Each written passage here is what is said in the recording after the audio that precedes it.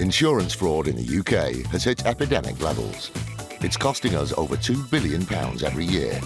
That's almost £6 million every day. Deliberate crashes, bogus personal injuries, even phantom pets.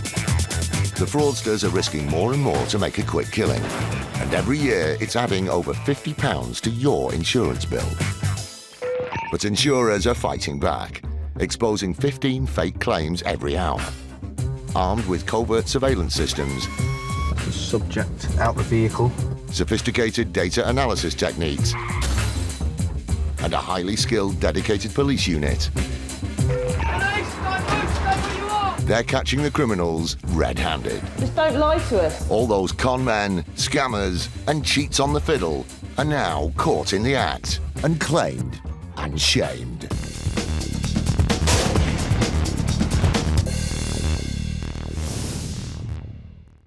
Police officers, can you come to the door, please? Today, the Insurance Fraud Enforcement Department is involved in a multiple raid. Forget about the insurance company now, it's a police matter, and I'll be dealing with it. Surveillance footage is used to catch a fraudster in the act. Mr. Dada Boy was followed into his place of work, which is where it all unravelled for him. What it is, I do quite a lot of pick up and deliver. And the staggering story of the vet who thought he could cheat the system, but lost everything. He chose a life of fraud, and he's now paying for it.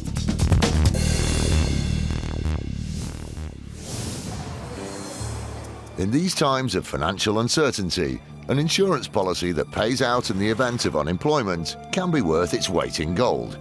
At least that's what 49-year-old Anoir Dada Boy thought when he took out such a policy with Aviva in 2008. It's one of those insurances that you hope you never need, but unfortunately Mr. Dada Boy was made redundant in 2011. The good news, though, was that his policy was still in place, and so he was able to make a claim from it. He had an entitlement to approximately £1,500 a month, primarily to offset his mortgage payments for the period that he was unemployed. Several months into the claim, one of Aviva's operatives made a routine call to Mr. Dada Boy to see how things were going. Hello? Hello, can I speak to Mr. Anoir Dada Boy, please? He's going on at the moment, so are you speaking? Is he at work? I can call back later on. Yes, he is at work. Hang on a minute, what was that, sorry? Did he just say Mr. Dada Boy was at work? Yes, he is at work. Surely there must be some kind of mistake. I thought the claim was for unemployment. What time was the best to call him back? Around 8 o'clock. Not a problem. Thank you for your time. To be told that someone claiming to be unemployed was actually at work wasn't exactly the response Aviva was expecting to hear. Clearly it would have been inappropriate to continue a conversation, but I think the explanation that he's at work was less than helpful to Mr. Dada Boy, yeah. Apparently, aware that on face value it looked as though he might be pulling a fast one, it wasn't long before Mr. Dada Boy got in touch to set the record straight. So see, what is yesterday afternoon, somebody rang about 2:15, because I was at the job centre obviously yesterday afternoon because I had an appointment and it's very tough out there still. No, that's fine, that's okay. Well, that's that cleared up then. For a moment there, it seems as though Mr. Dada Boy was one of those insurance fraudsters. But just in case Aviva had any doubts, he made sure they knew what a fine and upstanding man he really was. If I was to do like some voluntary work without any pay, how does that affect my things? Because I'm thinking, the mosque I go to, try and help them, and this because I wasn't sure if that affects anything because I'm not getting paid for it. It's voluntary work, so it's not paid work, is it? So you can do that as much as you want. Thank you very much for your help. I wasn't too sure, that's why I rang. No problem. Anything else I can help you with today, Mr. Dada Boy? Oh yes, can you pay all my mortgage off?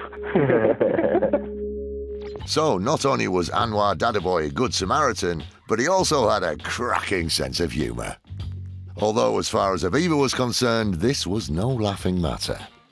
I do think some people underestimate the resources and sophistication that insurers have nowadays to identify and detect fraud. We instructed surveillance on Mr. Dada Boy for a short period, and that uncovered a vehicle at his house, a van with AD motors on the side, and Mr. Dada Boy was followed in that van to his place of work, which is where it all unravelled for him.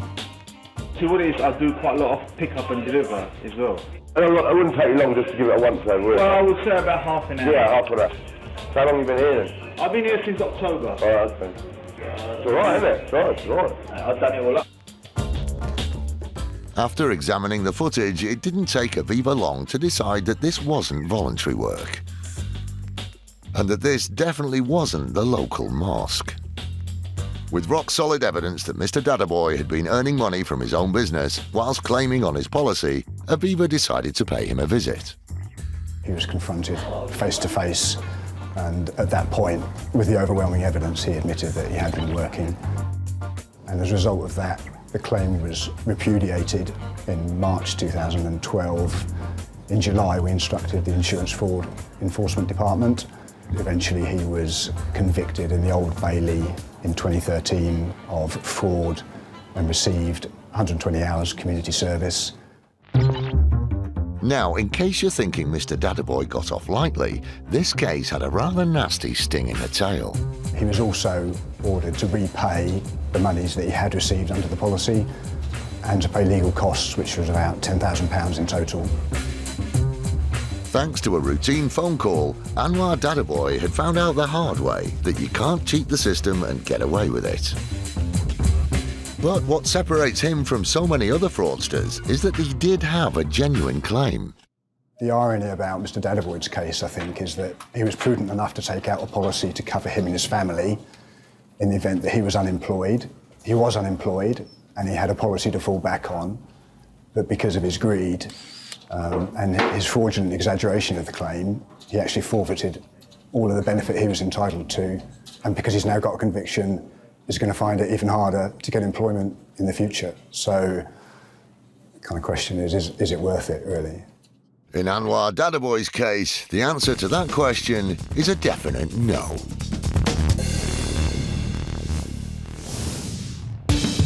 Still to come, the doctored pet insurance claims, which added up to a £200,000 fraud. Every single cat or dog that was in those policies was completely made up. And a car insurance scammer's worst nightmare. Normally they would say that all of this occurred in one incident, but it's not. It's 3 separate occurrences.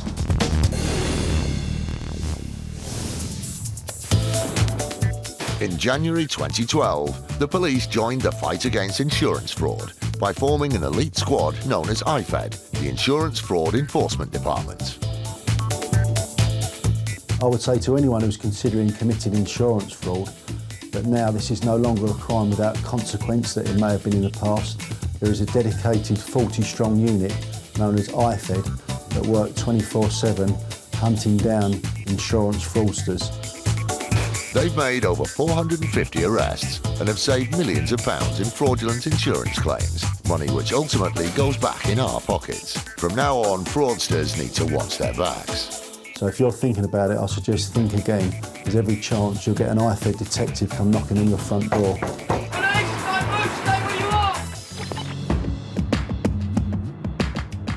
It's 6:45 a.m.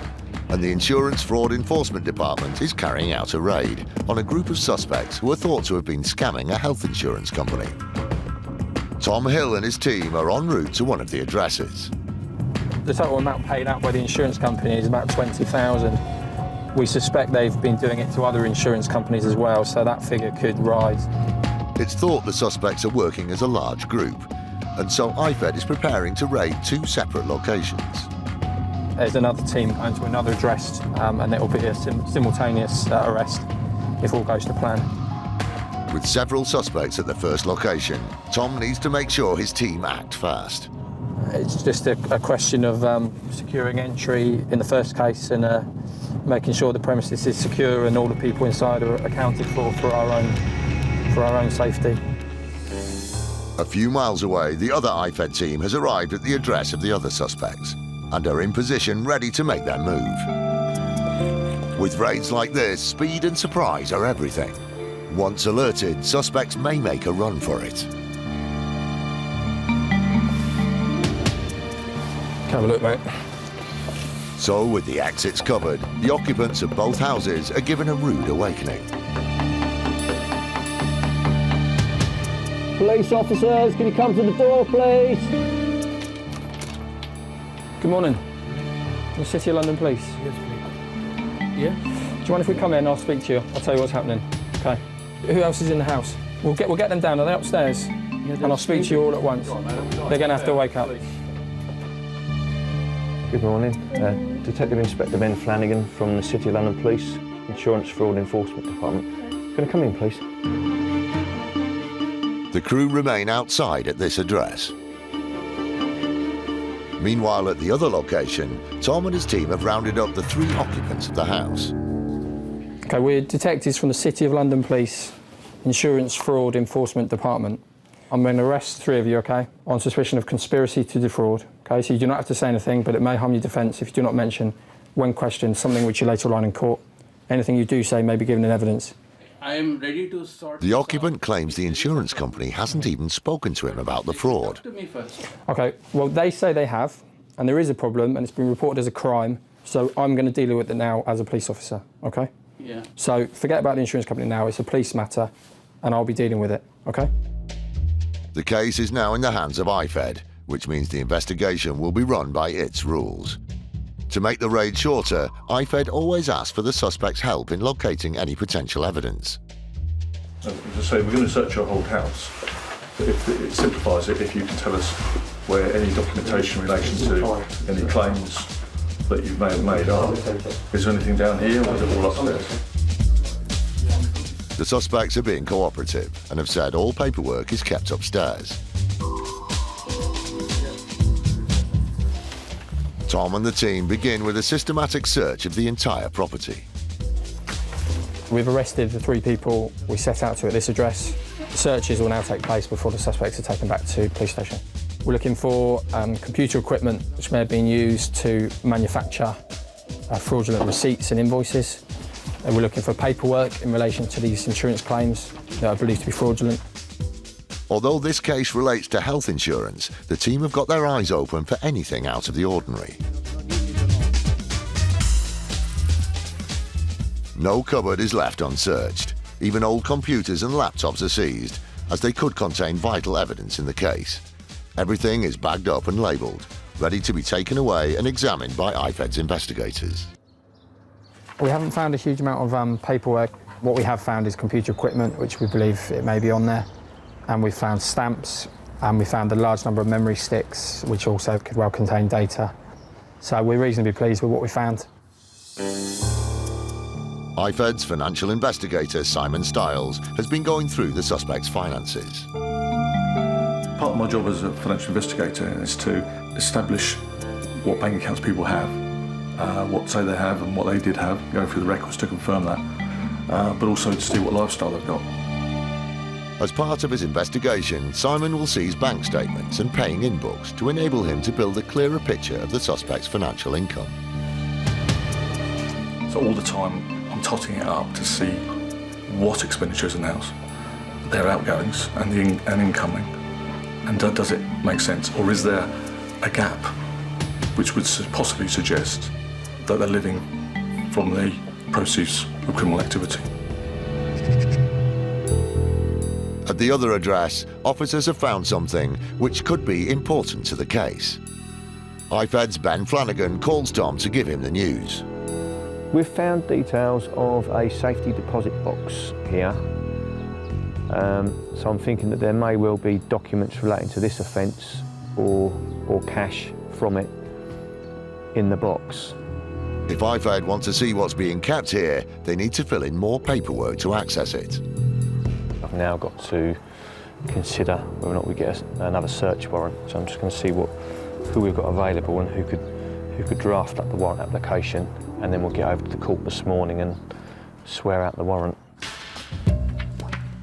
With the searches of both properties complete, the suspects, along with the evidence seized, are taken back to the station. But the most important thing now is that IFed get its hands on the safety deposit box, which could contain important evidence. Still to come, IFed are surprised at what they find. As you can see, it would appear that we've got items of jewellery. We'll be seizing all of this.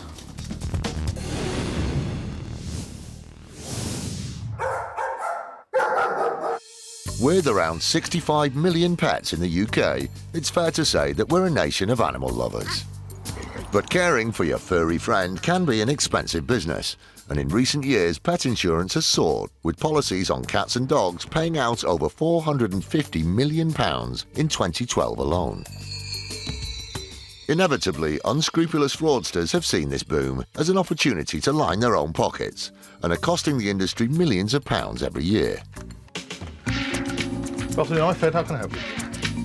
Simon Stiles is a financial investigator for IFed at the City of London Police. In 2012, he reviewed a claim submitted by a 38-year-old vet called Matthew Morgan for injuries to his pet cat, Joe. Mr. Morgan had put in a claim that he was driving with his wife and the cat was on his wife's lap and they had an accident. It all appeared pretty straightforward. But when the insurance company made a routine check with the surgery who were alleged to have carried out the treatment, the practice had closed a number of months ago, which raised alarm bells with the IFed team. The doctor who had reportedly seen the cat at the time was actually working there, was on holiday at the time. The insurance company could smell a rat and referred the case to Simon. Over the period of 3 years, he had set up 19 different policies on the back of 19 animals that he said he owned. But he didn't know any of them. They were completely made up, every single cat or dog. So it wasn't an opportunist fraud. He saw an opportunity because of where he worked, but it wasn't an opportunity, it was premeditated. After 3 years and over 50 fraudulent claims on pets that never even existed, Matthew Morgan really was the cat who got the cream and had developed what he thought was a foolproof recipe for success. He would make an intercepted policy for insurance of a cat or dog. That didn't happen. And at some point, he would then make a claim. Everything was stamped to legitimise it from the veterinary surgeon, and the claim form would be sent off to the insurers. Cashing in on phantom pets and using his professional reputation meant the claims were always paid, and in his own words, it was easy money. Because it was a professional body, they wouldn't look at it again, and they'd be happy and pay out. And the money would go straight back into Mr. Morgan's account, and Mr. Morgan would spend it. It was spent on cars, it was spent on holidays. He had family in Australia, but he didn't just go there, he just had a lavish lifestyle. Lots of trips out, a lot of weekends of breaks, a lot of meals. It was just on everyday life, but luxurious things, and a lot of people can't afford that. And he could afford it in any event, but he just chose to go a little bit more. Quite simply, Matthew Morgan was a man living beyond his means and driven by greed. I worked out that throughout the period of his fraudulent claims, it was a period of some 37 months. And during that time, he'd actually legitimately earned £143,000. So averaged over £5,000 a month, which most people would think was a fair wage, and there was no need to do anything else. But he was greedy, he saw an opportunity, and he wanted more. And he got £198,000 more than he should have had. Unless it had been identified by the insurers and investigated by us, he'd still be carrying on. I've no doubt of that. After abusing his position of trust and using his expert knowledge to deceive insurance companies, Matthew Morgan was well and truly in the doghouse. I take personal satisfaction, as me and my colleagues do, into convicting these individuals. There's only one place for them, and that's behind bars. Simon's view was echoed by the judge when Morgan appeared at the Old Bailey on the 23rd of August 2013 and was jailed for 2 years. He had lost his possessions, his home and his career after being struck off the register of veterinary surgeons. Matthew Morgan had lost everything. Matthew Morgan was earning a lot of money legitimately. He had no need to commit fraud, no need whatsoever. He could have had holidays, he could have collected cars, he could have visited his family abroad. He chose a life of fraud, and he's now paying for it.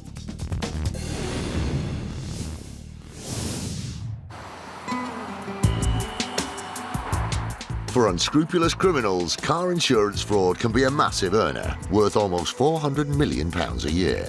But insurance companies and the police are clamping down and fighting back. One of the biggest threats to these fraudsters are forensic engineers like Barry Wheeler, and he's seeing more and more cases where crashes aren't what they might appear to be at first glance. The job of a forensic engineer is to look at the damage on the cars in order to establish whether the cars have genuinely crashed in an accident or whether an accident's been manufactured or whether the cars have never hit each other at all. A self-confessed petrol head, Barry has been examining crash scenes and damaged vehicles for almost 30 years. So when Barry speaks, insurance companies listen. This damage here takes the form of horizontal scratches. Something has scraped along the side of the car. This is a vandal scratch. That's not related to that at all. That carries on through, but then separate on here, you've got the damage on the bumper. It's reversed into a post or something. Can you see there's this vertical line? Quite normally they would say that all of this occurred in one incident, but it's not. It's 3 separate occurrences.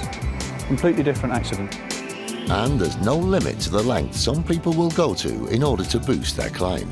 Well, I've seen cases where people have literally hit the wing of their car with a hammer and tried to induce an accident, but that's terrible. You see that as soon as you walk up to the car, you know full well it's nothing to do with it. An opportunist taking a hammer to their pride and joy is one thing, but what Barry's dealing with more and more are criminal gangs who will go to extraordinary measures to cash in. There are a number of people that want to make fraudulent insurance claims, and they will make an accident happen. Crash for cash is where people will either get 2 vehicles which are both damaged and say that they've crashed into each other. They may just get a car and crash into it on purpose and say it was an accident. Sometimes they'll even dupe a member of the public into crashing into them. But they do it on purpose in order to say that an accident has occurred so that they can make a claim. Having dealt with thousands of car crashes over the years, Barry knows all too well that the real cost of this type of crime isn't measured in pound notes. When people are duped into having accidents, it's traumatic. Lorry drivers, they're people like you and I, they crash into a vehicle, it affects them. I mean, they may lose their job if they have too many accidents, but it's not their fault if someone's causing it. So it's not a victimless crime, there's a lot of victims involved. And of course, people are getting injured as well, genuinely getting injured. The good news is that with the help of experts like Barry, car insurance fraud is being stamped out. I think fraudsters need to know that it's coming to an end. The courts are becoming aware of their actions. Everybody in the industry is aware of what they're doing. We have the tools to prove the frauds that are being committed, and it's being clamped down on. One of the biggest success stories in the fight against this crime dates back to 2007. When the Claims Fraud Intelligence team at Aviva were alerted to some suspicious activity from an individual linked to a claims management company.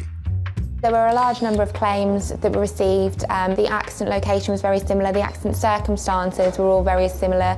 They were pulling out of side roads and they all linked back to the same company, so we investigated further. The idea of a claims management company is to help take the stress off the policyholder, but this particular company was only interested in helping itself. They were deliberately crashing vehicles into each other to claim for hire, recovery, storage. The engineers' reports that they were submitting were not consistent with the damage when our engineers inspected them. The hire documentation was fraudulent and they were submitting a high number of injury claims. The company had been staging accidents and then cashing in on the claims, and it soon became clear that Aviva were dealing with motor insurance fraud on a massive scale. I don't think I anticipated how quickly it was going to grow. It grew on a weekly basis and very quickly we had a large number of claims, and this was a massive fraud ring of 64 live claims that we were dealing with. But the surprises didn't end there. The investigation revealed that over a 4-year period, the directors of the company had submitted over 120 bogus claims for accidents that never even happened, in a scam worth £2 million. Unaware that the insurance companies were onto them, the fraudsters thought they were laughing all the way to the bank. But they were about to get a nasty surprise of their own. We presented all the evidence and our findings to the Metropolitan Police, and they decided that this was an organised crime and it was something that they were going to investigate and take further. Samsung Hack received 5 years imprisonment and 10 years disqualified of being a company director, and at the time that was the largest ever prison sentence for conspiracy to defraud an insurer, so Aviva were particularly proud of being involved in this investigation. Samsung Hack's 2 associates were given a total of 6 years behind bars and banned from being company directors for 5 years each. The trio had been well and truly claimed and shamed, and the tough sentences they received sent out a clear message to anyone else who thought insurance fraud is easy money. I think before this case, fraudsters thought that they could get away with this kind of activity, that the worst that was going to happen was that their claims wouldn't be paid. But I think the largest ever prison sentence of 5 years shows that this is a precedent-setting case and that they will be prosecuted and they will be sentenced.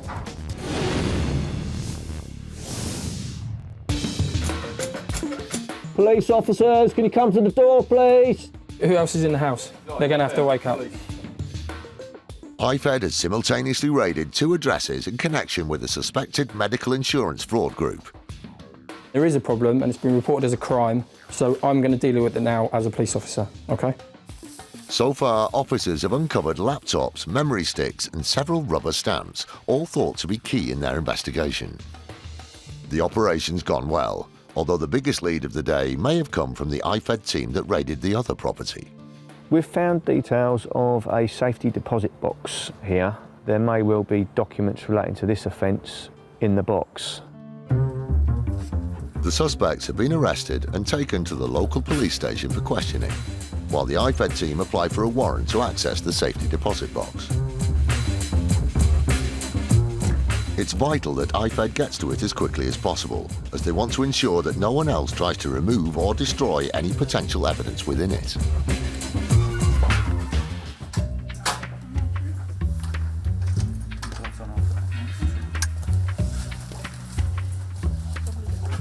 Traditionally, items of high value are stored in these boxes, so the IFed team is keen to discover exactly what's inside.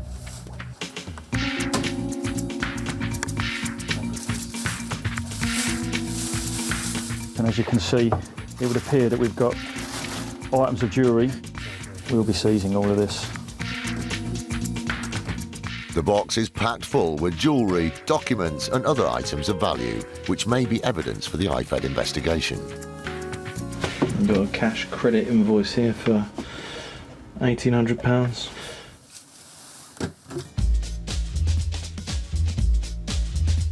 We've found lots of jewellery. Until we get that appraised, we're not going to know exactly what the value of that is. But it'll be very interesting because obviously they're going to have to account for those items. It'll be very interesting to find out how these items came into their possession. So all in all, it's been a very successful day. That's everything, yeah. The contents of the safety deposit box is IFed's largest ever haul of jewellery. The case is still under investigation.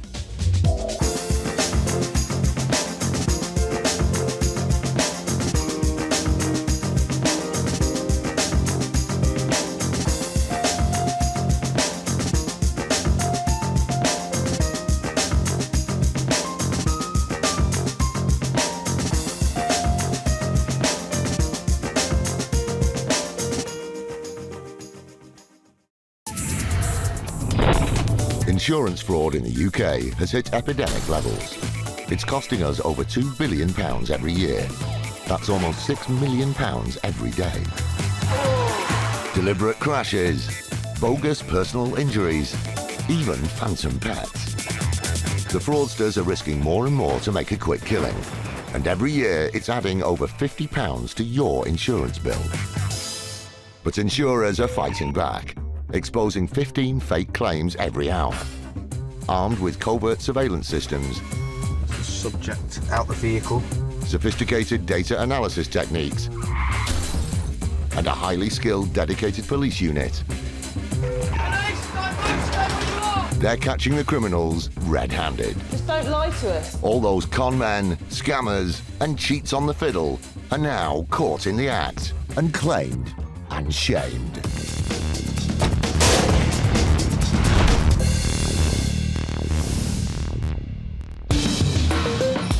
Coming up, a fraudulent cyclist takes his claim up a gear. All in all, we estimated that he would be seeking around £3 million in damages. Stop, look and listen. This woman certainly didn't. Suddenly a large object has struck you, you've fallen down. You see your life flashing before your eyes. And the police's Insurance Fraud Enforcement Department is out to catch some bad guys. Still get quite a buzz when you're sort of knocking on somebody's door and taking out the baddies.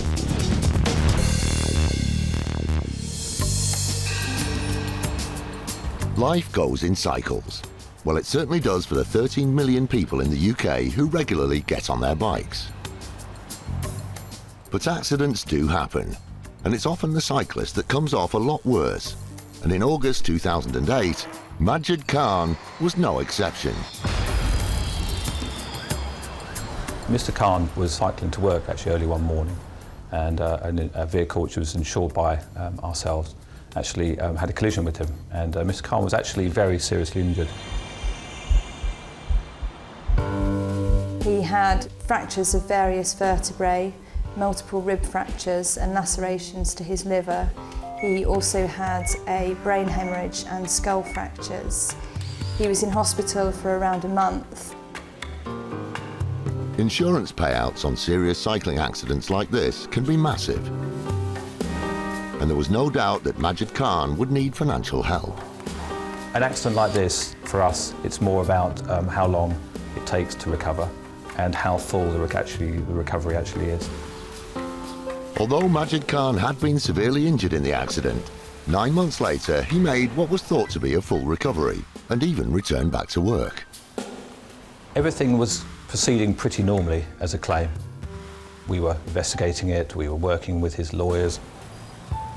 We offered Majid Khan £75,000 in damages, and that offer was initially rejected. With a cash offer refused and what appeared to be a full recovery, the insurers and solicitors thought Mr. Khan had simply got back on his bike and got on with life. But 6 months later, that all changed when Majid Khan's father-in-law got in touch. He seemed to have a complete relapse. He could only recognise his wife. He was struggling with day-to-day activities. He was unable to walk down the road unaided. We were told that Mr. Khan wasn't allowed out of the house on his own because his family feared that he would just wander aimlessly. He had no sense of danger, and so he wouldn't have been able to cross roads safely. We were also told that he had no concept of money, so he wouldn't be able to go to the shop and purchase an item. He wouldn't be able to check the change. He'd forgotten how to do basic tasks like using a mobile telephone. What they were alleging was that he was so severely disabled by these injuries that he would need 24-hour care and supervision, and they were alleging that would go on for the rest of his life. Around-the-clock care would cost millions, £3 million to be exact. That's how much Mr. Khan's family claimed they needed to look after him. But it just didn't add up. We knew that this was a man who had returned to work, and all of a sudden we were being told that he couldn't work and would never work, and that he was severely disabled. With suspicions high, the insurance company decided to employ its best tactic in suspected fraudulent claims: surveillance footage. Sometimes with surveillance, you don't believe that the person you're seeing is the claimant in this action. The footage was shocking, to say the least. You can sum up the CCTV footage very easily. Everything that he claimed he couldn't do, the CCTV showed us that he could do. The medical experts have been told that Majid Khan didn't smoke. He was seen to smoke quite a few cigarettes. They were told that he wasn't permitted out of the house on his own, yet we saw him out apparently running errands and in some cases looking after small children. That he wouldn't be capable of shopping for himself and that he had no concept of money, yet we see him going into the local shop. That he had forgotten how to do basic tasks such as using a mobile telephone, yet he's seen having quite a long conversation with somebody on a phone. They've been told that he couldn't communicate with anybody, and again he's seen out conversing and laughing with others. The Majid Khan on the surveillance footage was so unrecognisable from the one described on the insurance claim that even the solicitors had to double-check. We sent it to the expert who had examined Majid Khan on our behalf during the claim, and it was only once he confirmed that he recognised the man in the footage as the claimant that we were then able to think about disclosing it. To add insult to injury, the investigation also uncovered pay slips which showed Majid Khan was in full-time employment. We looked at some of his pay slips and he was working full-time. In fact, he was working overtime. He'd been peddling so many lies, the case was taken to court. The judge said that it had been a relatively sophisticated fraud, that it was a grotesque exaggeration, and that everything Majid Khan had done had been a pack of lies. Majid Khan and his father-in-law were both banged up for 9 months.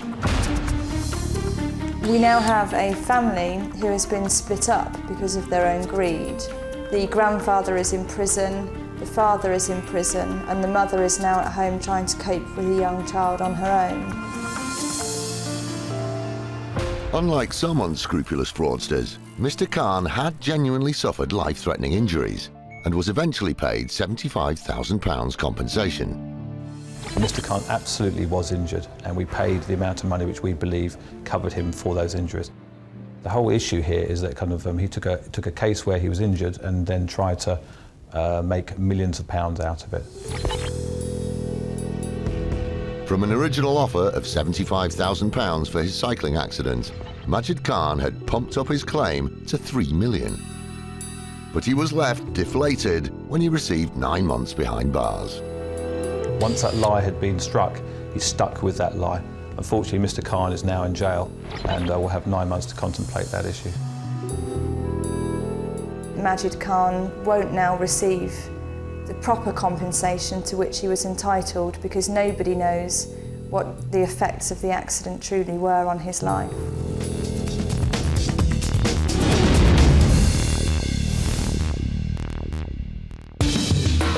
Coming up, a 15-ton bus gets pushy.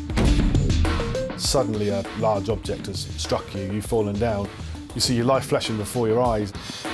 And an insurance company takes a crash-for-cash criminal to the cleaners. The evidence was so overwhelmingly strong, we felt it right to make an example of Mr. Singh.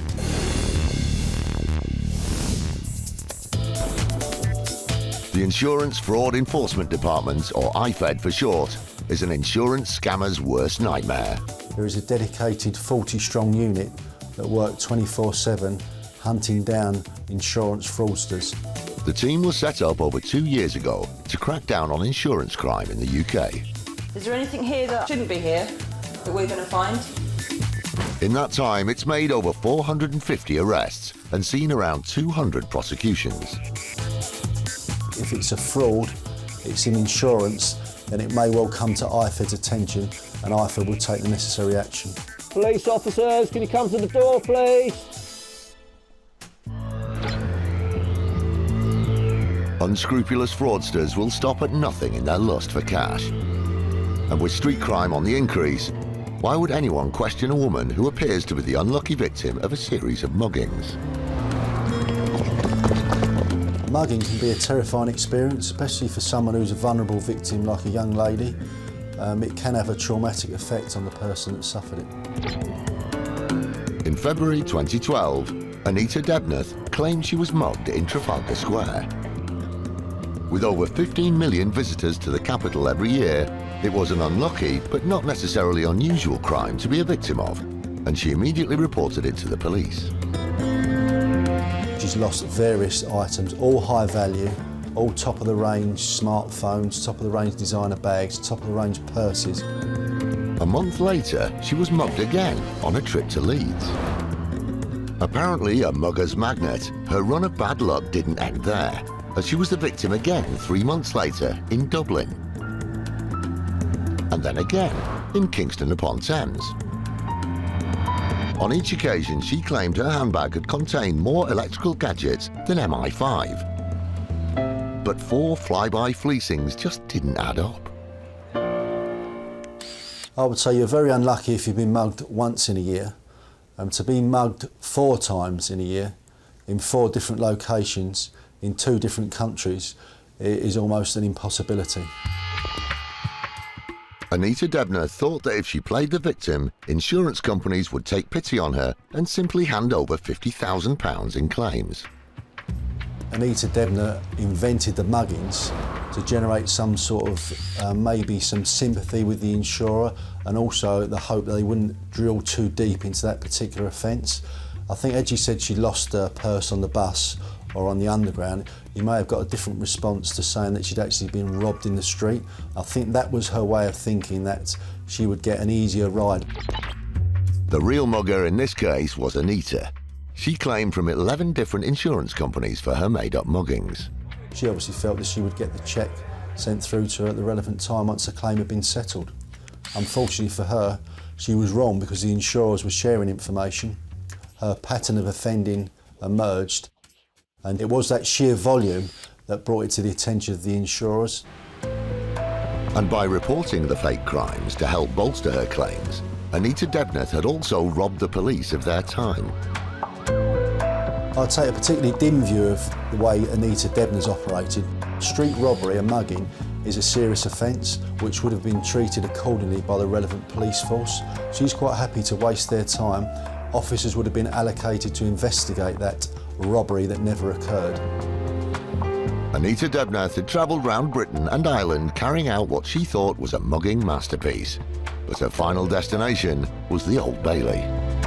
There were 12 charges of fraud by false representation, to which she pleaded guilty to each one, and the judge sentenced her to 2 years, 3 months custodial sentence. Anita Debner thought she could mug the insurers of £50,000, but she was the real loser.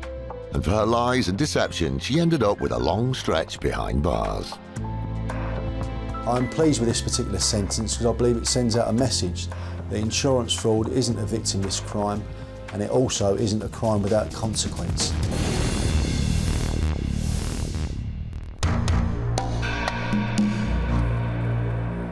A vital part of IFed's work is the early morning raid.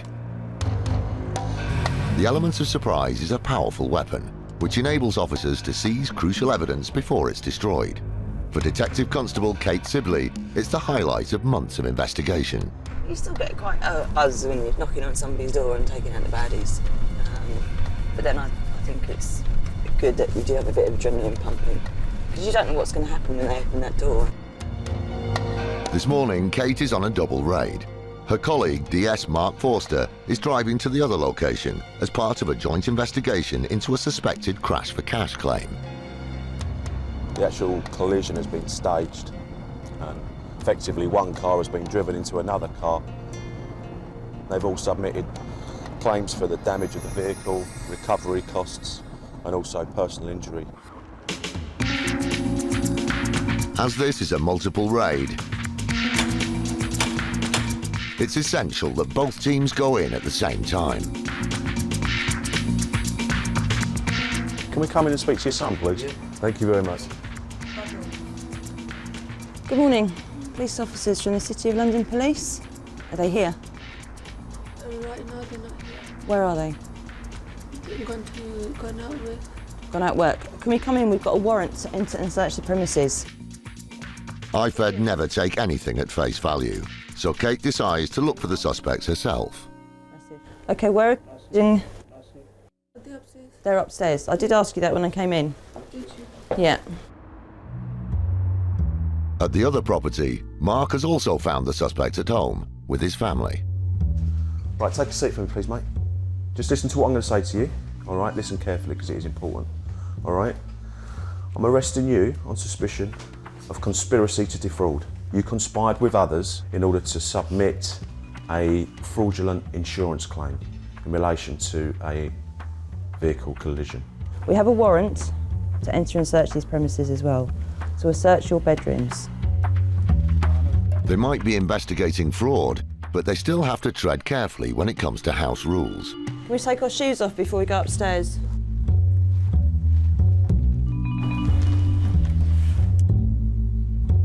Upstairs, Kate's looking for any computer equipment that may have been used in the alleged fraud. I've seizing a laptop that I found and a mobile phone so far, but I've still got all this to do. The phones will be downloaded to get a list of all the phone numbers and calls, and we'll get a list of all the calls that have been made to see if we can link them up to the other suspects that have been arrested. And with the computer, that'll be downloaded, so hopefully there'll be documentation or emails on there in relation to the claims that have been made. At the other location, Mark also needs to seize any electrical devices. You got a mobile phone? Yeah, yeah. Where's that, in your room? In my pocket, yeah. You got it there? Yeah, yeah. Whilst the phones are important, IFed is also looking for any paperwork that may show any fraudulent activity. We found some documentation in relation to another accident claim already. It's not an accident that we're aware of at the moment. We need to clarify exactly who's involved in that claim and the nature of it, but we can obviously do check with insurance companies to find out a little bit more about that. There appears like there's at least 2 more here in this bedroom. I found details of a further claim, may well be legitimate, but it's something we need to look into. It's certainly stuff that we're interested in at the moment. We'll take it away. It's essential that nothing is touched by the family as IFed conducts its search. Excuse me, can I just ask you to leave that there for me, please? Yeah, please. You can stand and watch me, I'm not going to... But I just don't want you sort of interfering with things before I've had a look at them.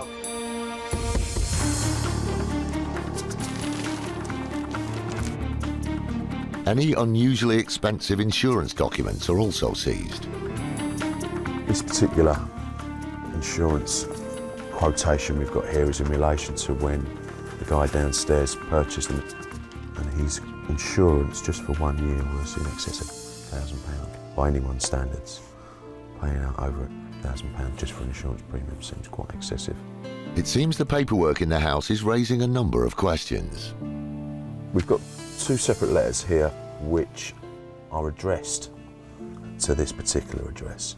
However, they're in a different name, and the name, the male's name listed on both of these 2 letters, as far as we're aware, doesn't reside here. But we'll obviously take these away, make some more inquiries and interview the suspect downstairs as to who this particular individual is. At the other property, DC Tom Hill is assisting Kate in the search. No cupboard is left untouched. This is all stuff in the suspect's name. So obviously I'm searching a bit more closely through it all, because it's not his bedroom, but he seems to use this as a, maybe to store his documents. With all the evidence seized, bagged and removed from the property, Kate reflects on the morning's results. We've done a search, we've seized computers, thumb drives, mobile telephones, the stuff we wanted to seize, and then we'll get that downloaded and examined, and hopefully we'll get some evidence of that. And now they've been arrested, they're going back to the police station where we'll interview them, and they'll probably be bailed later on today. At the second location, Mark and his team have also called it a day. Yeah, it's been a success. We've got the 4 prisoners that we've come out to get, all been arrested, all now in custody. What we often find is where there's one claim, there are numerous previous claims, and that certainly seems to be the case searching this address. So a number of inquiries to be done on those. But yeah, it's been a success. The case is still under investigation.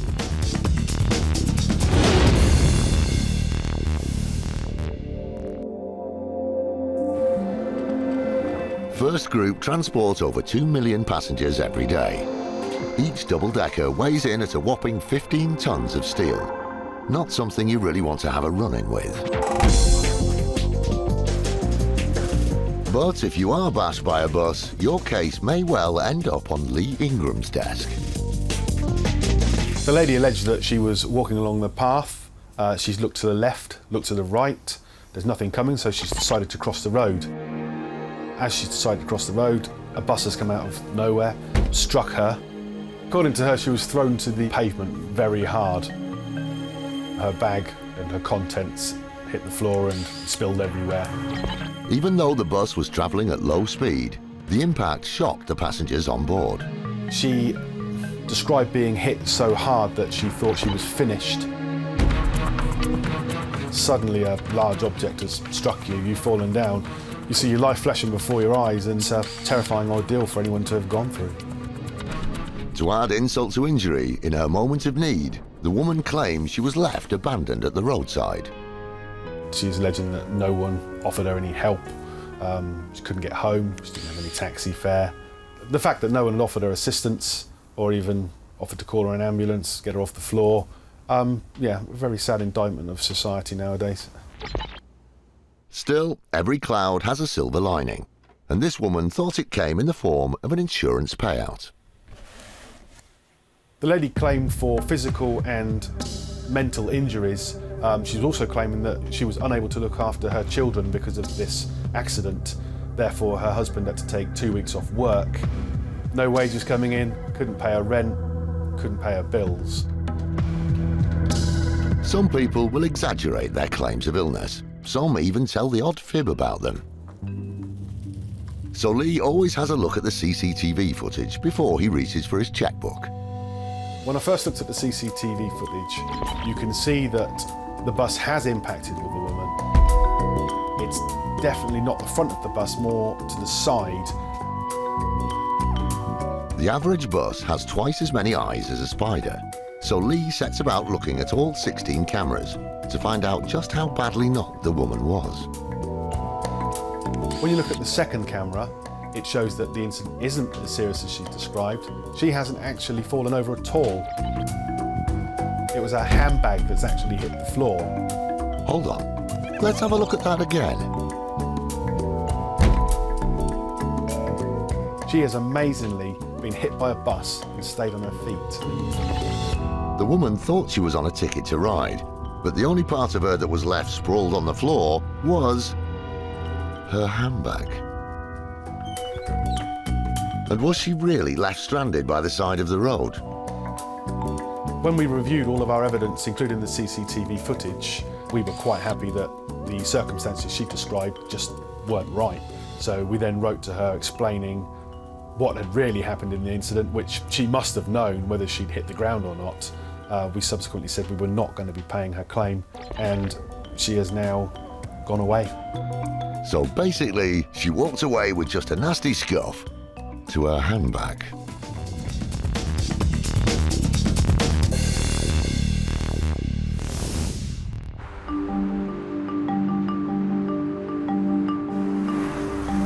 With insurance fraud reaching critically high levels, the Insurance Fraud Bureau was created 8 years ago to clamp down on organised insurance fraud and protect innocent customers. We essentially collate all the data from the industry and we help find the large-scale networks of organised fraud that individual insurers can't spot themselves. Its biggest headache is crash for cash cases, where scammers either cause accidents or just pretend they've been involved in one. And more often than not, it isn't just the insurance companies who are the victims. Crash for cash is a dangerous type of fraud. These people are taking vehicles out onto the road and they're essentially using them as weapons because they're driving one car into a collision with another, and often at quite high speed. We know that can lead to injuries, and ultimately we know it's led to at least one fatality. With around 70,000 personal injury claims linked to crash for cash, insurers like LV are always suspicious when these types of claims are made. Just like the one from Mr. Michael Singh. It was alleged that the claimant was driving along a main road when our policyholder came out of a side road into his path and a collision occurred, injuring not just the occupants in his vehicle but also occupants in our vehicle. Multiple whiplash injuries, an awful lot of expense in terms of vehicle damage, totalling in excess of £100,000.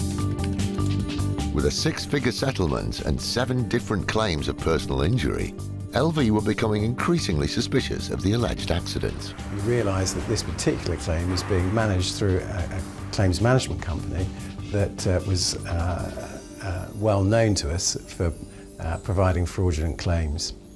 Incredibly, some people will damage their own car to make it look like an accident. And after a forensic engineer had looked at Mr. Singh's car, it was obvious there was no side-on smash. What it was consistent was to a raking impact, potentially down the side of a wall, which alerted our suspicions to the fact that this car could easily have been deliberately damaged to portray having been involved in an accident. There was also no police report, and the insurance policy had been taken out just days before the smash, so LV decided they weren't going to pay out. However, he didn't let it lie and decided to pursue the claim further, and with the help of his lawyers issued proceedings against our customer for his injuries and the damage to his vehicle. Mr. Singh had more front than Blackpool. Not happy that his fraudulent claim had been turned down, he decided to take LV to court for the money. With such strong evidence in the insurer's favour, the case was thrown out, but LV didn't want to leave it there. On this occasion, the evidence was so overwhelmingly strong, we felt it right to make an example of Mr. Singh, not just to him and his relatives and those involved in the accident management company, but also to the wider population. So we decided to bring our own proceedings through the civil courts to prosecute Mr. Singh for contempt. He was given a custodial sentence of 8 months. Mr. Singh spent 8 months in prison for lying about his scamming in court.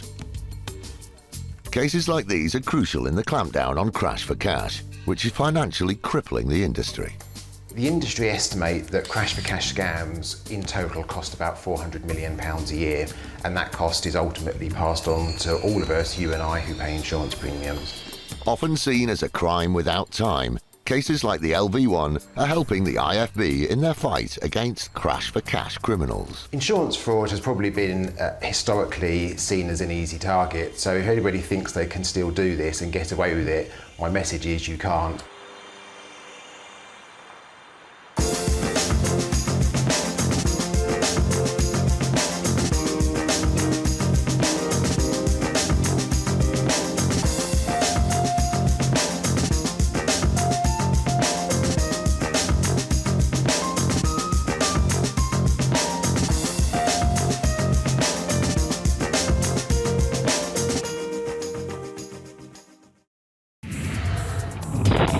Insurance fraud in the UK has hit epidemic levels. It's costing us over £2 billion every year. That's almost £6 million every day. Deliberate crashes, bogus personal injuries, even phantom pets. The fraudsters are risking more and more to make a quick killing, and every year it's adding over £50 to your insurance bill. But insurers are fighting back, exposing 15 fake claims every hour. Armed with covert surveillance systems, that's the subject out the vehicle, sophisticated data analysis techniques, and a highly skilled, dedicated police unit, they're catching the criminals red-handed. Just don't lie to us. All those con men, scammers, and cheats on the fiddle are now caught in the act and claimed and shamed.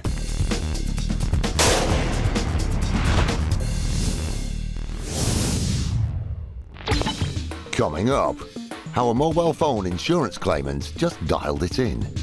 We've seen more sophisticated frauds. I think it's fair to say it. The IFed team get prepped for an arrest. Get vested up for all jobs. You never know what's going to be behind the front door. And how one bus passenger takes the realms of exaggeration up a gear. You can't get any further from the truth than what actually happened in this incident.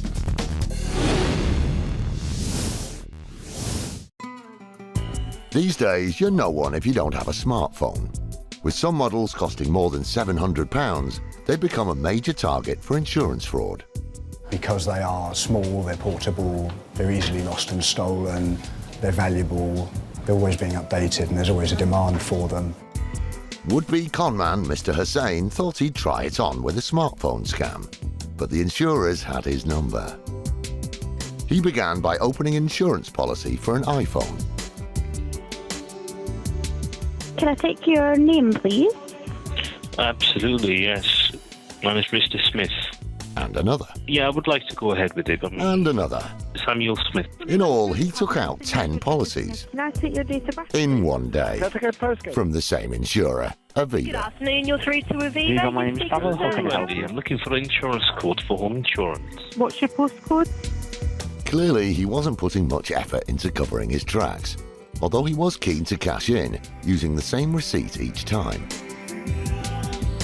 It was a claims handler in our claims centre that made the connection, identified that he presented the same documentation in support of each of the claims, which was an invoice from eBay. And before long submitted 10 claims adding up to an incredible £7,000. With such a large amount at stake, Aviva looked at the receipt in more detail.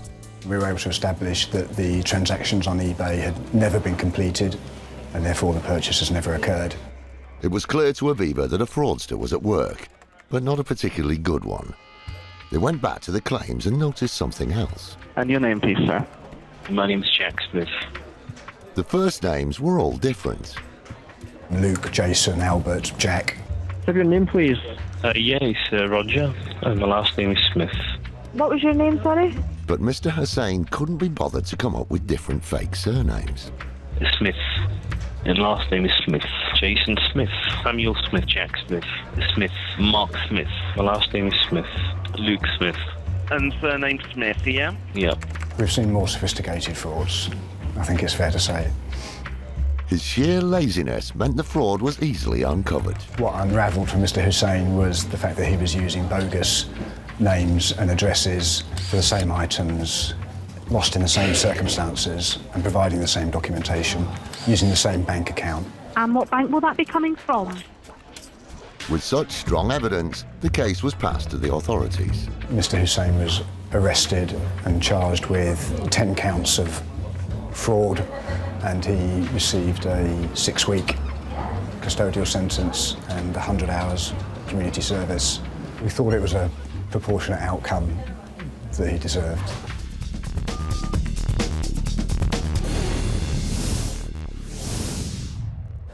The case with Mr. Hussain is sadly a common one. Opportunistic fraudsters cost the industry £2 billion a year. But if you thought lying over the telephone was child's play, you'd be wrong. As Sally Griffiths and her crack team of psychological claims handlers know only too well. It's actually very difficult for a person to lie over the telephone, and people, of course, we have the advantage because people think it's easier than it is in a face-to-face situation. People are more brazen and they try it on perhaps a little bit more over the phone than if somebody was sitting face-to-face with them. But surely an insurance scammer would know if they were being interrogated over the phone.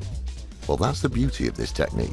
What seems like a friendly chat to you and I could really be an in-depth investigation into the truth behind your claim. We use a combination of psychology, conversation management and a little bit of cognitive interviewing skills as well. Our investigators have intensive training in order to pick up any signs of deceptive behaviour over the telephone. In other words, the team at VFM Services can work out by the way you talk if you're lying, just by listening to the way you describe your claim. It's really interesting how much detail a person can go into if what's happened to them is genuine, but Fraudster really struggles with this. So we're really listening to see how much detail they can give us confidently. By studying trends in insurance fraud, Sally's teams have been able to pinpoint the profile of the average fraudster. And you might be surprised at the results. We've actually done quite a lot of research into this, and what we've found is the average fraudster is very typically an opportunist, someone who doesn't consider themselves to be a criminal, and someone who is just perhaps an ordinary person, doesn't think there's anything wrong with it at all. But it's this cavalier attitude which is ultimately an insurance cheat's downfall. Their voice can give away so much. You can detect an awful lot of nervousness and hesitation in a voice. Once the fraudster realises that it's not so easy, we find that customers tend to withdraw their claims rather than carry on. And when it comes to the success of these techniques, the figures speak for themselves. Our fraud detection techniques have had a really big impact on the industry. In the last 9 years, we've saved over 58 million for the industry as a whole. Last year, 40% of the customers that we spoke to actually chose to walk away from their claims or had their claims repudiated because of the techniques that we were using.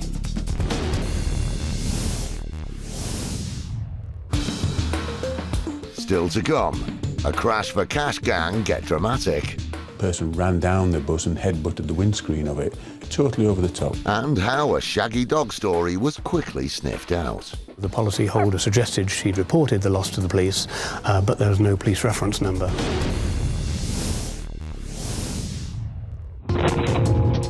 Crash for cash is an insurer's worst nightmare. It's a scam used by criminal gangs to collect huge insurance payouts. Whether they damage the cars themselves or target innocent drivers in deliberate road crashes, the gangs don't care who they rip off or who gets hurt. When a bus travelling at low speed crashed on a quiet route in Sheffield, it was seen as an accident and nothing out of the ordinary. After the crash, a report was filed by the driver. Simon Robertson is from First Group, the company that owns the bus. Following the accident, we asked our drivers, all of our drivers, to report through to our first response unit. And the driver did so on this occasion, and the details were taken. And a lot of it looked sort of fairly innocent, innocuous, and normal. But then something happened which turned the case on its head. The police received a tip-off alleging fraud on a massive scale. We were getting a call from an anonymous male saying that this accident had been staged and there were going to be a lot of fraudulent claims submitted and they were going to defraud the insurance companies. They went back to the report and immediately noticed some discrepancies. The bus would generally have had about 6 people on it on that journey at that time of day. But when the accident occurred, the bus was packed. As predicted, large numbers of claims started to roll in. At the time of the accident, there were 34 people on the bus, and we received claims from 29. In such an accident, where the collision occurred at such a low speed, there might be no claim at all. There might be some minor damage to the vehicle that might need repairing. Injury claims, probably not. However, the claims were all remarkably similar and alleged serious injuries. The soft tissue injuries that were presented were what you might term a whiplash injury. It didn't really correlate with the force of the impact that had been reported to us. But not everyone on the bus was in on the scam, and their version of events was very different from what was being claimed. The genuine passengers were saying to the police is that, you know, this was a minor crash, and yet people were throwing themselves about on the bus. One person ran down the bus and headbutted the windscreen of it, totally over the top. Everything was pointing to fraud on a massive scale, so the police began to dig deeper. We started looking at the people on the bus and recognising them, and because of the intelligence we'd got, we started looking at claims company, which was City Claims for You, and we could see there were links between the claims company, the bus driver and other people on the bus, to the point where we executed a warrant at the claims company's offices. And there we found various documents, lists of people's names, of people who'd been on the bus. And it was clear to us that some fraud was actually taking place. The bus crash was just the tip of the iceberg. We investigated further into the claims company and found about 38 suspicious claims or incidents that had been claimed for across the country. Again and again, the same names cropped up. Some of them were involved in various accidents in various capacities, and you think, are these people really this unlucky? And the answer is no. And in some instances, we were able to prove that they weren't actually in the locations that they claimed to be at the time of the accident. The police suspected that the owners of City Claims for You were behind a huge web of fraud. They were an organised crime group. Omar Gulzar and Shoaib Nawaz were the centre of it.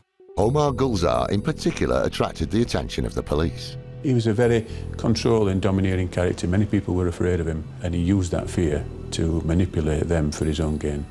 Perhaps the most disturbing element of the scam was the involvement of the bus driver. He'd been paid £500 by the gang to make the accident seem legitimate. Adam Herbert was a poor soul, really. He's ended up being a victim himself, if you like. He'd been bullied and frightened and backed into a corner for whatever reason, where he felt he would say that he had no option but to go through with it. He could have come to the police and said, look, I'm being forced to do this, can you help me? And we would have been able to help him.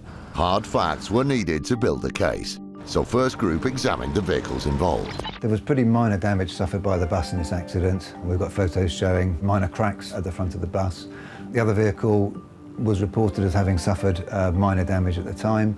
However, when we were sent photographs later on, they showed really quite extensive damage to the back of the other vehicle. It didn't add up, so they called in a professional. The forensic engineer reported back that the damage clearly could not have been sustained in the accident, and it looked to him as if it had clearly been done elsewhere at another time, perhaps involved in other accidents or or hit with a sledgehammer a number of times. This additional evidence made us more suspicious. The investigation revealed the breathtaking scale of Omar and Shoaib's crimes. We believe these fraudsters had been arranging these accidents for at least 6 months during the first part of 2011, and they had as many as 56 accidents. After a thorough investigation, the case came to court. The judge identified this as a highly organised criminal gang that the public needed protection from. So Mohammed Omar Gulzar, he was the organiser. He got sentenced to 4.5 years imprisonment. Shoaib Nawaz was his kind of deputy.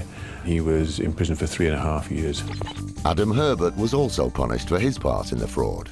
The bus driver in this case got a 20-month prison sentence for the sake of £500. He should have known better. He took a terrible risk in risking his own life, possibly, and the passengers on the bus. He's been caught, he's been prosecuted, he has a criminal record, a high price to pay.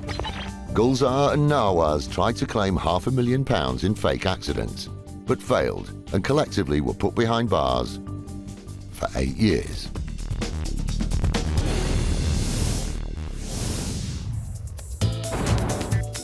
The Insurance Fraud Enforcement Department, or IFed for short, is an insurance scammer's worst nightmare. There is a dedicated 40-strong unit that work 24/7 hunting down insurance fraudsters. The team was set up over 2 years ago to crack down on insurance crime in the UK. Is there anything here that shouldn't be here that we're going to find? In that time, it's made over 450 arrests and seen around 200 prosecutions. If it's a fraud, it's in insurance, then it may well come to IFed's attention and IFed will take the necessary action. Police officers, can you come to the door, please? It's 7 o'clock in the morning and Detective Constable Kate Sibley is up north, preparing for an early morning raid. Get vested up for all jobs, it's just officer safety. Mandatory, you never know what's going to be behind the front door. With knives, etc, etc. I'm not saying the chap we're after today's got knives or anything, but we want to be on the safe side. Arriving at the suspect's house before sunrise means the team have a head start on any individual they're investigating. I enjoy coming out and knocking on people's doors, if I'm honest with you, and finding the evidence to prosecute. The office-bound side of it isn't quite so exciting, but it's all part and parcel of the job, so it has to be done to build a case. But I do enjoy the early starts and the knocking on the doors. Along with her colleague, DS Mark Forster, they're on their way to arrest a suspect who they believe has been involved in a fraudulent insurance claim. The job today is in relation to a claim that's been put in for personal injury and damages, saying that the local authority were at fault and negligent. Kate's investigations have led her to an address thought to be the suspect's main residence. But locating a property in the dark is always tricky. They're just sort of all tucked away. Sort of the address we're going to, they're all tucked away behind new build houses. In here? Yeah. So it's fine. It's a little bit difficult to find. So these, yeah, these ones here.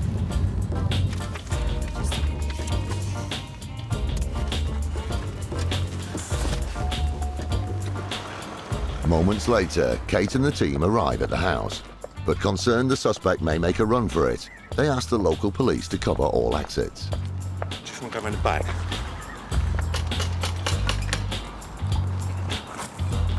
Morning, City London Police. Is about? Right, have you got his address? Have you got a phone number for him? Can I have it, please? It's alleged the suspect no longer lives at the address, but the occupant does have a contact number for him, so Mark gives him a call. It's Detective Sergeant Mark Fraudster from the City London Police here. But he doesn't answer, and Mark has to leave a message. We need to interview you as a matter of urgency in relation to a matter we're investigating. Can you please give me a call back? It means the IFed team have lost the element of surprise and run the risk of losing evidence. It's in your interest to get back to me as soon as possible. All we can do is wait. We can only do what we can do, but we'll get hold of him somehow. Whether he's invited in or we eventually find an address for him and we go and knock on the door. Because if he doesn't come back to us, then we'll just have to go back, do a lot more digging, find out his latest address and then come back. I won't give up. But Kate is confident they will get their man. It's just going to be a waiting game to see if he contacts us. You can't hide. We will get you, one way or another. Later, Kate closes the net on her suspect. Oh, yes, I am. Where are you?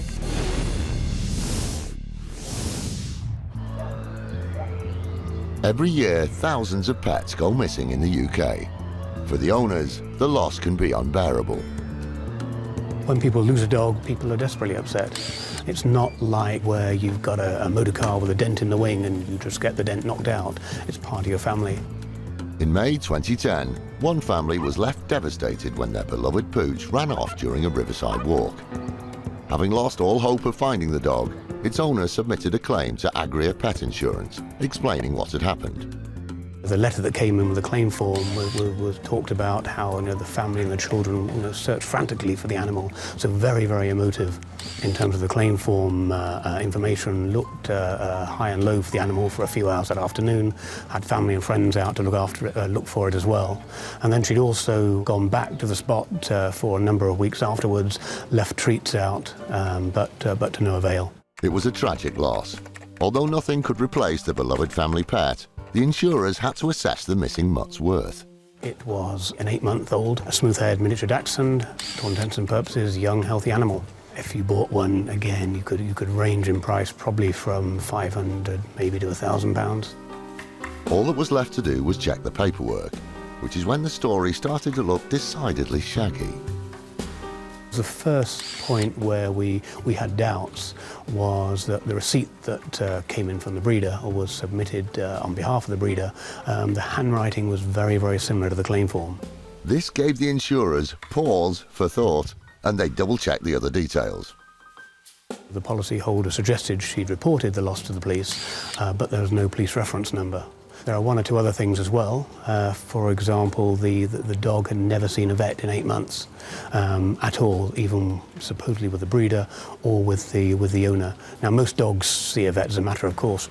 There was more than a whiff of suspicion about the claim, so Agria requested photographic evidence of the owner's beloved pet. We had 7 photographs submitted. Again, more cause for doubt because very evidently in the 7 photographs there were 3 different dogs there. To the untrained eye, they all look the same. But are you ready for a bit of doggy spot the difference? Number 1, the ages of the dogs are all different. Number 2, the eyebrow features are different. And number 3, the colouring on the nose. And after some sniffing around, Agria investigators quickly turned up the source of one of the pictures. We looked around the internet, cursory search on Google Images, found the animal that had been used in the poster, and that was on a training website. And one of the other photographs was from an American website for puppies for sale. It looks like she went onto the internet to find images of dachshunds. Certainly to pull the poster together, an image of a dachshund was used rather than one of the photographs she had of a dachshund with the family. Meanwhile, the owner finally produced a police reference number, but made a howler here. However, in tracing that up, it appeared that the date that the animal was reported missing was 3 days before the actual date on the claim form. By now, the claim was looking decidedly shaky. We had sufficient evidence to give us sufficient confidence that what was being claimed for was not right, was fraudulent, and wasn't a bona fide claim. The policyholder had made a real dog's dinner of the claim. With the wrong dates, handwriting and pictures, she'd well and truly put her foot in it. And Agria rejected it.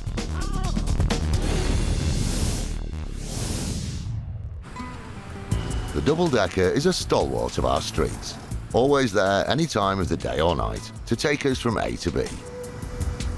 First Group transports over 2 million passengers every day, so when a report of an accident came into Lee Ingram, it wasn't that unusual. Yet. The lady's claimed that the bus has stopped suddenly, causing her to fall down the stairwell from the upper deck. She's then injured her back and found herself lying prone on the floor. Her nephew has then fallen down the stairs after her and fallen on top of her, basically. Falling from such a height down steep stairs on a moving bus can cause serious injuries. Falling down from the top of the stairs to the bottom on a bus, you could quite conceivably break limbs or suffer a nasty head injury. So when a claim came in for a series of muscular injuries, the case was still not that unusual. The lady claimed that she sustained soft tissue, probably muscular injuries to her back and leg, and also she was having problems sleeping. 9 months on, she was still having difficulties with these injuries. Her nephew also claimed that he had sustained a whiplash injury when his neck was jerked backwards. What did appear strange was that the woman and her 19-year-old nephew never reported it to the bus driver. But as the saying goes, pride comes before a fall. Sometimes if people are injured on buses, they are embarrassed. You can be a bit ashamed if you fall over on a bus and everyone's sort of looking at you, and you won't always stop and speak to the driver. You will sometimes just get off the bus, but CCTV will show whether it happened or not. The camera never lies, so Lee took to the multiple onboard CCTV cameras to see exactly what happened. Now, prepare yourself, this is pretty shocking. When reviewing the footage, I saw the lady and her nephew board the bus.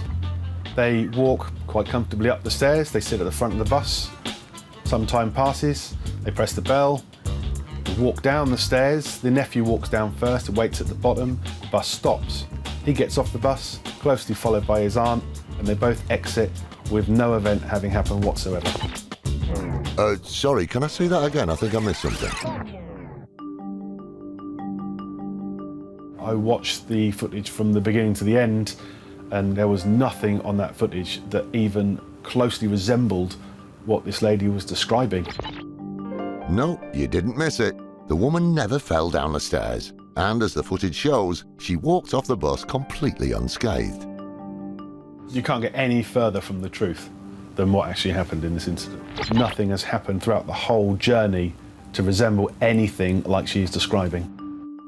Most insurance fraud is an opportunistic exaggeration of an event that did happen. But this woman took it to a whole new level.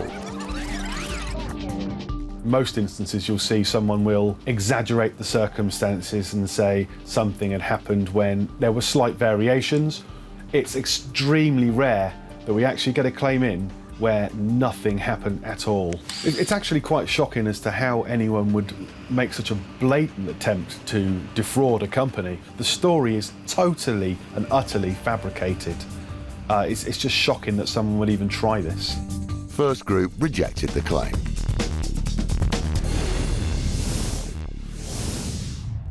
The IFed team are on the hunt for a man involved in an alleged personal injury insurance fraud. They'd hoped that by getting to his address before daylight, they'd get their man and any evidence. Just want to go around the back. But they've come to a dead end. Morning, City London Police. Is about? Have you got a phone number for him? Forced to leave a message on his phone, We need to interview you as a matter of urgency. all they can do is wait. We will get you, one way or another. After following some leads, they think they finally found him. At first, it appears that no one is at home. Are you sitting around the back? But Kate's persistence pays off when a friend of the suspect opens the door. Yeah, City London Police. Looking. Right, is he work? We're coming. Although the occupant claims the suspect doesn't live here, Kate and Mark want to check for themselves. Well, there's a lot of male clothes in here. With no leads from the homeowner, it's another dead end for the IFed team. No, definitely not. The main bedroom's got loads of male clothes in it. There's a bedroom there as well. That front Yeah. room can use as a bedroom. Yeah. Well, that was like all female. Yeah, no, there's male clothes in the top bedroom. Kate heads back to the car and finally receives the call she's been waiting for. Oh, yes, I am. Where are you? All right, OK, I'll speak to you in half an hour. He's just phoned me. Has he? Yeah. All right. Believe you're looking for me? Yes, I am. What's it regarding? Give me half an hour, I'll phone you back and meet you. Where are you? I'm not telling you that, am I? Kate and Mark think the suspect is buying time so he can get legal advice before coming into the station. He's going to want to meet at the Nick, I would hazard a guess, but he's going to get lifted at the Nick. He's probably going to get brief sorted, isn't he? Yeah. And call back. Always brief and call back. It's very frustrating, but when you've got somebody on the end of the phone and the number hasn't shown up he's calling from, it's a bit difficult to sort of say, right, you're here, we'll come and get you, because he won't tell us. And those are the game we play. It's been a tough morning, but the best things come to those that wait. And finally, Kate gets some good news. Suspect's solicitor has just phoned me, and our suspect is making his way to the police station as we speak. So once he arrives, we'll arrest him, get him booked into custody, and then we'll interview him. But he is having a solicitor, so he is on his way. So we've got our man eventually. The case is still under investigation.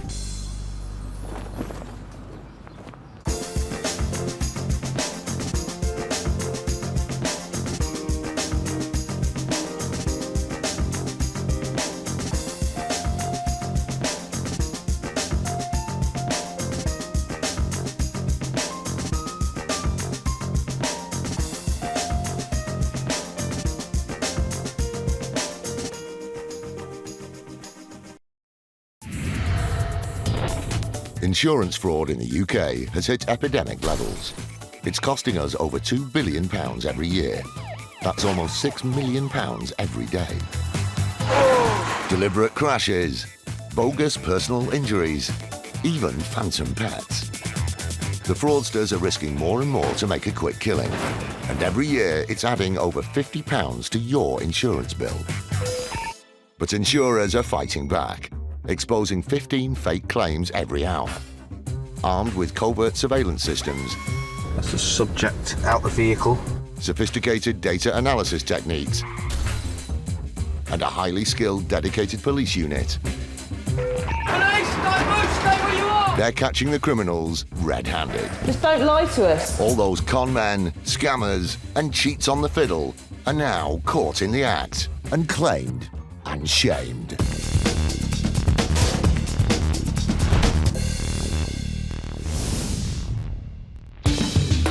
Today, a staggering personal injury scam that was fueled by lies and greed. Her claim had risen to approximately £740,000. An IFed raid develops into a drug bust. It's something that I've not seen before in 9 years of policing. And the extraordinary lengths that a mother of three went to in order to cash in. She forged the signature of the doctor and also made a stamp from the surgery to authenticate the policy. It's a simple fact of life that accidents do happen. But thanks to insurance policies, in many cases we are entitled to compensation for these unforeseen mishaps. Local councils see more than their fair share of personal injury claims. But Haringey Council know better than most that when it comes to compensation, some people are never satisfied. In 2008, they received a complaint from local resident Barbara Farai. Mrs. Farai claimed that she fell over while she was walking with her granddaughter. She claimed that she tripped and she fell and she hurt her knee. And she said she tripped and fallen on a broken paving stone. With the level of wear and tear that road and pavements are subjected to, incidents like this are inevitable. So Haringey Council began their usual procedure for such a claim and launched an inquiry. Homes for Haringey didn't dispute the fact that she had fallen, that she had suffered injuries, and the council, when it investigated that claim, found that it had been negligent in maintaining that section of pavement. So, we have a genuine claim for a fall that actually happened, and the council had admitted negligence. Sounds like a textbook case for compensation. What could possibly go wrong? Her initial claim was for damage to her knee. The council made an offer which was approximately £7,500 on the basis that Homes for Haringey's assessment of the injuries were that it would have resolved itself within a 3 to 6 month timescale. £7,500 for an injured knee seems fair enough, but Barbara Farai didn't agree and decided to take matters into her own hands. She submitted her own medical expert opinion to say that she was severely incapacitated by the fall and the injuries were likely to be ongoing and severe. We sent Mrs. Farai to our own medical experts who agreed that her injuries were substantial and likely to be continuing beyond the initial 3 to 6 months original prognosis. In light of the revised assessment of her injuries, Barbara Farai submitted a new claim for compensation. Although it's fair to say that the amount she was asking for isn't quite what the council were expecting. Mrs. Farai claimed that her quality of life had altered so substantially that her claim had risen to approximately £740,000. For those of you who aren't mathematically minded, that's almost 100 times the figure that Barbara Farai was originally offered. But how did she get to such an inflated amount? She claimed her husband had to give up his work to care for her 24 hours a day. She claimed for additional care support beyond her family. It was for out-of-pocket expenses, for taxis, for additional expenses as a result of not being able to live her life normally as she claimed to have done before. The level of care and assistance that Barbara Farai was claiming for was so extensive that Haringey Council began to have serious doubts about the legitimacy of her claim, so they decided to investigate further. We made a decision to put Mrs. Farai under surveillance to see if what she was claiming was actually true in her day-to-day life. It was felt that Mrs. Farai thought that she was being followed and resorted to using crutches and getting support from her family members.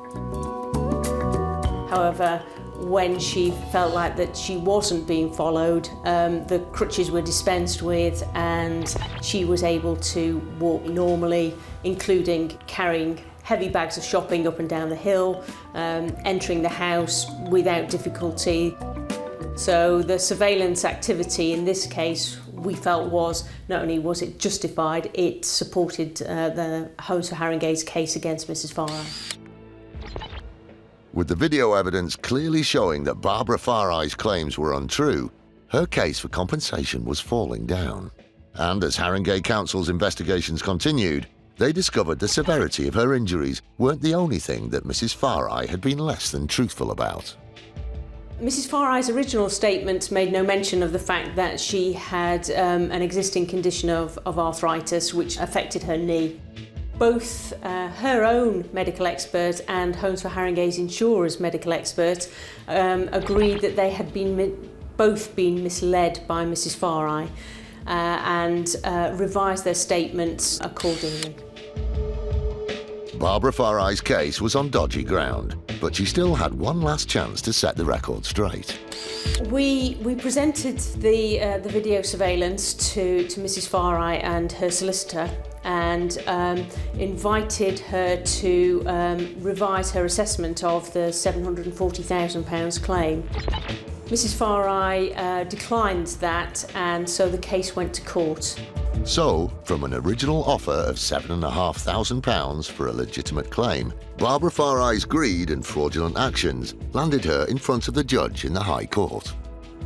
The judge made an assessment that her injuries were unlikely to continue beyond 3 months, and in his opinion, the claim should have amounted to no more than £1,500. As opposed to the £740,000 that she eventually claimed. In fact, the judge was of the opinion that she wasn't entitled to claim anything.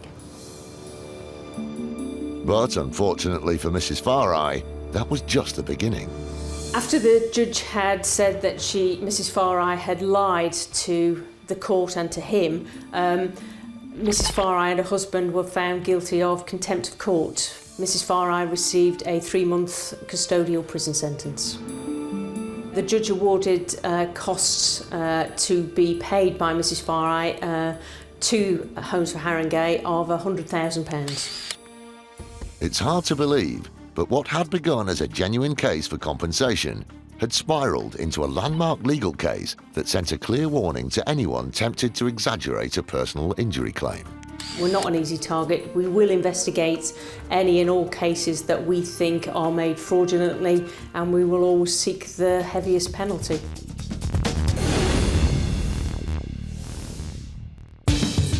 Still to come, surprising discoveries.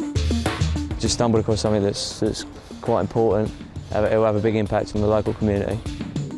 And a summer holiday scam. What set out to be a family holiday in Lanzarote, it turned into a nightmare for her. Owning a pet can be an expensive business. The good news is that a pet insurance premium can cover unforeseen vet bills and even pay out in the event that your furry friend is lost or passes away. But inevitably, some people have seen these policies as a means of pocketing a few quid. And in 2005, the insurance company Agria dealt with a policyholder who, it would turn out, lost pets with staggering regularity. So the policyholder was a traveller who lived in Scotland, and part of the complication of the case was that he had multiple addresses. So very difficult to pin him down, very difficult to tie one address to another. The first claims received from this policyholder were for 2 St Bernard puppies. Now they were worth £850 each, and they'd just been lost. Losing a set of keys or a £10 note is one thing, but to misplace a pair of St Bernard puppies, that really takes some doing. With no vet's records and a dubious set of circumstances, Agria had their doubts too. It was very suspect. We just couldn't gather the evidence to prove that the puppies hadn't existed or the policyholder didn't own them. So the ultimate resolution to that was that we paid the case. So that's one claim and one payout. Of course, it may have just been bad luck.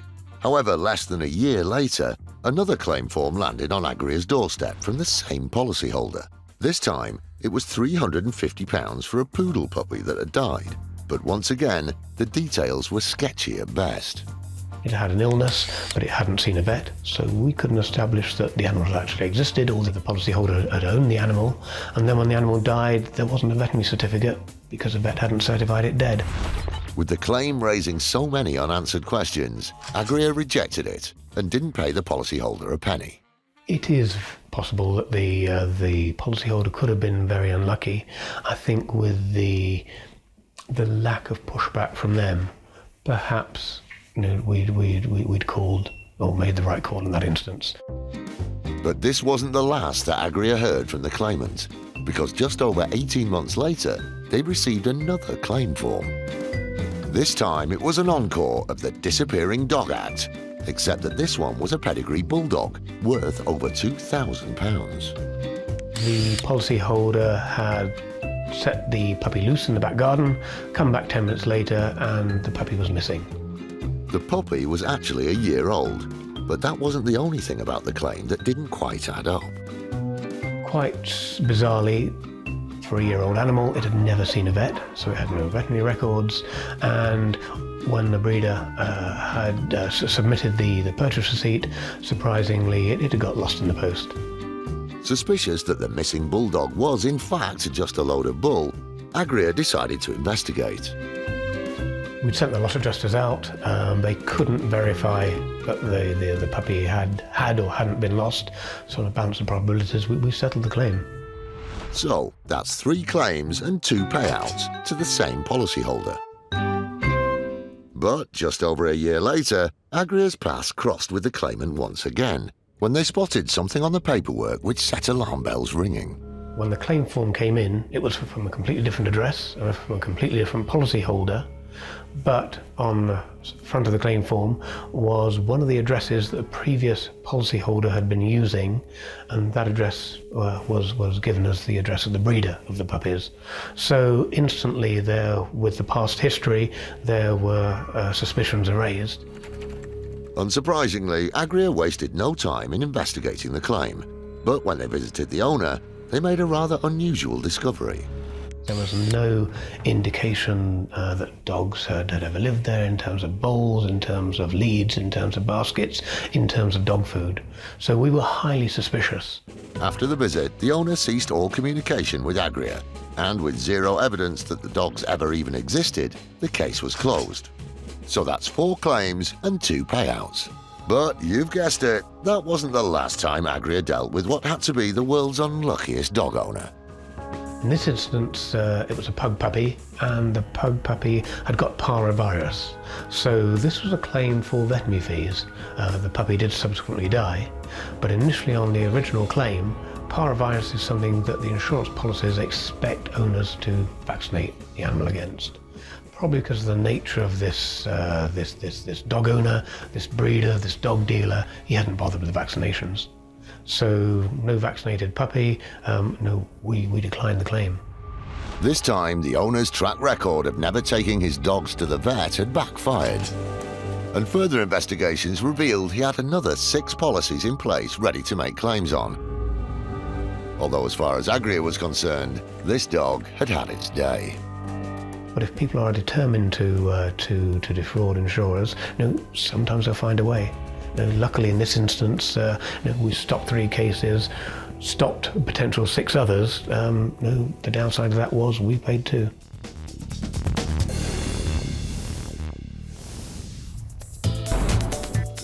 In January 2012, the police joined the fight against insurance fraud by forming an elite squad known as IFed, the Insurance Fraud Enforcement Department.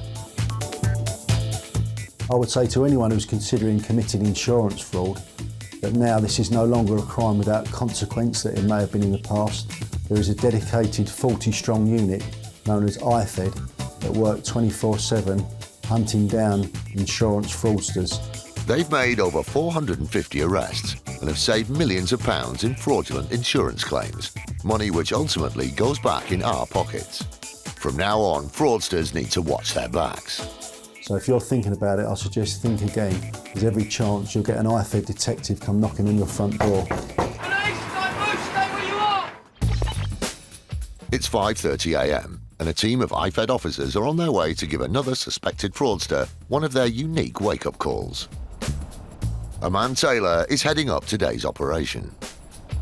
This morning we're going to an address to effect an arrest, hopefully of a male who we need to speak to regarding an insurance claim for the theft of his tools. They've subsequently paid him out £1,000 on the first occasion, and he's gone on to submit a further 3 claims, and they've paid out £1,000 in total. It was the multiple claims on the suspect's contents insurance that led IFed to suspect foul play. What we'll look to do this morning is to go in, arrest our suspect, and then search for any items relating to any offence, particularly fraud. Having arrived at the address, the team prepare to go in.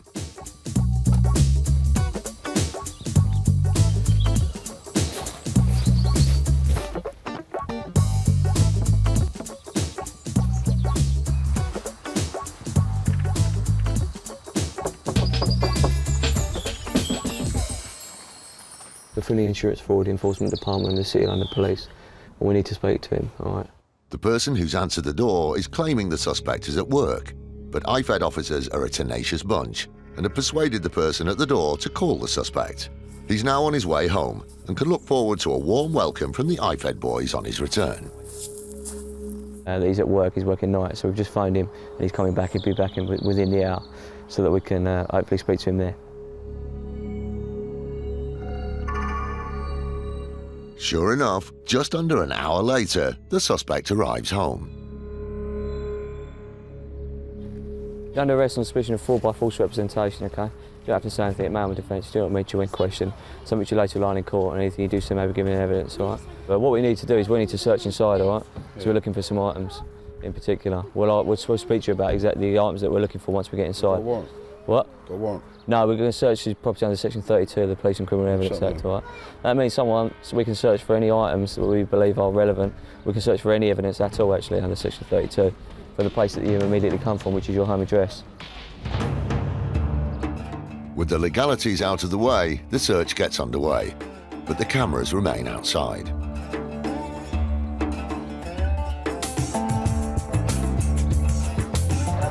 and the title concealed on the place. Almost an hour later, a man emerges from the property, having made an interesting discovery.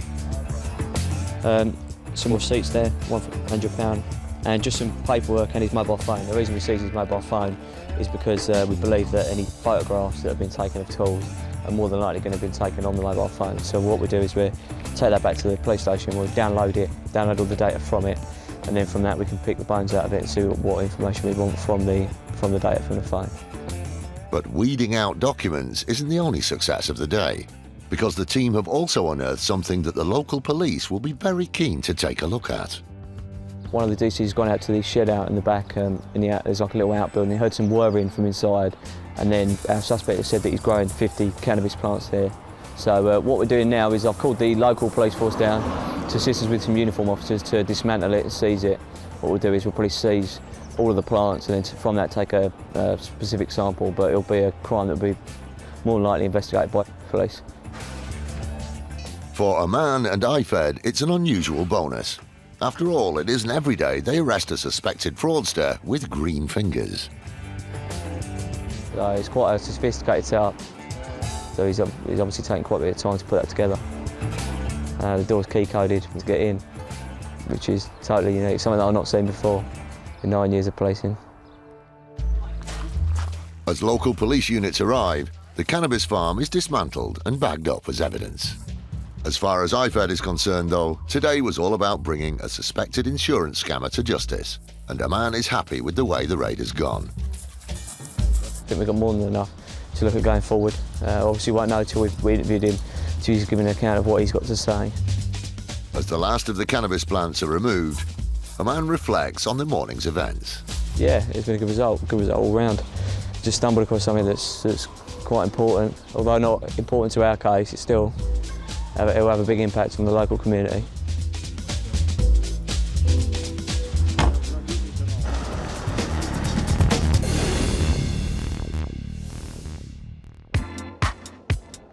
Every year, thousands of us Brits pack up and head off on our holidays.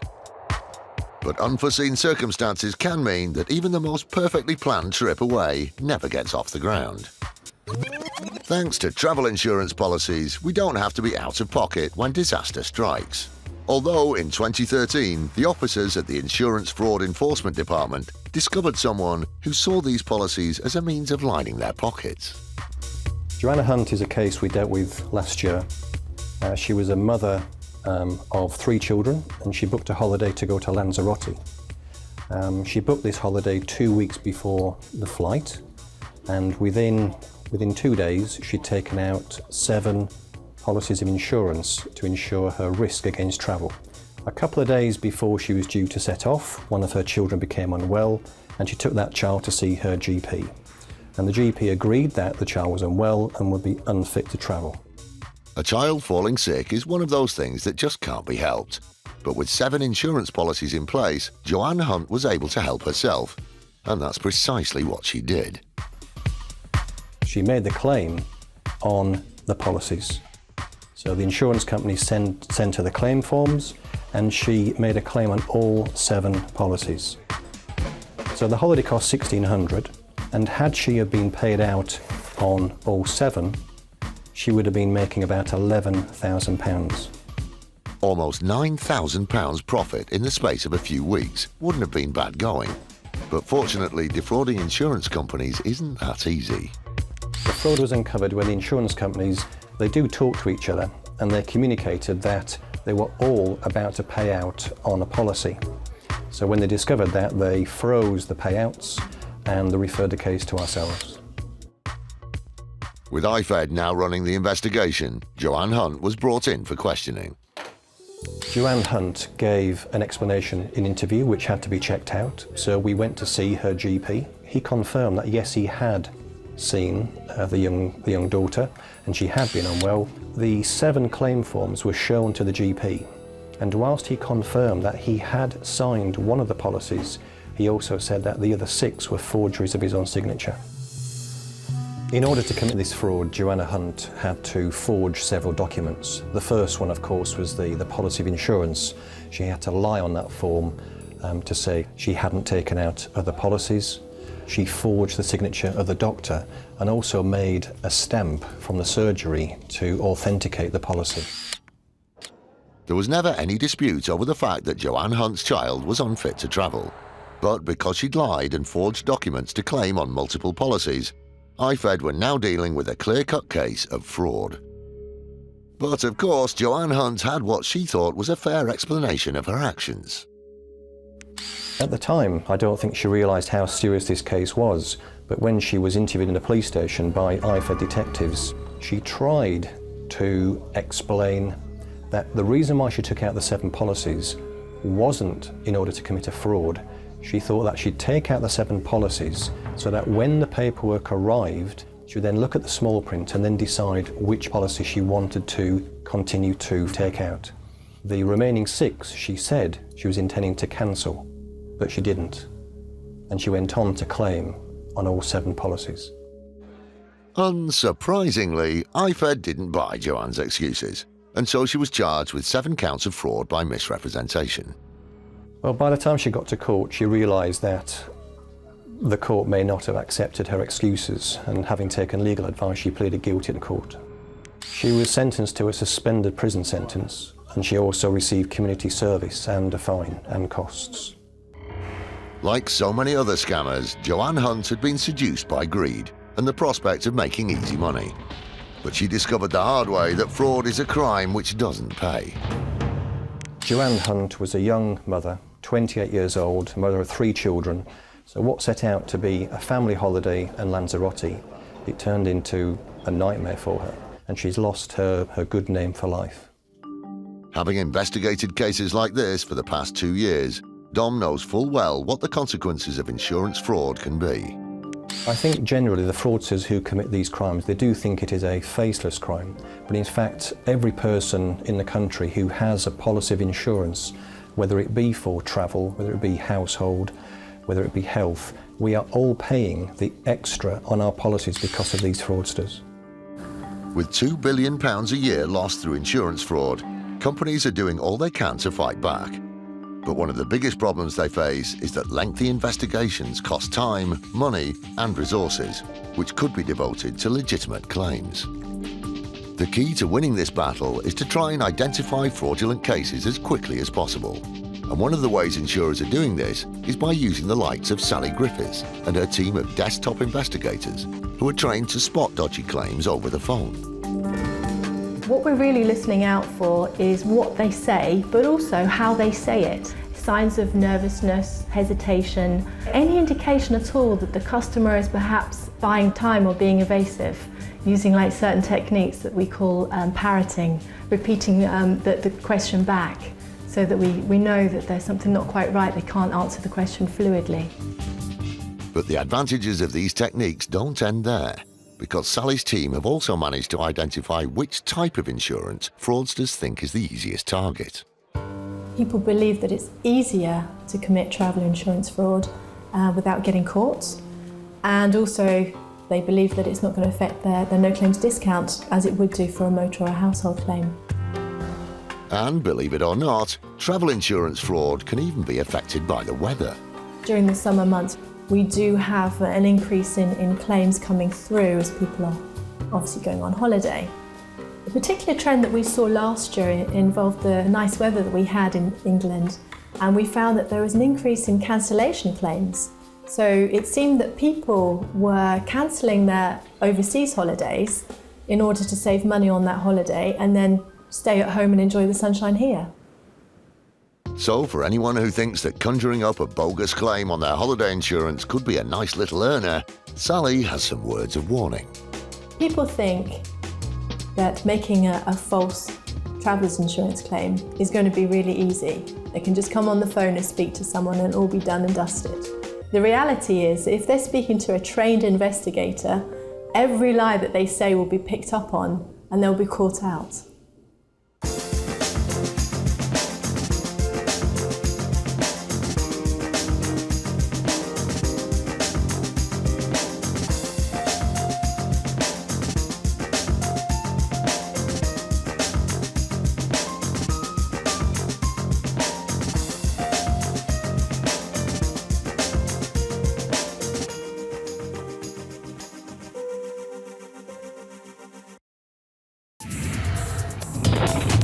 Insurance fraud in the UK has hit epidemic levels.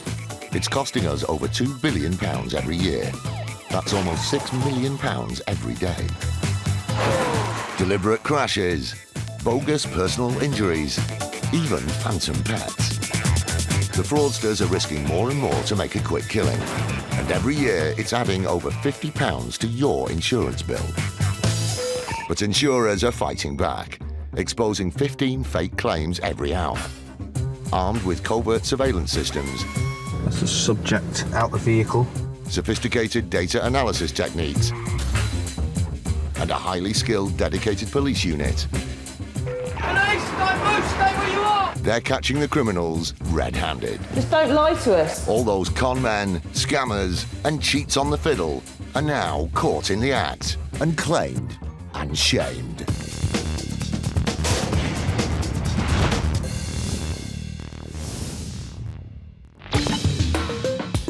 Coming up, a fake insurance company that targets the elderly.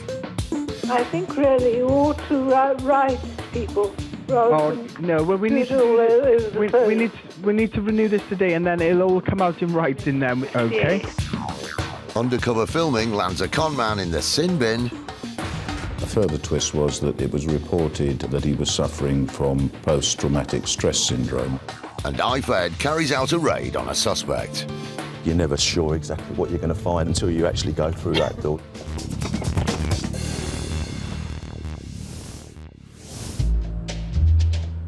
Where would we be without a good bit of TV? We're a nation addicted to our set-top boxes, and many of us rely on product insurance to protect us if anything goes wrong. So it's a good job there are people like Jonathan Stockton, who was determined to make sure none of us missed out on the shows we loved. He ran a Swansea-based company that came under the remit of Trading Standards Rees Harris. The company was selling a service package, maintenance package. Sometimes it was called insurance, but basically it was a product that if you had a Sky system and it broke down, they claimed that they would come out and fix it between 2 and 6 hours. Sounds like a great idea. A service that will have you back up and running, or rather lounging, within 6 hours. Except, guess what? Yep, it didn't exist. The company operated by cold calling consumers, and the only information they had when they would cold call them is the consumer's name, address, and also their telephone number. Despite the fact they had so little information on the customers, their sales patter was pretty convincing. They gave the impression that they were Sky, they were phoning from Sky. But it was a total fabrication. None of the companies that the bogus insurance company pretended to represent had anything to do with the scam. We cover all the Sky in the Wales area. Sky Protect is the English, and it's Sky Direct then, which is the Scottish one. Instead of duping insurance companies with fraudulent claims, Stockton had taken it to the next level by setting up a fake insurance company of his own that preyed on innocent people. The victims were carefully targeted, with fraudsters deliberately calling during the day to catch elderly and vulnerable people at home. Some of the calls were very distressing to us listening, but it was more distressing listening to the consumer reacting to the way that they've been being treated. Now, every year you do renew, it is going to get cheaper. Now, do you remember who took this out? Sorry? This time last year. Yes. My husband was alive. Right. And so he would have done it. Oh, right, okay. Well, yeah, as I said, last year you did pay £99 for the year's cover. You hear these consumers being quite fast in not wanting to give their car details over the phone. However, they would then eventually fold and give their car details over to these sales staff who quite cunningly got it out of them. I think really you ought to write people. Oh no! Well, we need to renew this today, and then it'll all come out in writing then within the next few days, so you can read over there. So, which card would you like to use today? Is it your debit card there? With such an aggressive sales technique, many people were confused, hounded, and even intimidated into buying the fake insurance. Their general tactic was to bully. So if they would get someone elderly on the phone, They would push and push. In some cases, it was quite disgusting the way the sales staff would actually speak to these elderly and vulnerable consumers. Do you know who you are? I just said 3 times I'm calling regarding your Sky Television. Yeah, what's it regarding then? Sky Television, what are you on about then? Right, so if I'm calling regarding your Sky Television, what would you think I'm calling regarding then? Insurance? Maintenance?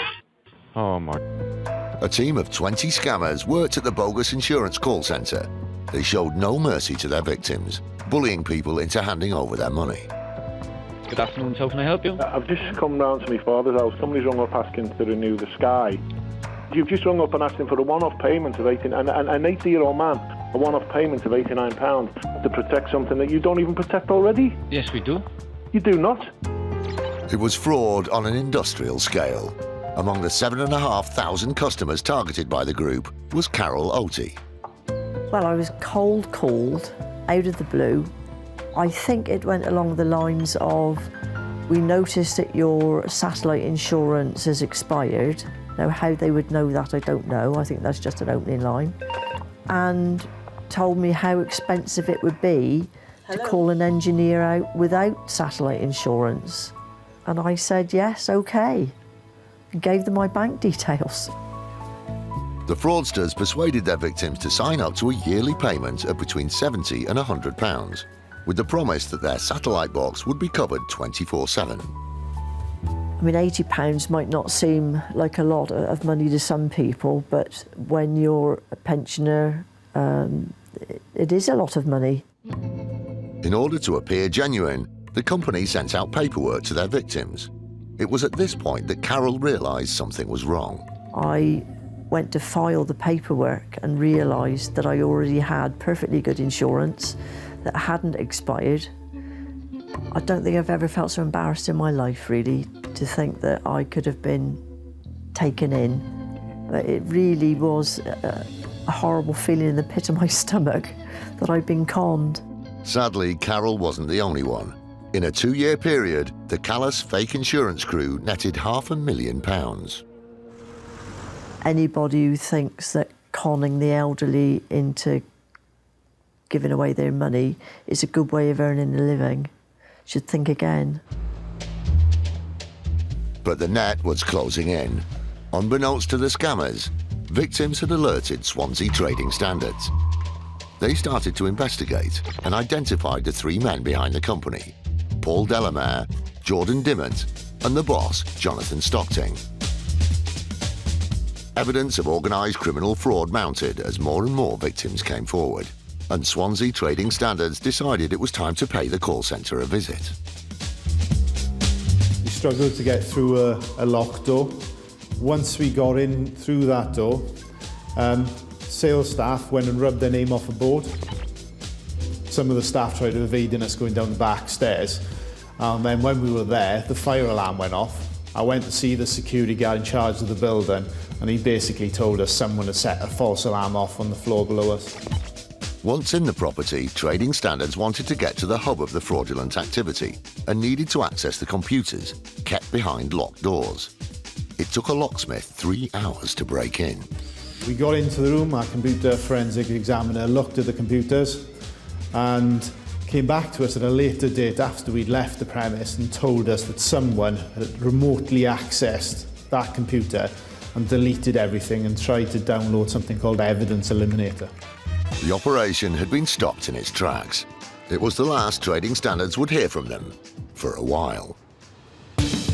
Coming up, the fraudsters restart their fake insurance company again, but Trading Standards decide to shut them down once and for all. This time we done a faster entry warrant where we took the police on entry. Everybody was arrested where they were sat.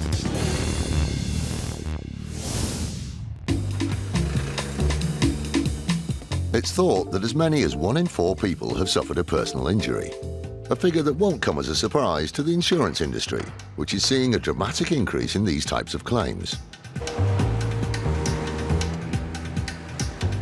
More than 1 million of these claims come from workplace accidents, like the one that David Ribchester suffered in February 2006. DCI Dave Wood, who heads up the Insurance Fraud Enforcement Department, worked on the case. Mr Ribchester reported to his insurance company that he'd suffered an accident at work. He said he was up a set of ladders that collapsed underneath him, and as a result of the fall, he's injured both his wrists when he hit the ground. And as a result of that accident, he suffered life-changing injuries. According to David, the lad had fallen on both of his wrists, which he claimed left him unable to do even the most basic tasks. One was driving a car, two was playing his favourite sport, rugby, and lastly, and perhaps most important of all, he couldn't pick up his small daughter. And this was the worst thing for him, so he told us. But David's injuries weren't just physical, as John Beadle from insurers RSA explains. A further twist was that it was reported that he was suffering from post-traumatic stress syndrome as a result of the accident. With such serious physical and emotional damage, David's claim stacked up to a huge sum. He claimed ultimately for £900,000 or thereabouts in terms of compensation, to compensate for his loss of earnings and for the care that he would need going forward in his life. It was a massive compensation bill, one which would have taken care of the 31-year-old for the rest of his life. This case is one of the biggest single instances that IFed have investigated in its operation so far. Almost £1 million going to one person, for him, would almost be like a lottery win. As with any large insurance claim, the insurers looked into it thoroughly, and they didn't like what they saw. There came a point of time when we began to doubt the truth around the extent of Mr. Ribchester's alleged injuries and incapacity, and so we began to investigate. And as part of that investigation, we deployed some surveillance. All seemed fine at first, but then they noticed something which blew his claim out of the water. It showed a person going normally about their daily life, and there wasn't any apparent incapacity or injury that prevented him leading a normal life. During the course of the surveillance, Mr Ribchester was seen driving his car. He told his insurers he couldn't drive a car. He was also seen shopping in a supermarket. Again, he told his insurers he couldn't carry out that task. On Mr Ribchester's birthday in July 2009, he was actually filmed hosting a barbecue at his home address, during which he erected some garden furniture. He greeted guests with a firm handshake of his right hand. He was seen flipping burgers on the actual barbecue itself, and also several times picking up his young daughter with his supposedly severely injured right hand. The footage proved that David was lying about his injuries in order to inflate the size of his claim. But the surveillance didn't stop there, and what the police saw next revealed the shocking extent of his fraud. The biggest nail in Mr Ribchester's coffin was actually the surveillance footage of him playing rugby at his local club. So there he is, grabbing the ball, gripping it tightly, fending off tackles, charging along the grass turf. Things that he said he couldn't do, would never be able to do for the rest of his days, clearly captured on surveillance footage, looking in quite fine fettle, running across the rugby pitch. That surveillance footage was, at our request, shown to the medical experts, who, as a result, said that in their opinion that he was grossly exaggerating or making up the level of injury or incapacity that he was suffering from. Clearly, David was trying it on. Armed with a wealth of footage, the insurers decided to tackle the fraud and pass the case to the police. IFed detectives arrested Mr Ribchester at his home address in the northeast of England, and some months later he appeared at the Old Bailey, where he was charged with fraud by false representation. The judge, in fact, said this man was greedy, and he also went on to say that it's as a result of greedy men like Mr Ribchester that other genuine claimants could sometimes be put under scrutiny as a result of his selfish actions. David Ribchester's foul play had well and truly landed him in the sin bin. For exaggerating his claim, the penalty was 8 months. During IFed's operation, we seemed to come across two different types of fraudsters in this insurance fraud arena. One would be the organised criminals, the gangsters that do it for a living, and the other lot I would describe as greedy people that see an opportunity, potentially a meal ticket or a lottery win like Mr. Ribchester. Ironically, if Mr. Ribchester had been honest about the extent of his injuries, he would have been legally entitled to about £250,000 compensation. But because he lied, the whole of his claim was thrown out, and he was left with no money, a prison sentence and a criminal record.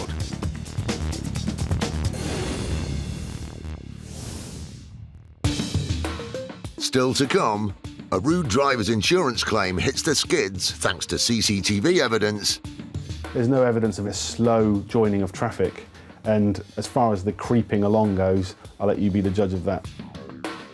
And victims of the fake insurance company see justice served. And how dare they do that to the elderly?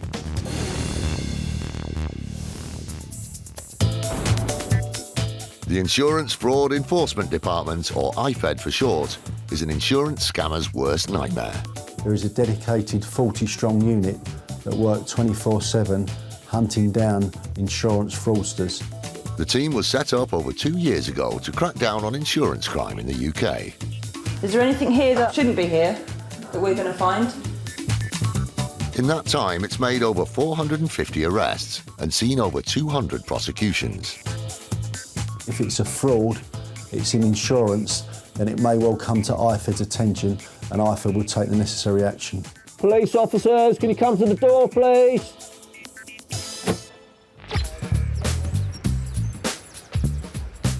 Today, DS Mark Fraudster and his IFed team are on their way to arrest a suspect in what they believe is a case of insurance fraud.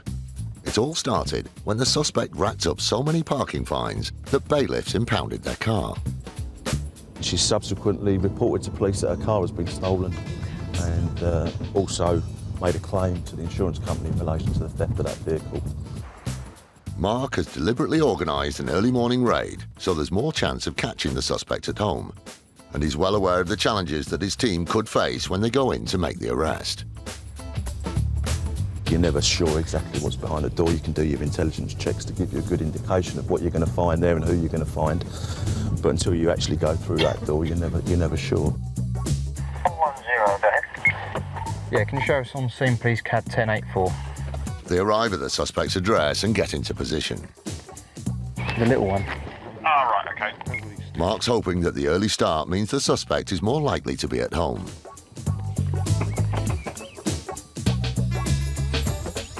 Good morning. And they are. Police. I'll just speak to you inside, please. Yeah, thanks. Thank you. Thanks, sir. Just one of my colleagues comes in as well.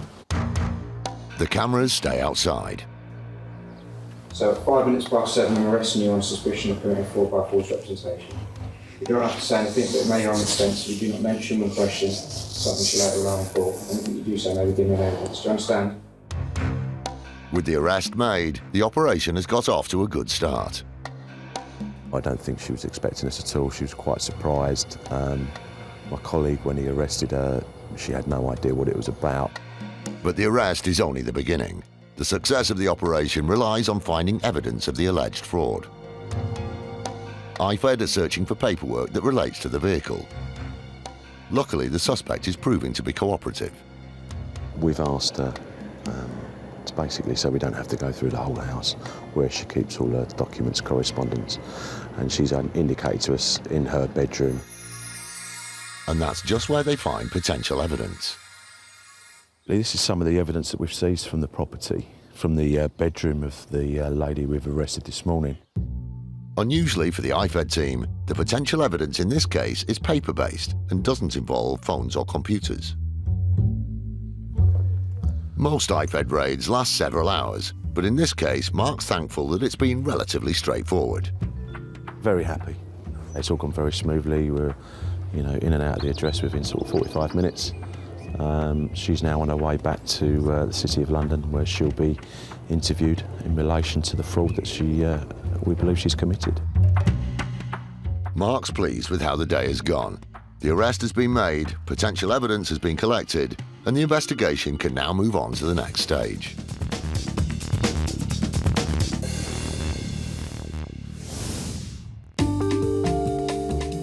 There's nothing more frustrating than coming home from a hard day's work, turning on the TV, and it's broken.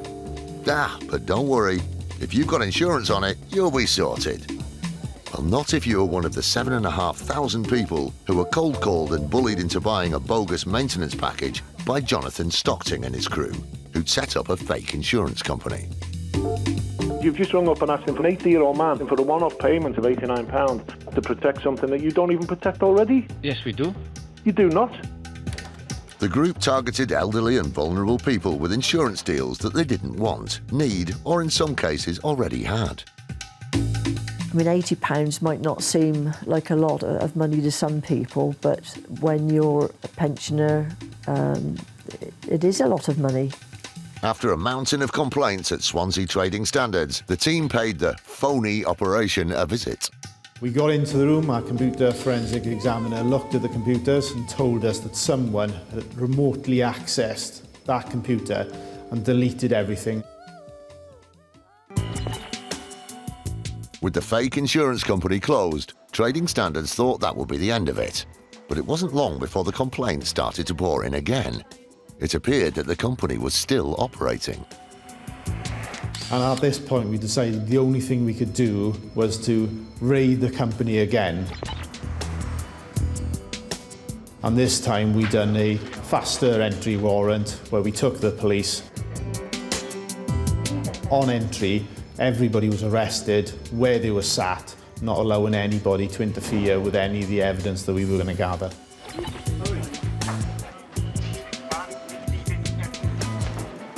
This was the largest operation that Swansea had been a part of. It involved 50 police officers, along with various teams from the council. Despite this, the scammers had shredded all paper evidence. But the key to the crime was their calls. We found call recordings, but those calls certainly helped us a great deal with our investigation. Well, I don't want that. Well, you don't want Sky Protect? No, I don't want Sky Protect. Right, okay.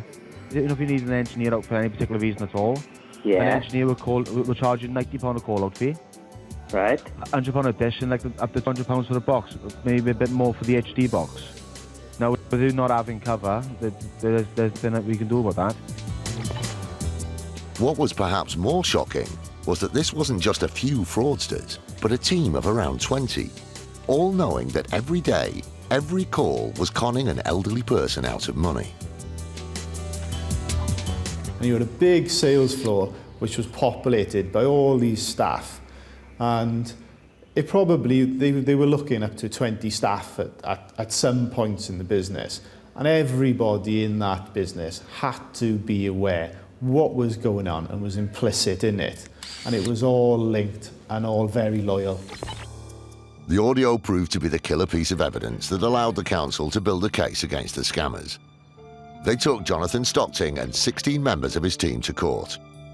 It was the culmination of a 2-year investigation into a scam that had covered most of Wales and parts of England, dialing in an estimated £500,000. The weight of evidence against them meant that the 3 main players pleaded guilty to a conspiracy to defraud. Jonathan Stockton and Paul Delamere both got sentences of 4 years, and Jordan Dimond was given 3.5 years. In all, the judge handed down jail terms totaling almost 30 years to 14 people involved in the scam. When they were sentenced, we felt that this was justice for all those consumers who we either had to speak to or listen to, and the way in which they've been treated. It wasn't really how much that we felt, it was justice had been served for them. People like Carol, who was a victim of the fraud. It's like mugging, isn't it? It's mugging over the phone.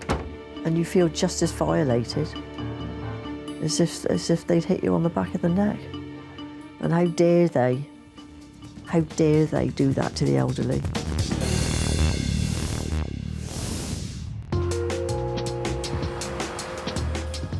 Buses are great. Well, if you haven't got a car. And let's be honest, when you're behind the wheel, the last thing you want to see is this. Being stuck behind a slow-moving bus can be frustrating. But for one driver, he thought it was well behind him, until it allegedly collided with him. Lee Ingram of First Group dealt with the incident.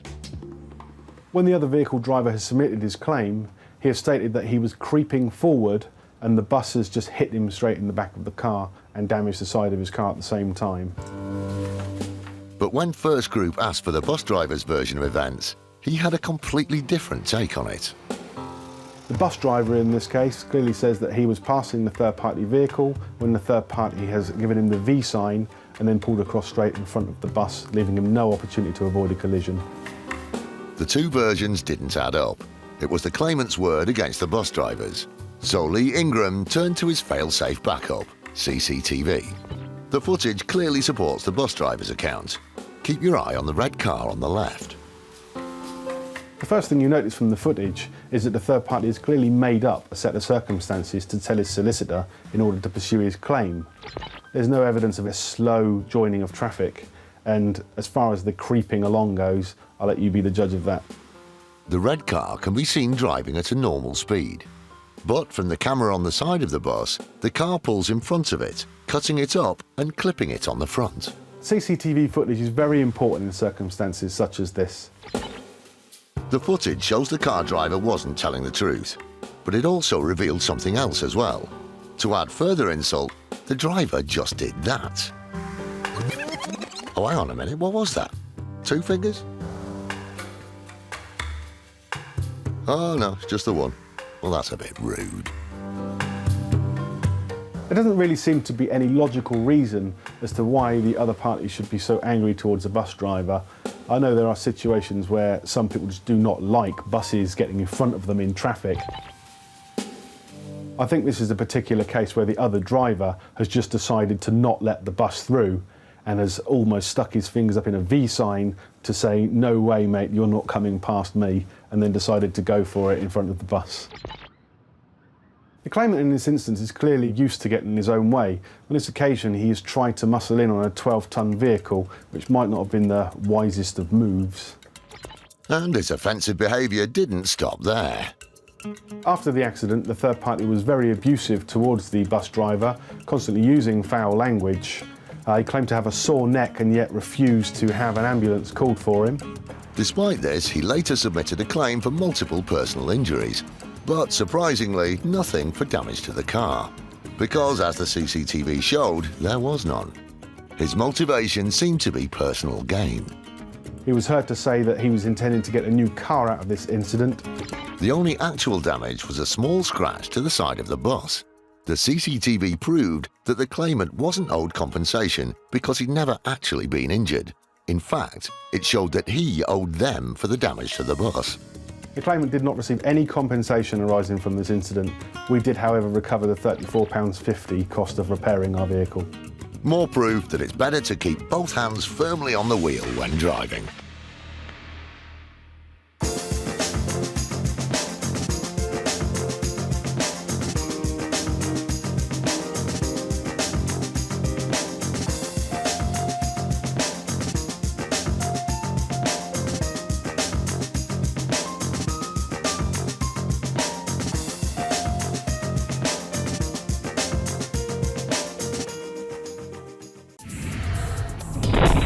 Insurance fraud in the UK has hit epidemic levels.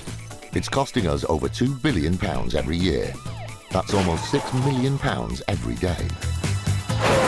Deliberate crashes, bogus personal injuries, even phantom pets. The fraudsters are risking more and more to make a quick killing, and every year it's adding over £50 to your insurance bill. But insurers are fighting back, exposing 15 fake claims every hour. Armed with covert surveillance systems, that's the subject out the vehicle, sophisticated data analysis techniques, and a highly skilled, dedicated police unit, they're catching the criminals red-handed. Just don't lie to us. All those con men, scammers, and cheats on the fiddle are now caught in the act and claimed and shamed.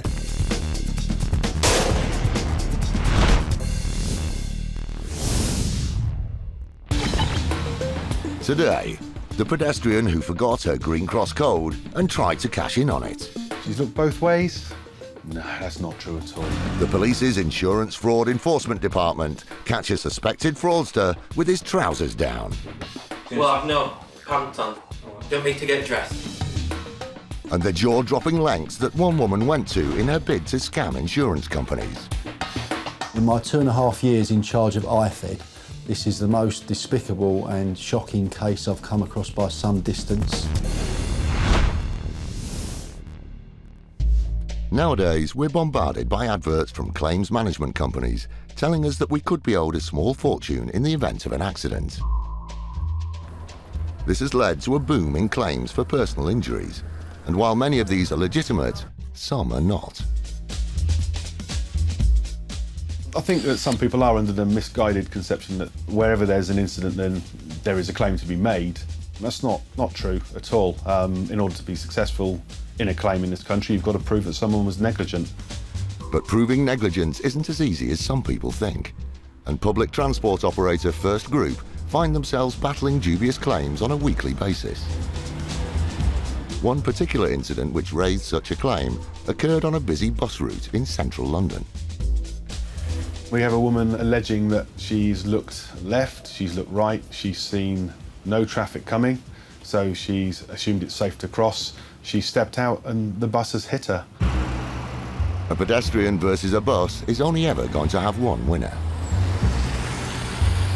Now, as any youngster with good road sense will tell you, before crossing the road, it's vital that you stop, look both ways, listen and look again.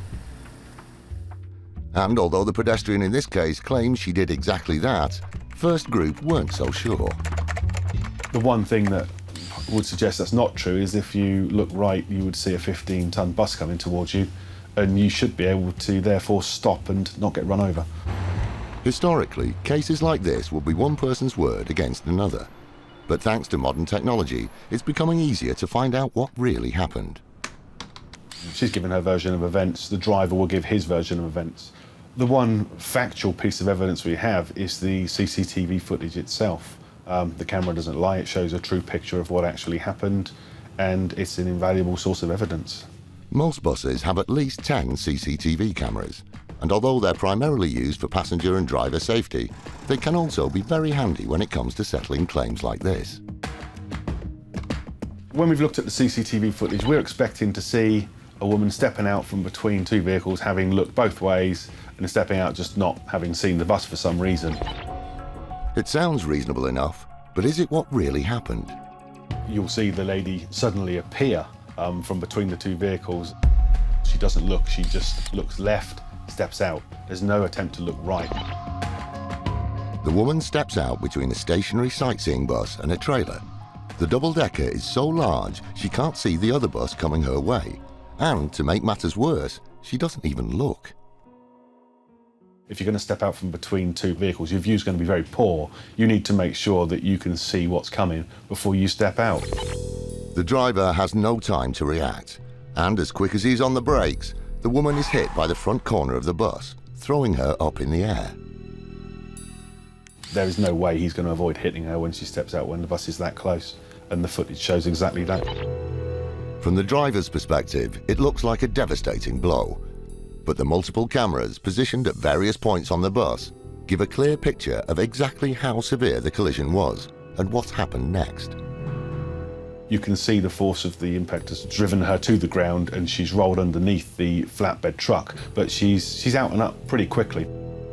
As severe as the impact looked, thankfully the woman wasn't seriously hurt. But it wasn't long before First Group received a claim for her injuries.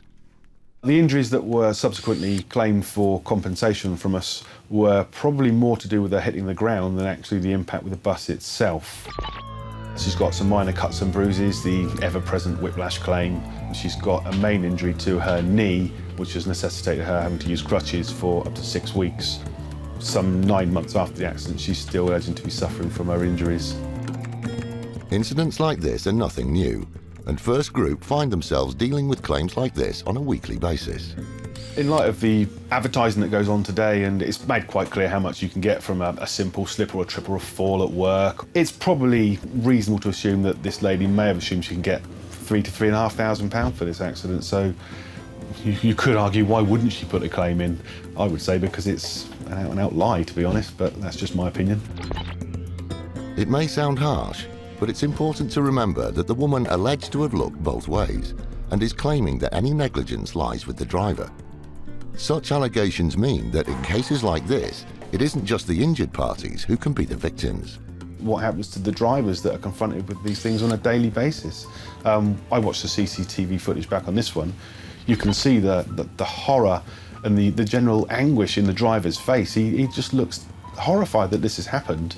And these sorts of things, when drivers are confronted with these sorts of situations, this wasn't even a serious injury. Had it been more serious, some of the drivers can walk away with serious emotional scars. It can affect their confidence, the way they drive, and yeah, it can have a big knock-on effect. Although this case was a genuine accident, the woman tried to exaggerate her claim. But there are some people out there who will create an accident with the sole purpose of cashing in.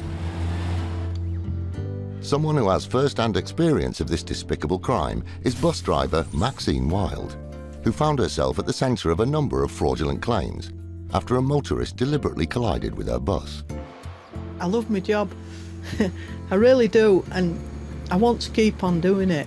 But when this incident happened, I thought, that's it. I finally found my dream job after 30 years of looking, and it's going to be taken away from me. I was a little bit unsure of whether I'd still have a job at the end of it all. They think it's victimless, but it isn't. They don't care if I'm unemployed. They don't care if I have sleepless nights. Thanks to CCTV footage, Maxine's case was thrown out. But what about our pedestrian who appeared to forget her Green Cross code and then exaggerated her claim?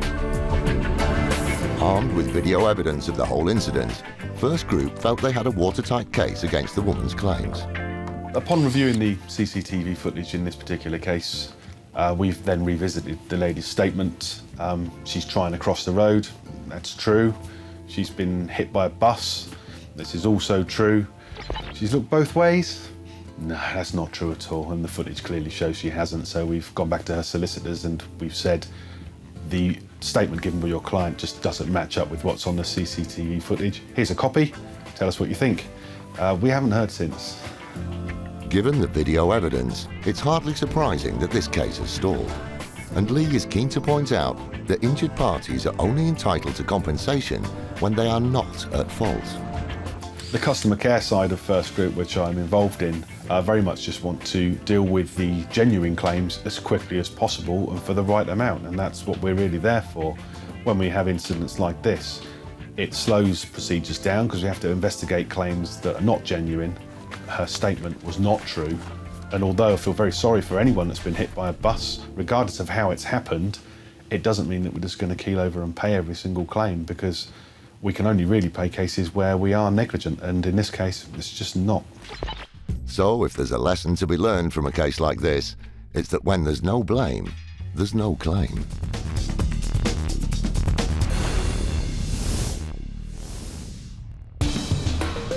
Still to come, an insurance company turns the tables and reclaims what's rightfully theirs. He's got no idea that we're coming to recover the vehicle today, which is our weapon, if you like, the element of surprise. And one of the most shocking cases that IFed has ever dealt with. And it was one fraud after another fraud after another fraud.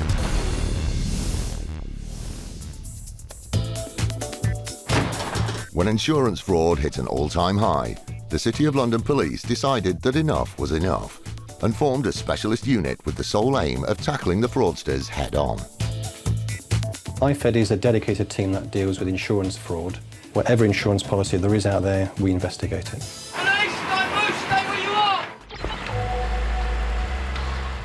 It's 6:45 a.m. and this team of IFed officers are heading up north to investigate a suspected case of car insurance fraud. Aman Taylor is heading up the operation. We're hoping to find any computer equipment or any genuine documentation which we can use as evidence later once we get to the interview stage. It's going to be slightly more difficult than dealing with a standard case. He's gone to lengths to cover up his tracks. Every raid has its own risks and obstacles, and today is no exception. The property itself we've looked at from research, and we believe to be large enough, a big enough property that it's going to take a few of us to secure the property. That's why we've got uniform attended to assist us with securing the property and securing a person once we arrive there. When the team arrive at the location, the property is so large that a man does a quick recce to find the front door. I think it's maybe the property. I'm just gonna have a quick look up that driveway. As the building is unlit and pretty large, it takes the team a few moments to work out the layout. Pardon? But nothing deters the IFed team, and soon they're at the front door, ready to give their suspect an early morning wake-up. Hello, you Mr. Yeah. We have a warrant to search the premises. The team are in, although unsurprisingly, not everyone is particularly pleased to see them.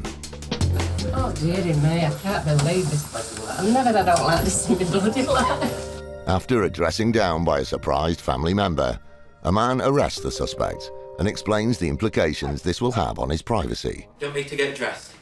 Yeah, what I will do is, because you're under arrest, what I'll ask is that one of the uniform officer will stay with you just while you get dressed. He's going I've no pants on. So yeah, I know. He's not going to stand there and watch or anything like that, but he's got to be with you whilst you're under arrest because you're under arrest. Yeah, that's fine. I'll go get dressed. Once arrested, you are never out of sight of the police officers, regardless of what you are or are not wearing. And it's not uncommon for suspects to try and destroy incriminating evidence. Meanwhile, DI Dom Parkin explains to the suspect's family that their cooperation could make the process a lot easier. Rather than us searching the house from top to bottom, we could say to him, we are here to search for documentation for the insurance claim. Yeah. If you want to show us the drawer where it is, Right, and we're satisfied that that's what we need, then that may conclude our search. But if he says, search the house, then we'll search the house. Right, okay. We'll be over that forklift thing. Keen not to have the entire house searched, the suspect agrees to show a man and the team where he keeps the documentation that they're after. Do you want me to go get shit for you? Do you want me to come with you? Yeah, if you can show us where we're going. Is it within this house? No, it's outside. There's nothing in this house. Alright, we'll come with you to the office and you can show us to the offices. The suspect is giving his full cooperation and is claiming to have all of the information a man needs in one briefcase. Okay. But of course, IFed never take what suspects say at face value, and there's absolutely zero chance of them leaving it at that. So everything business related would be in this office, and that is your work computer. Yeah, if you want to take the work computer, that's fine. Yeah, you'll just crack on and see what you want. So far, we've located our subject, so we'll be looking at completing our search, seizing what we need to seize, and then taking him for him to be interviewed. I'll put that down as ATO2. To be sure of building the strongest case possible, the team are seizing anything that could provide the evidence they need. We'll take this, and then there's a possibility that we might even have a trace of him producing a document on Word. But computers and laptops aren't the only things that can leave an incriminating trail. What we can do with the phones is we can download the data from them, and we can get any text message, phone calls, anything like that that's relevant from the phones themselves. Before leaving, the office is given a final sweep for any more evidence that might help secure a conviction. Well, looks like it's daylight. Dark in the day. Several hours after arriving, the search is complete. But for a man and his team, this is just the beginning. The good news, though, is that things are looking promising. Now, our intention is to go back to the police station, refer back to the exhibits that we've seized, and we can then use them for interview once we've got him back at the police station.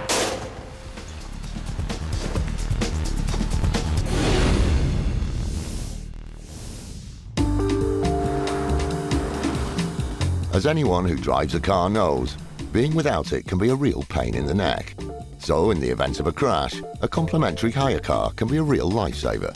And thanks to legislation, it's something that insurance policyholders can take advantage of. The credit hire industry works in that if somebody has an accident in a car and it's not their fault, they're entitled, in law, to replacement like-for-like car.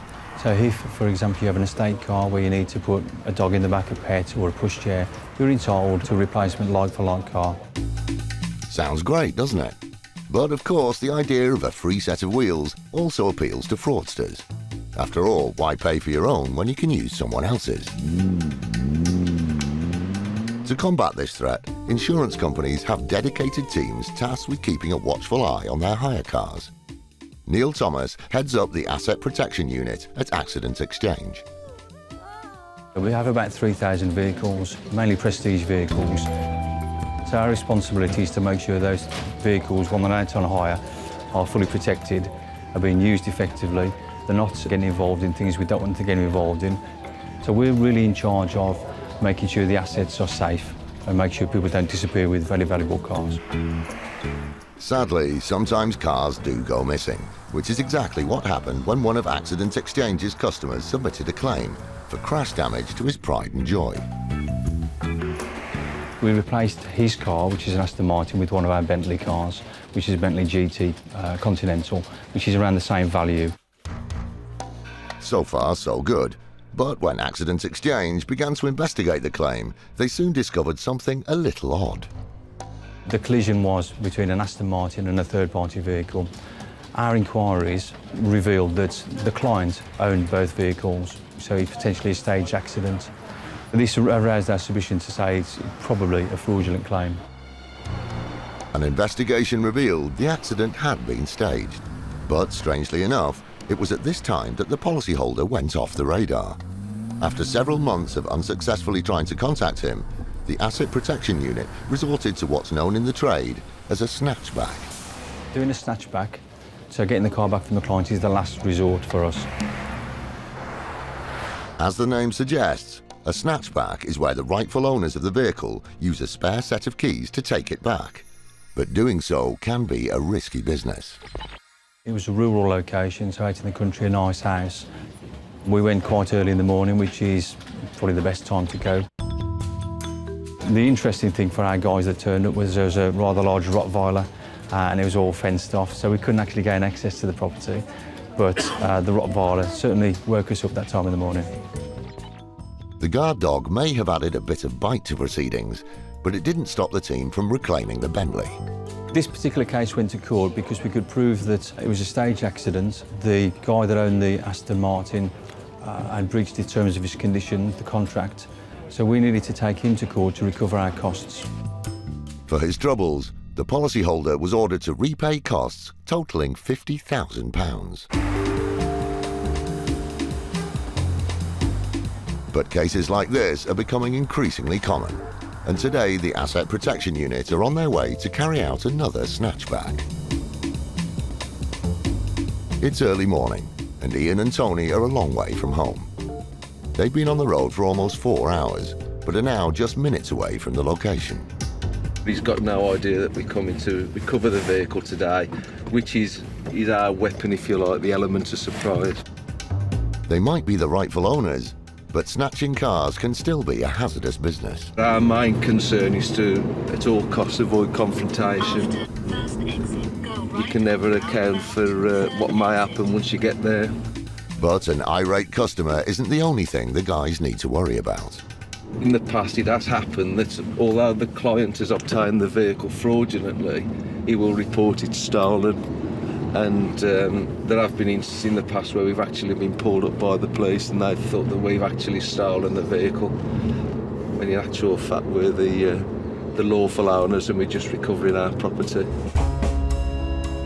To avoid any confusion today, Ian and Tony have alerted the local police about what they're doing. The vehicle should be up here somewhere. We'll just start having to look and identify if we can see any grey Vauxhall insignias. Quite closely parked together, aren't they? I hope I can get it out if he's here.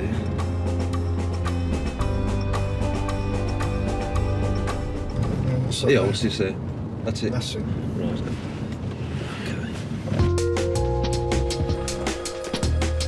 Having found the car, Ian has to act quickly. There's no room for error. And now definitely isn't the time for stalling it.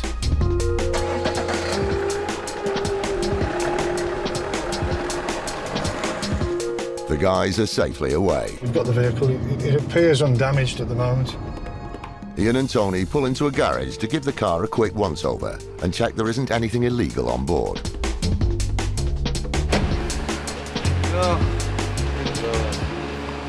There's a lot of property in there, isn't there?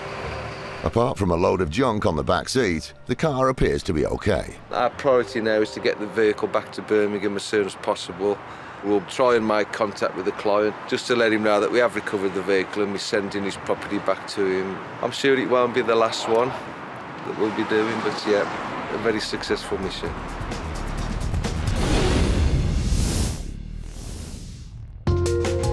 Just 2 weeks after its inception, IFed dealt with a case that would eventually highlight the shocking depths that some fraudsters would sink to. The initial report was of a young woman called Emma Fisher, who was suspected of submitting fraudulent insurance claims. DC Alex Cooley headed up the investigation. We went up to Walsall and Emma Fisher was arrested in relation to 7 fake household contents insurance claims. Time and time again, she was claiming for the same items. But she told us at that stage that the frauds were limited to a total of 7. Even after 2 years of operations and 450 arrests, head of IFed David Wood can still clearly remember the sequence of events that surrounded Emma Fisher.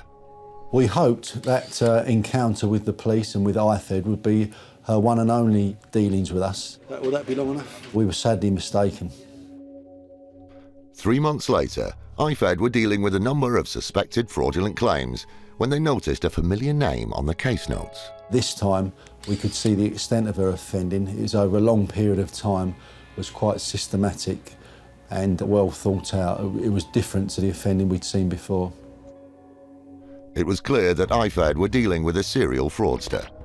But what was disturbing were the lengths that Emma Fisher was prepared to go to in the hope of cashing in. For starters, there were multiple claims on pet insurance policies, some of which were for dogs that didn't even exist. Emma Fisher was typically claiming that she had purchased a new Chihuahua and that Chihuahua had subsequently either been stolen or it had gone astray.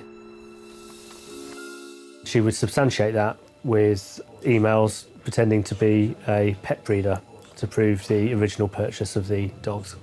She was quite imaginative. The claim was generally for the entire price of a replacement dog. But IFed soon discovered that claiming on phantom pooches was just the tip of the iceberg. Because when it came to Emma Fisher and fake claims, no insurer was safe. She moved into mobile phone insurance, where she claimed that she was mugged and that she'd lost a mobile phone. She pretended that she had been defrauded on her bank account, typically claiming that, again, she'd been robbed and that her card had been misused.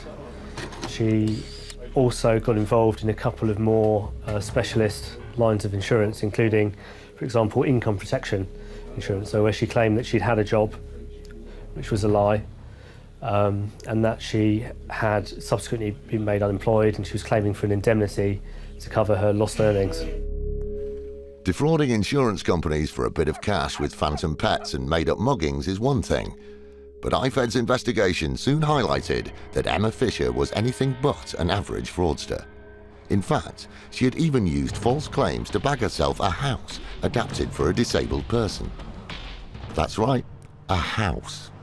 In order to obtain the disabled adapted house, Emma Fisher sent an email to the Housing Authority pretending to be a doctor. The doctor had the fake name of Mr. Ahmed. Mr. Ahmed, in this supposed email, was saying how Emma Fisher was suffering from terminal cancer and needed use of a wheelchair. And in the same claim, Emma Fisher also pretended to be a social worker and emailed claiming that Emma Fisher had been the victim of domestic violence. With no moral scruples, Emma Fisher even claimed she had cancer. In fact, there were no depths that she wouldn't stoop to. Not only did she get the disabled adapted house under false pretences, but within the first couple of weeks of her tenancy, she made a false public liability claim against the housing group. And what she did was she pretended that she'd fallen over some debris in the garden, which she'd alleged had been left by the Housing Authority. fact, on that occasion, she had taken an image of a bruised leg from Google and submitted it as evidence of her own false injury. And as part of that claim, Emma Fisher alleged that she'd suffered a miscarriage as a result of the fall, which was extremely serious, and again turned out to be totally untrue. It became clear just how manipulative Emma Fisher was prepared to be. Obviously meant that in my investigation I had to take everything she told me with a very large degree of caution. To you and me, that's a very large pinch of salt. After further investigation, IFed had quite a dossier on Emma Fisher, and the findings were staggering to say the least. Our investigation revealed that over a period of almost 4 years, Emma Fisher had submitted 65 fraudulent insurance claims. Incredibly, during that time, Emma Fisher only got away with £8,500. But it was the incredible lies she told that made her case stand out. In my 2.5 years in charge of IFed, this is the most despicable and shocking case I've come across by some distance. We've not encountered this before, that someone would pretend they've got a terminal illness, would pretend they've been the victim of domestic violence, or would pretend that they're actually had a miscarriage. But Emma Fisher did each of those 3 things. It was clear to me on listening to the phone recordings of her deception and to reading the various emails that she'd sent that she seemed to be fully immersed in the roles that she was assuming. She was almost like a method actor. I think she could be quite convincing. But Emma Fisher had given her final performance. In July 2012, she was arrested by IFed detectives and charged with 22 counts of fraud. When she appeared at Wolverhampton Crown Court, she received a 22-month prison sentence. I believe Emma Fisher's crime spree had developed almost into a habit, and she effectively couldn't stop herself. And it was one fraud after another fraud after another fraud.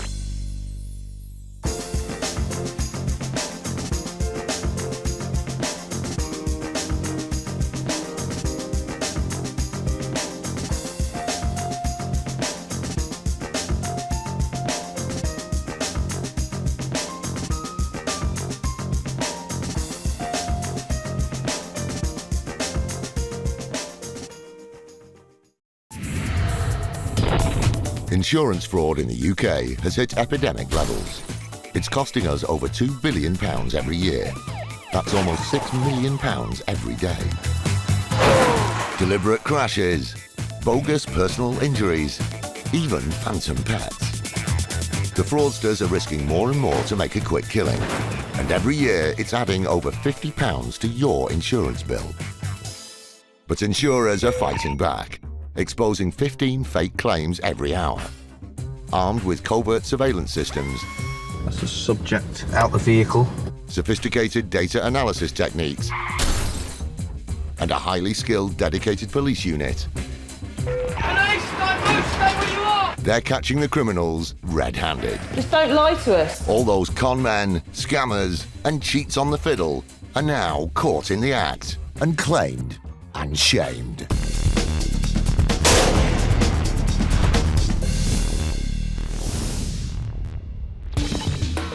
Coming up, surveillance footage scuppers and HGV drivers claim for a truckload of compensation. Without the surveillance, we would have faced a claim into the many hundreds of thousands of pounds, and so it would have provided Mr. Dorr with a lottery win in compensation. A bone-crunching fall. You can feel every single hit as he's falling down the stairs. It was pretty harrowing to watch. And door-to-door inquiries, IFed style. It's police, can you open up? We will put the door in.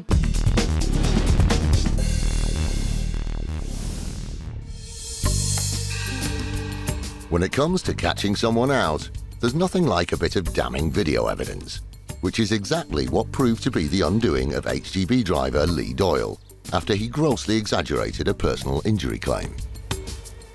Mr. Doyle alleged that his accident happened when he was walking across his employer's yard and tripped over and fell and banged his lower back on a raised curbstone. Injuries to the spine can be very serious, and in severe cases can leave victims with numerous ongoing problems. When the insurance company received Lee Doyle's claim, it appeared that he was suffering from every back complaint in the book. The injuries that he was left with was a very stiff lower back. He had sciatic type symptoms with dead legs that meant he couldn't walk very far. Whenever he did walk, he had to use a walking stick that he couldn't bend or lift or carry. And in particular, he couldn't sit still for very long periods, which obviously affected his job as an HGV driver. With a list of complaints as long as that, you'd think that the doctor would be able to diagnose the problem in a heartbeat. But the specialist who examined Mr. Doyle was left scratching his head. Unfortunately for Mr. Doyle, the orthopaedic surgeon couldn't find any reason for the nature of the injuries that he said he was suffering from. And because of that, he suggested referral on to a pain management consultant. Unsurprisingly, the combination of Lee Doyle's supposed symptoms and an orthopaedic consultant that couldn't find anything wrong with him led the insurance company to suspect foul play. So they referred the case to their solicitors, BLM. We had real concerns about Mr. Doyle's claim, simply because it didn't add up. Somebody who'd had such a very straightforward accident of tripping and falling, Mr. Doyle said that he was significantly disabled. For example, he couldn't walk more than 25 yards. He needed a walking stick to get about. And when his own expert couldn't find an explanation for the symptoms he was describing, we thought it merited further investigation. With Lee Doyle claiming his injuries were so severe he could no longer continue working as a lorry driver, he wanted his employer's insurers to cough up some cash. He'd calculated his loss of earnings at £55,000. There were other incidental losses, additional help that he'd had around the home for DIY and gardening. The important factor for us was that Mr. Doyle said he would find it impossible to go back to his earlier job. And so his future loss of earnings could well have been into the hundreds of thousands of pounds. But his claim for lost income was just the beginning, as Lee Doyle had a list of costs that was even longer than his string of injuries, taking the total claim to around £500,000. He also claimed for travel expenses to various medical appointments and strangely even to his nan's house, because he said that he couldn't shower at home, so had to go to her house to shower. He claimed for the additional care and assistance that his partner had provided him in getting him up out of bed in the morning and helping him dress in the morning. He'd claimed for additional help that he'd had looking after his fish. Mr. Doyle's case was rather extreme in that there were some very strange items of claim. Faced with a potentially huge payout, but still not convinced that this was a legitimate claim, BLM arranged for Mr. Doyle to see a pain management consultant and a neurologist. But that's not all they did. Because of the concerns that we had about the claim generally, we arranged for covert surveillance to be undertaken. The difficulty with that is that sometimes the surveillance operatives can be sitting there and not see anything at all. And so, because we'd arranged medical appointments, we knew where Mr. Doyle would be on a particular day at a particular time. With the injuries that Lee Doyle was claiming to be suffering from, BLM were expecting the footage to show a man unsteady on his feet and who needed help to perform even the most basic movements. And as he arrived for and left his medical appointments, that's precisely what they did see. Case closed? Not quite. Some of the surveillance we obtained of Mr. Doyle, you wouldn't believe that it was the same person that you read about in the medical reports. We're able to watch him going into a medical assessment, walking in a very disabled manner with a walking stick, presenting himself in chronic pain. When we eventually got the medical report back, he had told the expert that he had quite serious physical difficulties. What we saw Mr. Doyle do later in the day was simply amazing. What he'd said on paper, where he couldn't walk for more than 25 yards without a walking stick, we were able to disprove that, showing that he was walking his dog without any difficulty for over an hour. He said that he couldn't bend at the waist and lift things off the floor, but surveillance footage showed that he was lifting without any real difficulty at all. But the most shocking footage was captured just 4 hours after Doyle had hobbled his way into a medical examination. In it, we see him hoisting heavy concrete slabs above his head onto a garage roof. Steady on now, Lee. Mind your back, son. His evidence was that he couldn't drive, yet he was able to drive his own 4x4 vehicle without any apparent discomfort at all. So everything that we were being told simply wasn't borne out by the surveillance footage that we were presented with. The video evidence proved beyond doubt that Lee Doyle was grossly over-exaggerating his claim, happy to play the role of the weak and wounded in order to receive a bumper payout. but it was a performance that BLM weren't buying. Once we had collated all the surveillance evidence and we'd had the opportunity of having Mr. Doyle examined by our experts, we were waiting for court proceedings to be issued. That was really the last chance that Mr. Doyle had to come clean. We didn't know whether he would be honest in his presentation and say that he has tried to work, that he does have good days or bad days, that he is capable of doing some physical activity. When proceedings were eventually issued, he maintained that he was chronically disabled, that he hadn't worked since the date of the accident. It was unlikely he was ever going to be able to go back to his former job, and the claim that he presented in financial terms was very significant, into the hundreds of thousands of pounds. Our only response to that had to be that we disclosed all of our medical evidence and all of our surveillance evidence and pointed out that he'd been caught out. Since his accident, Mr. Doyle had claimed around £25,000 in disability benefits. So, upon hearing about the exaggeration of his claim, the Department of Work and Pensions had a few questions of their own. A separate investigation was undertaken by the Department for Work and Pensions through their fraud unit. We understand that Mr. Doyle's benefits were stopped immediately when the investigation was started.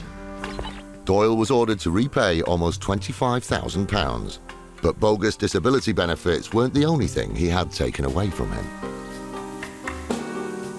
We understand that he tried to tender his resignation. We were informed by the employer that his resignation wasn't accepted, and so we understand that a process of gross misconduct was pursued and that eventually Mr. Doyle was dismissed. BLM's investigations had scuppered what could have been a fraudulent claim in the region of £500,000. Without the surveillance, we think we would have faced a claim into the many hundreds of thousands of pounds, and so it would have provided Mr. Doyle with a lottery win in compensation. Instead, Lee Doyle was offered and accepted a £10,000 settlement, which is what BLM felt was the honest portion of his claim. But that didn't even cover all of his legal costs. He was now out of pocket and unemployed. However, if this case had been resolved just a year later, then things could have ended much more seriously. I think Mr. Doyle is a very fortunate man for getting the level of compensation that we offered. Times have changed, thankfully, since Mr. Doyle put his claim in, and the way of the law now, we wouldn't actually be making any offers at all. In fact, we'd be looking to pursue Mr. Doyle for contempt of court, and which may lead to a prison term. Still to come, a nasty tumble. But did he slip or did he trip? Obviously, it's very sad when someone gets hurt, but is he entitled to make a claim? And IFed treat another suspected fraudster to one of their special wake-up calls. Please open up. What they're going to do is they're going to come round with the entry team and gain entry that way. Not the way we like to do it, but it's leaving us no option.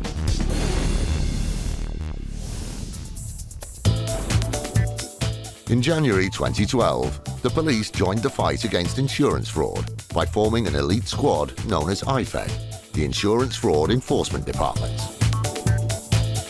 IFed is a dedicated team that deals with insurance fraud. Whatever insurance policy there is out there, we investigate it. There is a dedicated 40-strong unit that work 24/7 hunting down insurance fraudsters. IFed has made over 450 arrests and saved millions of pounds in fraudulent insurance claims, money which ultimately goes back in our pockets. From now on, fraudsters need to watch their backs. We are out there in numbers. You might get a nasty knock on your door in the morning if you commit this type of fraud.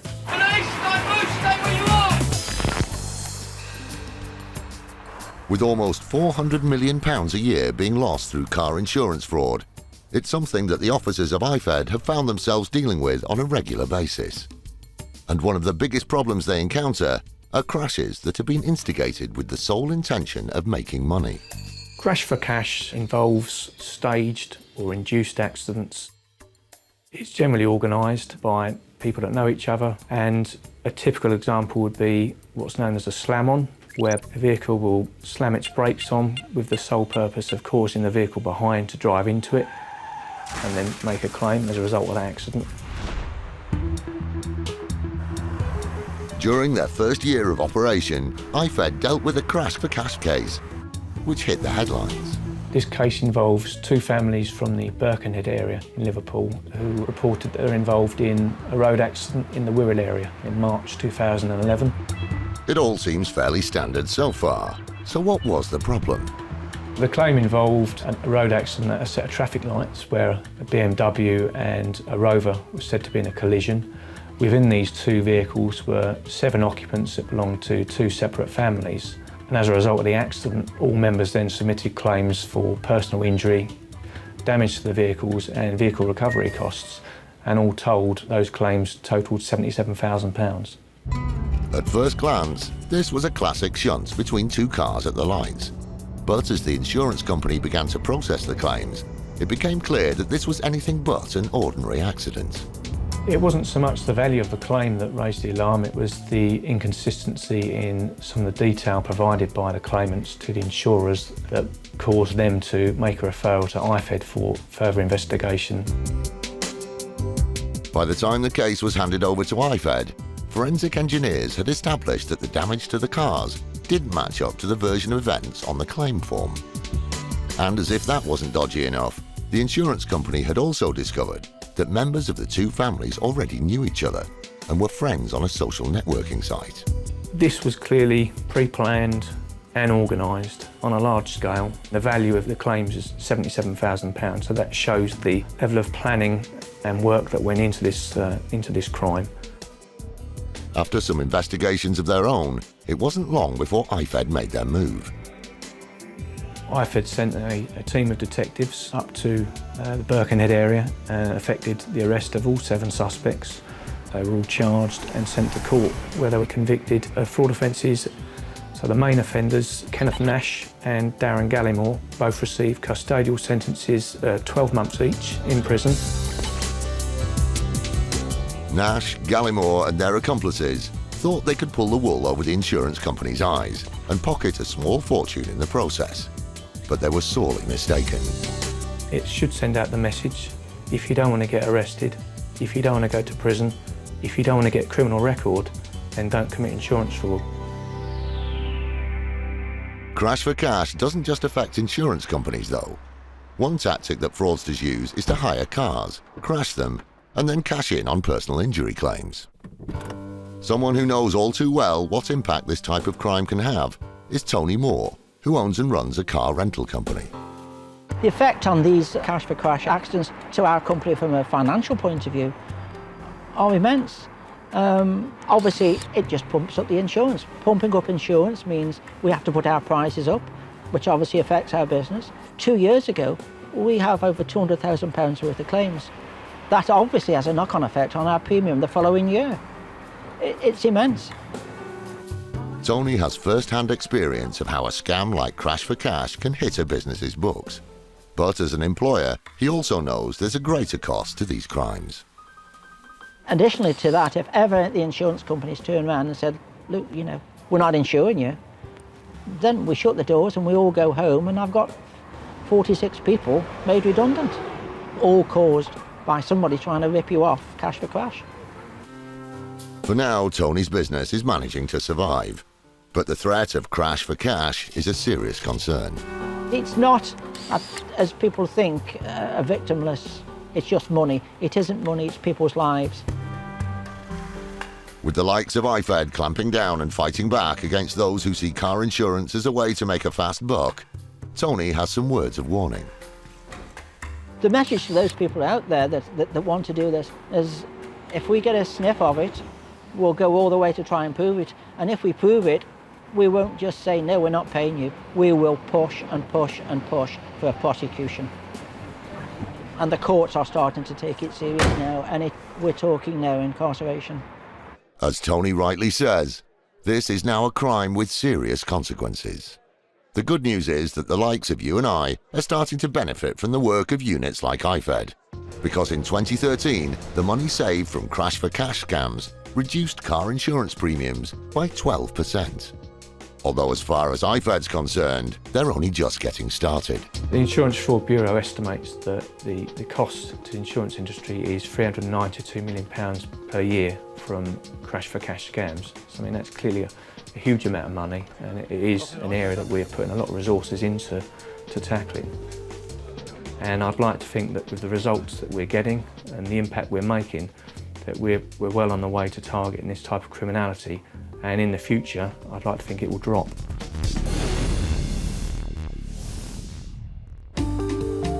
Just like lightning, you never know when disaster might strike.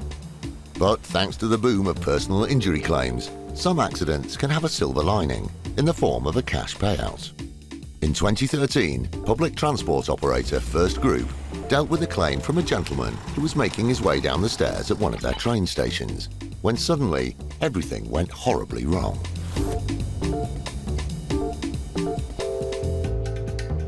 When you come across claims like this, the first thing you normally think of when you see the injury is that's going to hurt, and seeing the footage just hammers that home. It's never nice to see anyone get injured in any way, and although you don't know what injuries he sustained, you can feel every single hit as he's falling down the stairs. It's not nice, and I do feel sorry for the gentleman concerned. Thankfully, there were a number of people on hand to help the man out, although it was later discovered that the fall was every bit as bad as it looked. The injuries sustained were quite nasty. He's got some minor bruising, but his main injury is actually a fracture to his knee, and that has got to hurt. It goes into the knee joint. It's very painful to walk on after, but at the time, yeah, he must have been in excruciating pain. Even though it was a genuine accident, it wasn't long before First Group received a claim from the man's solicitors. This gentleman alleged that he'd slipped when he'd got to the halfway point coming down the stairs. People don't just tend to slip on nothing, so he's assuming that therefore it was our fault. We caused him to fall down the stairs, therefore he's entitled to compensation for his rather nasty injuries.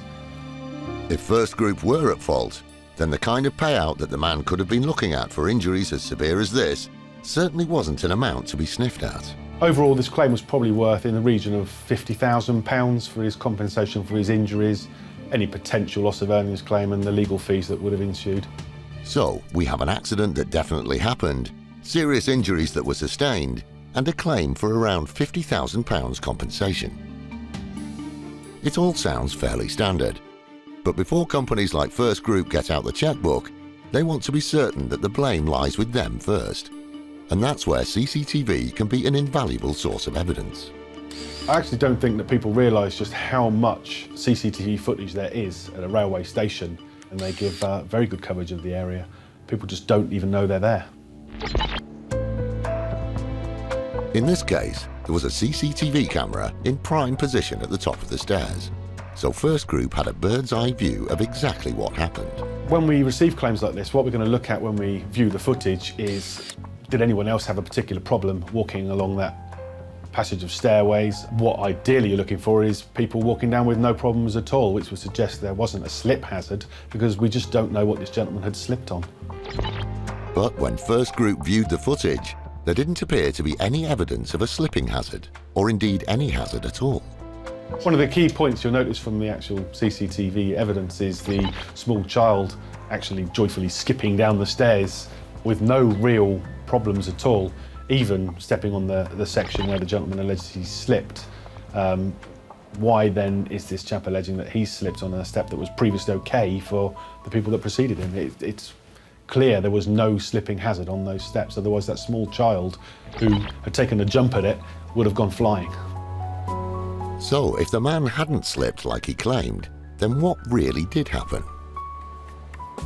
He puts his left foot down, plants that quite normally. As he goes to step forward with his right foot, it gives way beneath him. This then causes him to stumble forward. At the same time, an unfortunate series of events, his trailing foot then catches the bag he's carrying, which flips him over, and he virtually somersaults down the stairs, striking probably every single step on the way down. And when I watched the footage, I did actually say ouch to myself every time he hit a step. It was, yeah, pretty harrowing to watch.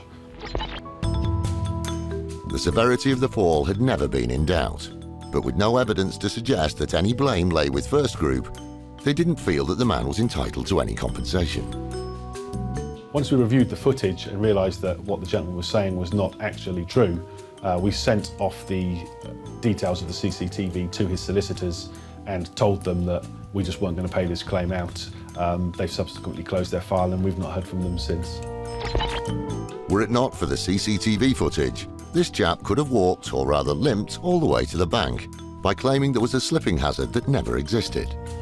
But situations like this are nothing new, and companies like First Group are finding themselves dealing with more and more people looking to pocket some easy money. I think the practice from a legal point of view has become so easy to put a claim in on behalf of a person on the off chance that they will receive a payout does encourage some people to submit claims they otherwise wouldn't. Sometimes people know they've had an accident and it's no one's fault, but they're encouraged to try and make a claim for it anyway. Although this case was dropped with no further action, there have been many instances where fraudulent claimers have been prosecuted and even sent to prison, which begs the question, is it really worth it? Obviously, it's very sad when someone gets hurt, but is he entitled to make a claim? I think people are very hung up on the fact that if something happens to them, they're entitled to make a claim from someone, and accidents don't just happen. Well, they do. Not everything that happens to you, you can blame someone for. Sometimes it's just an accident. It's early morning, and two teams of IFed officers have headed up north to carry out a dual raid in a suspected case of car insurance fraud. DC Andy Jackson is the officer in charge of one of the units. What we plan to do today is we've got two warrants to attend simultaneously two addresses, and what they've done is they've both submitted claims for theft from their vehicles. The value of the thefts is in the region of $16,000. It's believed that they've done it on a number of occasions. The suspected fraud is thought to have used quotes that were doctored to make them look like receipts. So IFed have got a pretty good idea what they need to find today. We'll be looking for material which will assist the investigation. We'll be looking at probably computer evidence. If there's a suggestion that they've altered this documentation, they may very well scan that onto a computer. Today, IFed are being assisted by local police units. So the first stop is the local station for a briefing and to get kitted up. You just never know who you're going to be dealing with, people's reactions sometimes when they, get arrested, or police turn up at the address, people just react in different ways. So we're just going to make our way there now and see how we get on. With everything set, the teams roll out. Hello Mick, you all right? Look, we're literally going to be here in about a minute. Do you want us to go straight in? Yeah, we're in now. We'll go straight to the house. Cheers. All right, bye mate, bye. After a final phone call with the other IFed team, Andy and the boys go in. Hello, City Police, open up. It's not unusual for people wanted by IFed to make a run for it. So, just in case today's suspect decides to do the old backdoor shuffle, local officers cover the exits. Although it looks as if the team may be too late. It's police, can you open up? We will put the door in. Word has come through that the suspect at the other raid has been arrested, but no one is able to get hold of the elusive homeowner who lives here. Although with crucial evidence to find, Andy and the team aren't leaving without it. Right, it looks like what they're going to do is they're going to come round with the entry team and we'll gain entry that way. Not the way we like to do it, but it's leaving us no option at this time. We've tried all numbers and all other means to get in touch with him, but we've been unsuccessful. With the front door just moments away from being taken off its hinges, the suspect returns the team's phone call. Yeah, it's DC Andy Jackson from City London Police. I understand you're on your way back to this address? Excellent, OK. All right, how far are you away? Lovely. All right, we'll see you when you get here and we'll explain all. Thank you, bye. Right, he's on his way, he's 5 minutes away. And someone's just pulled up. And sure enough, just a few minutes later, IFed get their man. You all right? What we'll do is we'll move the car, if you can park your van up on the drive, and then what we'll do, we'll get you to open up, we'll go in and we'll explain all. The cameras remain outside the property. What I'm going to do now is I'm going to be arresting you on suspicion of fraud by false representation into those claims. All right? So for that, you do not have to say anything, but it may harm your defence if you do not mention when questioned something which you may later rely on in court. Anything you do say may be given evidence. Although it isn't long before the suspect is brought out and taken away for questioning. He was a bit surprised to see us here, but he's been cooperative, he's been compliant, and he's willing to assist us in our inquiries.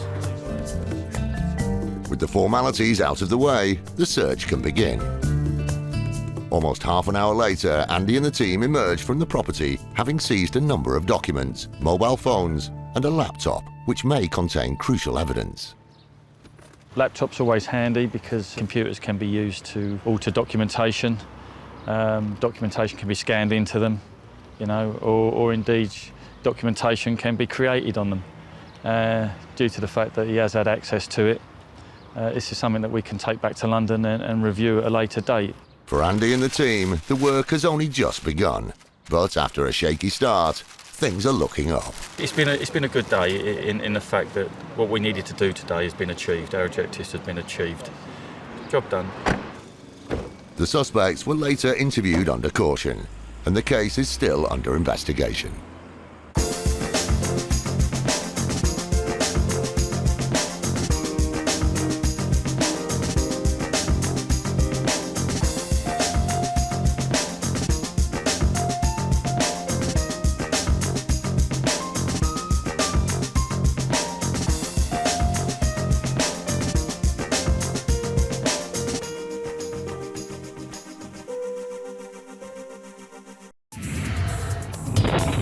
Insurance fraud in the UK has hit epidemic levels. It's costing us over £2 billion every year. That's almost £6 million every day. Deliberate crashes, bogus personal injuries, even phantom pets. The fraudsters are risking more and more to make a quick killing, and every year it's adding over £50 to your insurance bill. But insurers are fighting back, exposing 15 fake claims every hour. Armed with covert surveillance systems, that's a subject out the vehicle, sophisticated data analysis techniques, and a highly skilled, dedicated police unit. Police, don't move, stay where you are! They're catching the criminals red-handed. Just don't lie to us. All those con men, scammers, and cheats on the fiddle are now caught in the act and claimed and shamed.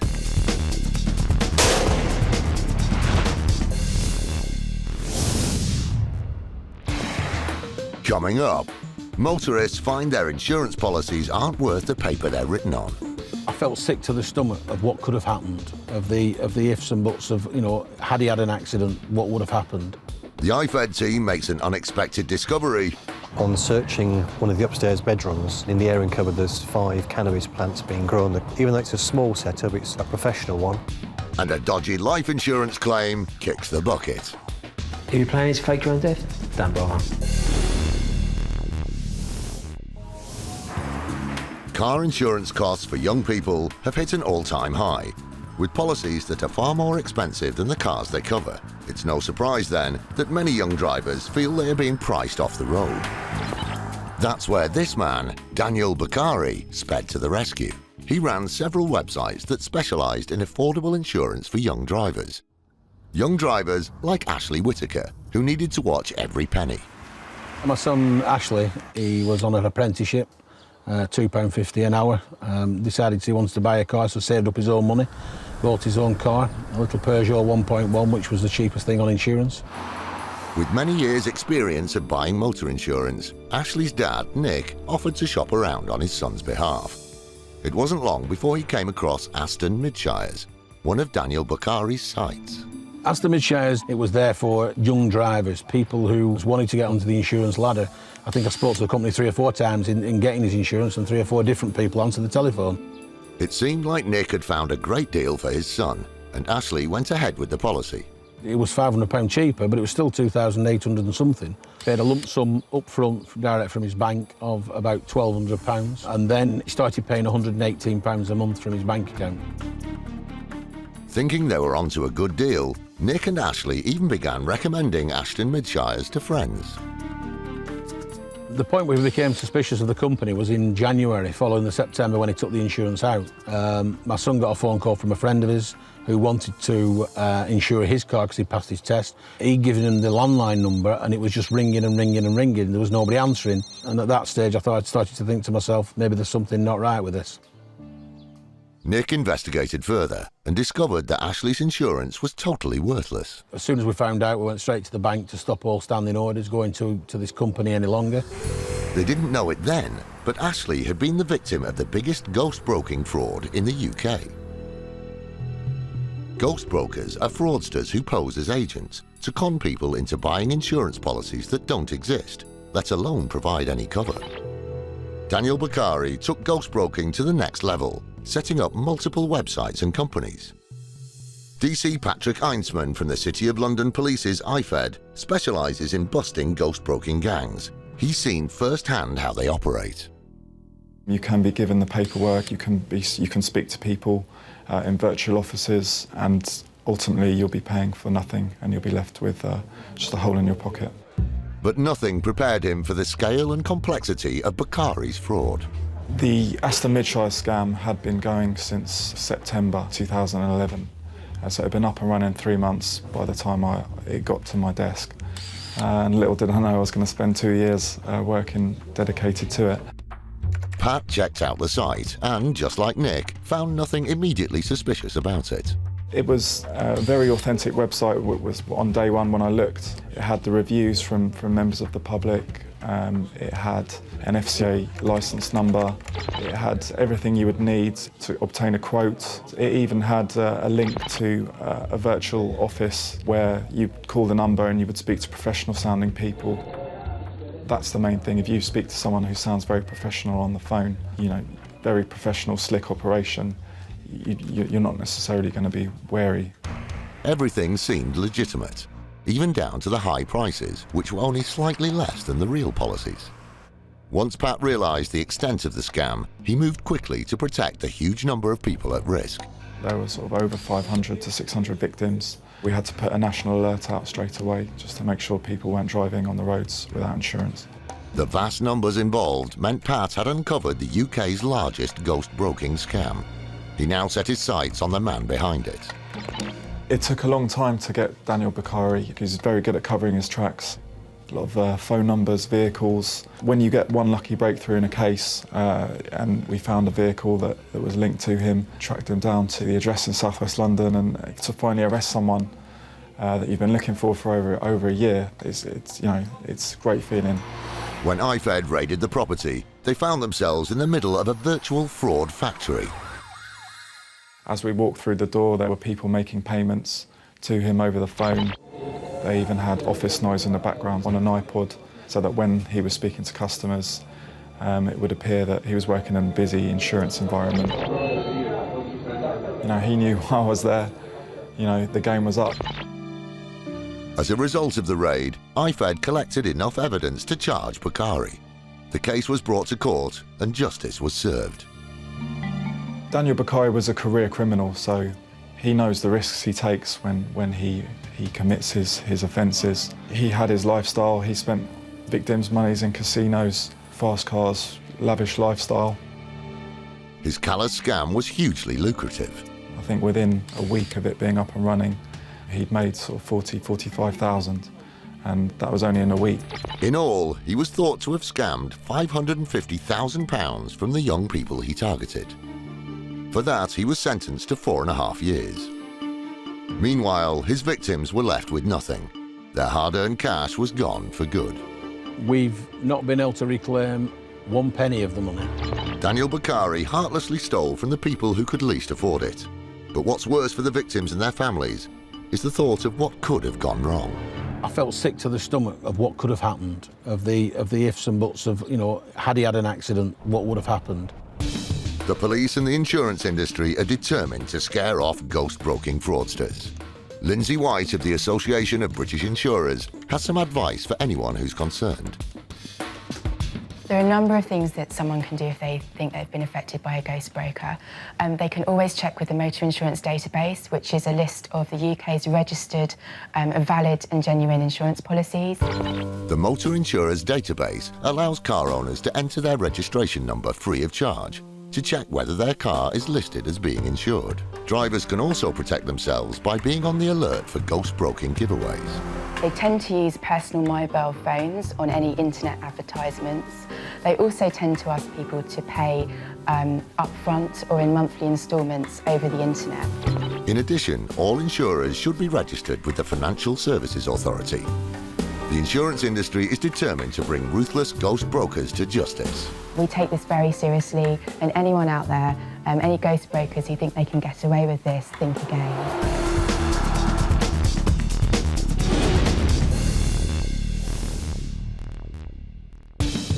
Still to come, a woman who faked her death is discovered alive and well. She's not dead, she was living in Hornchurch. And a van driver finds out why you shouldn't mess with a double-decker. Why take the chance? Buses weigh 15 tonnes. If they hit you, you're going to know about it. The Insurance Fraud Enforcement Department, or IFed for short, is an insurance scammer's worst nightmare. IFed is a dedicated team that deals with insurance fraud. Whatever insurance policy there is out there, we investigate it. There is a dedicated 40-strong unit that work 24/7, hunting down insurance fraudsters. The team was set up over 2 years ago to crack down on insurance crime in the UK.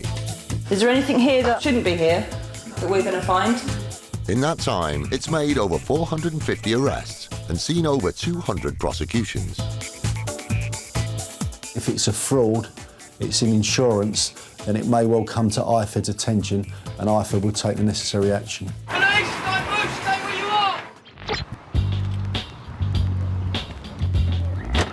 Today, DI Dominic Parkin is on the trail of suspects believed to be connected to a potentially fraudulent road traffic accident. We think this particular accident is a staged accident in a cash for crash type of fraud or scam. IFED believes that both parties knew each other and deliberately staged the accident in order to claim insurance payouts. With several passengers claiming for personal injury as well as damage to the vehicles, it was estimated that the claim could run into tens of thousands of pounds. What the insurance companies did spot is the commercial vehicle was fitted with something called telematics. And this is the vehicle fleet equivalent of a black box that's fitted in aircraft. And it showed that the commercial van, immediately prior to the accident, was circling around the area, stopping and starting. For the raid, Dominic and his IFED team have been joined by police officers from the local force. They're on their way to arrest 2 of the suspects and collect potential evidence. And we're going to search the houses, looking for evidence of them communicating with each other. The operation involves a double raid, but Dominic is focusing on the 2 main suspects. The team arrive at the property. It's important for them to remain unseen until they move in to carry out the raid. We've parked our vehicles out of sight, and let's see what happens. The IFED team approaches the house. It's early in the morning, so the suspects should be at home.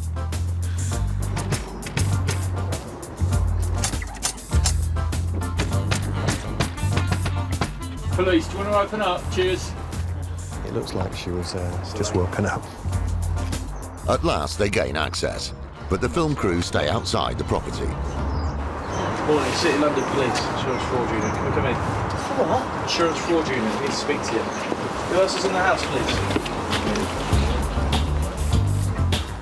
We've had a report from an insurance company that there's been a fraudulent claim made on a motor insurance policy involving your car. It's the accident that happened outside here. Okay, so that's why we're here. You can give us all the explanation at the station if you wish to. Turning up early has paid off. Good news, both people are in the house that we're after. We've woken her up. She was actually asleep in bed, so she was surprised to see us, and she's just getting dressed so that she can come back to the station. The IFED team begins the search for potential phone and paperwork evidence. But they soon discover rather more than they bargained for. Have a look at the airing cupboard. Is that in there? How many? 5 up there in the airing cupboard. When we first went in this house, we noticed there's quite a strong smell of cannabis. What I thought initially was maybe the evening before they'd had a joint, but on searching one of the upstairs bedrooms, there's an airing cupboard, and in the airing cupboard there's 5 cannabis plants being grown. And even though it's a small setup, it's a professional one. I've got some pictures here. I can see the cannabis plants being grown. There's 5 there. To get rid of the smell, there's quite a good filtration system here. There's the heat lamp above, and just here you can see the extractor pipe, which takes the strong odour out of the house.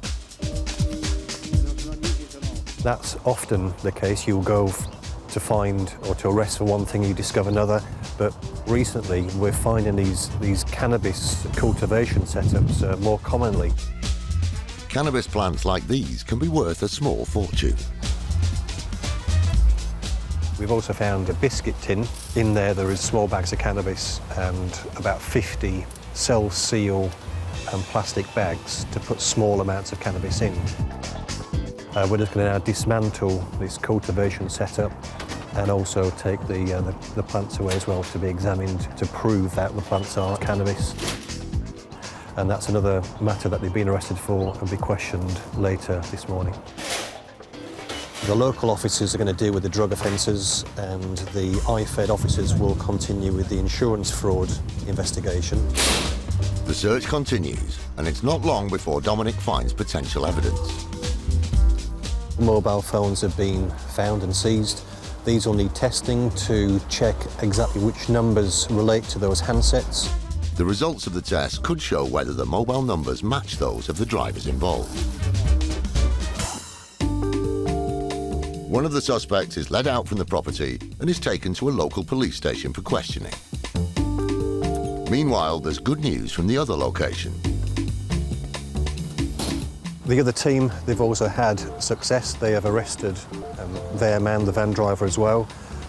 During their search, they got his phone, which will be of similar interest as it will be to this search and seizure here. So all in all, we've got everybody that we came out to find. We've got all the evidence that we came to seek. We've also dismantled this cannabis cultivation as well.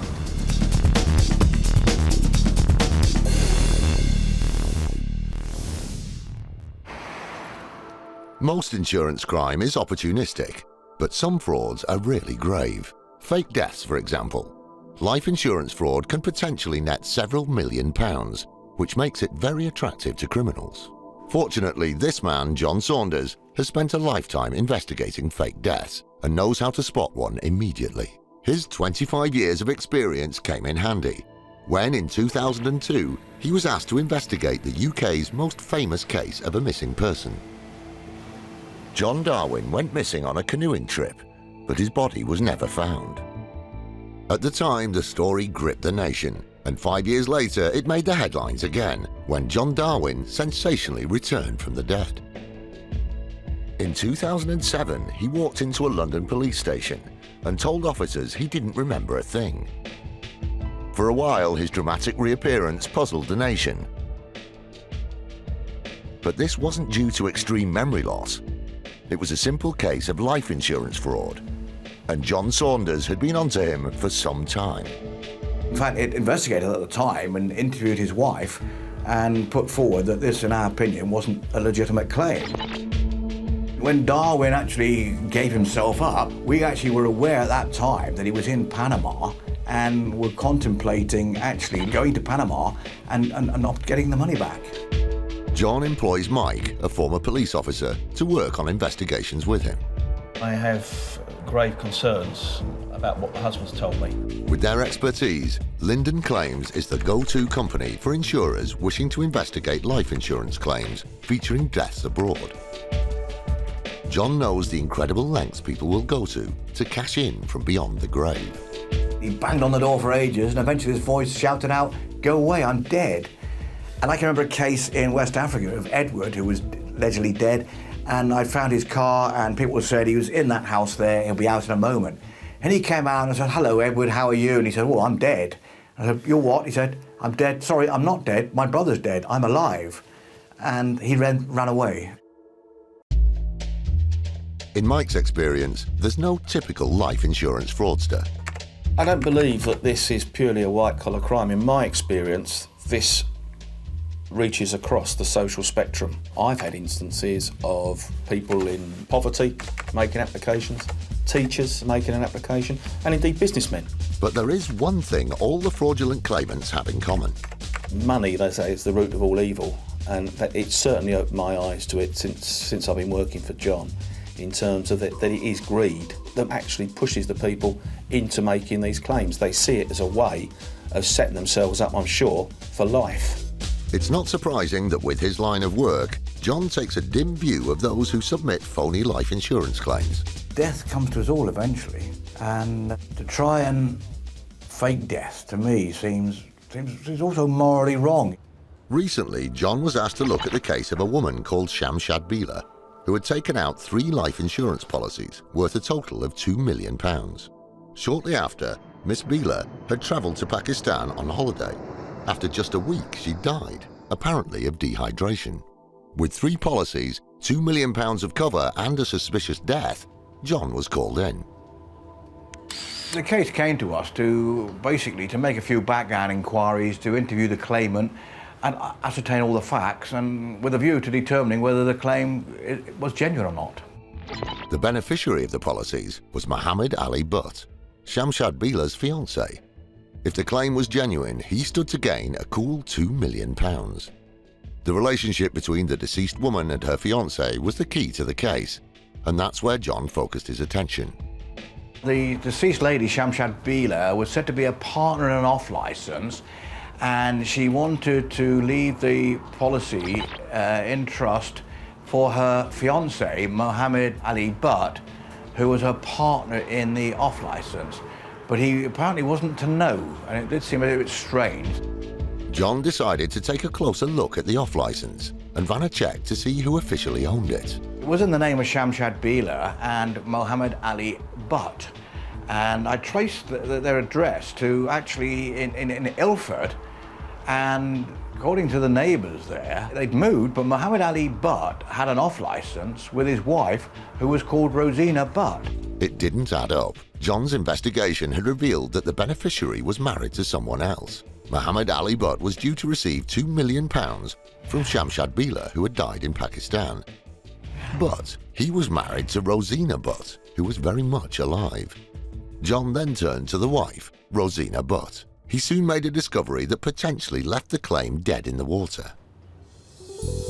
Mohammed Ali Butt's wife, Rosina, also used the name Shamshad Bila and worked at the off-licence with him. It was too much of a coincidence, and John was convinced that Mrs. Butt and Ms. Bila were one and the same person. But it was vital to back up his suspicions with hard facts. I managed to get the original birth certificate, and I was able to establish that she was born Shamshad Bila, and her name was changed to Rosina Bila when she was a young child. Later became Butt when she married Mr. Butt. The Butts had used Rosina's old identity to take out multiple life insurance policies. They then claimed that Shamshad Bila had died in Pakistan and had attempted to fraudulently claim a massive payout. So she's not dead, she was living in Hornchurch and still running the off-licence under the name Rosina Butt, but she was also Shamshad Bila. By this stage, John had enough evidence of suspected criminal activity to report back to the 3 insurance companies, who then contacted the authorities. DCI Manley of the City of London Police worked on the case. In his eyes, the 2 identities were pivotal to the fraud. At the time, Shamshad had 2 passports, one in her old identity that was legal, one in her new identity. The second passport came into play after Shamshad Bila had supposedly died. She's got to get back from Pakistan, and she's used her new identity and a new passport to travel back to the UK. So a high degree of planning in how's she going to get out there, how's she going to get back. With so much evidence, the police moved in to arrest the main suspects, Mohammed Ali Butt and Rosina Butt. But even then, there was a surprise in store. When we executed warrants, the wife, Rosina, was upstairs and the door was answered by a man in police uniform. And between committing the fraud and working in the off-licence, he had applied for and was joining the police force and was in police uniform on his way to work, maybe not realising the implications of what happened and what fraud had been committed. In an audacious move, Mohammed Ali Butt had actually joined the police. the very organisation that, unbeknownst to him, was about to bring him down. But before the case could progress, DCI Manley needed a motive. When we investigate it, we find actually that she has got quite a nice house, but she's in a lot of debt and she's struggling to pay the mortgage. So while she had a nice lifestyle, she was struggling to maintain it. So it looks to me as though the motive is to maintain a lifestyle. By the time the case reached Southwark Crown Court, the evidence was compelling, especially the death certificate from Pakistan. We've forensically examined it, and you've got Mohammed Butt and Rosina Butt. Her fingerprints are on the document. So the lady whose death has been faked has got her fingerprints on the document. Not an easy thing to do if you're dead. The butt of the joke was that they were now worse off than when they started. Mohammed Ali Butt and Rosina Butt had tried to claim £2 million in life insurance, but failed, and collectively were locked up for 3 years, 7 months. I've got no sympathy for them at all. I think they underestimated how far the insurance company would take it, and also I don't believe they ever thought the police force would take it up to investigate. Instead of enjoying a life of luxury, the couple ended up living behind bars. Hardly what you call seventh heaven. DCI Manley has some words of warning for anyone else thinking of doing the same. If you're planning to fake your own death, don't bother.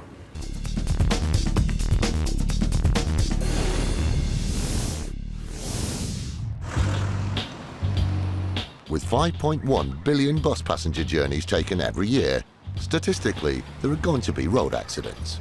Lee Ingram of First Group knows this only too well. It's quite common that we get accidents at junctions. It's also quite common where one person gives one version of events and someone else has got a completely different version. And that's just what happened in this case.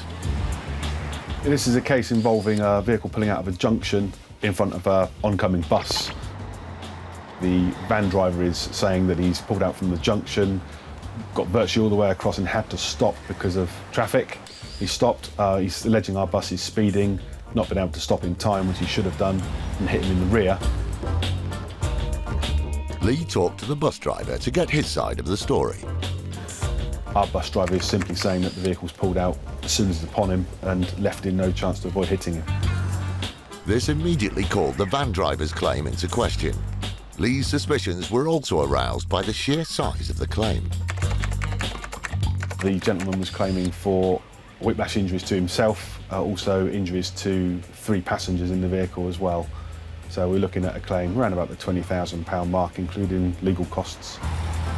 A huge amount of money was at stake, but luckily First Group buses are fitted with state-of-the-art technology, which monitors everything. Our buses are effectively data-gathering machines. We've got CCTV evidence, we've got telematics evidence, we know where a bus is at any time, what speed it's doing, and we've also taken images of everything around and on the bus. Checking out the CCTV was a no-brainer. It would settle the question of what's happened once and for all.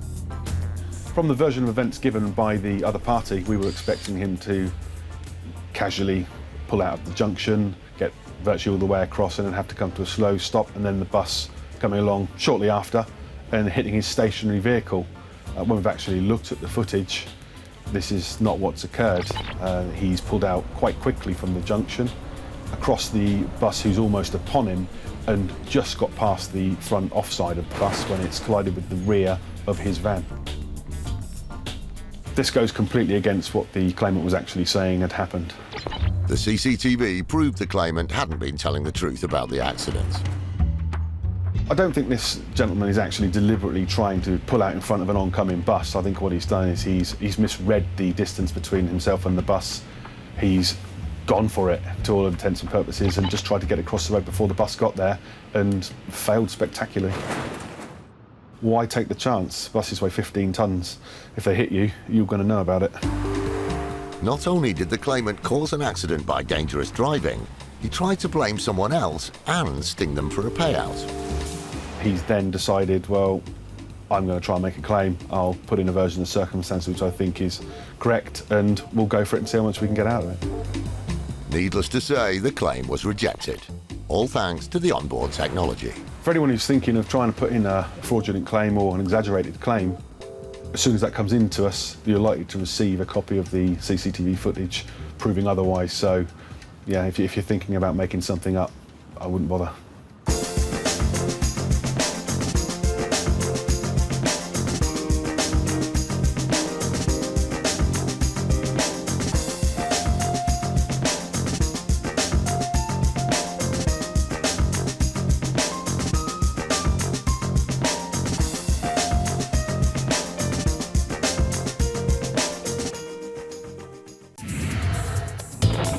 Insurance fraud in the UK has hit epidemic levels.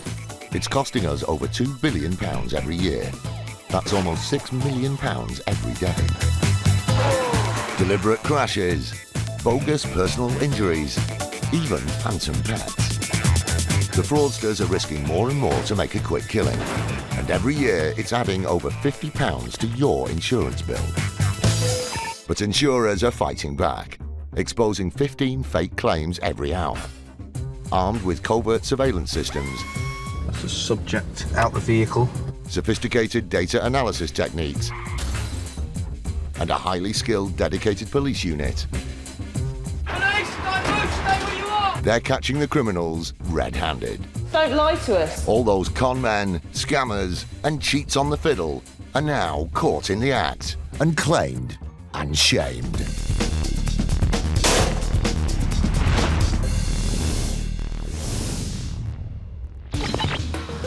Today, the jaw-dropping story of how far one man was prepared to go in order to defraud an insurance company. In order for his biggest fraud to be successful, he's had to kill a man. The solicitor who thought she was above the law but lost everything. She's been struck off. All this just demonstrates was how greedy she was. And IFed carry out raids in 20 different locations in their biggest operation this year. My name's Amin Tyler, I'm a police officer. You just stop what you're doing, as in take your hands off the computer.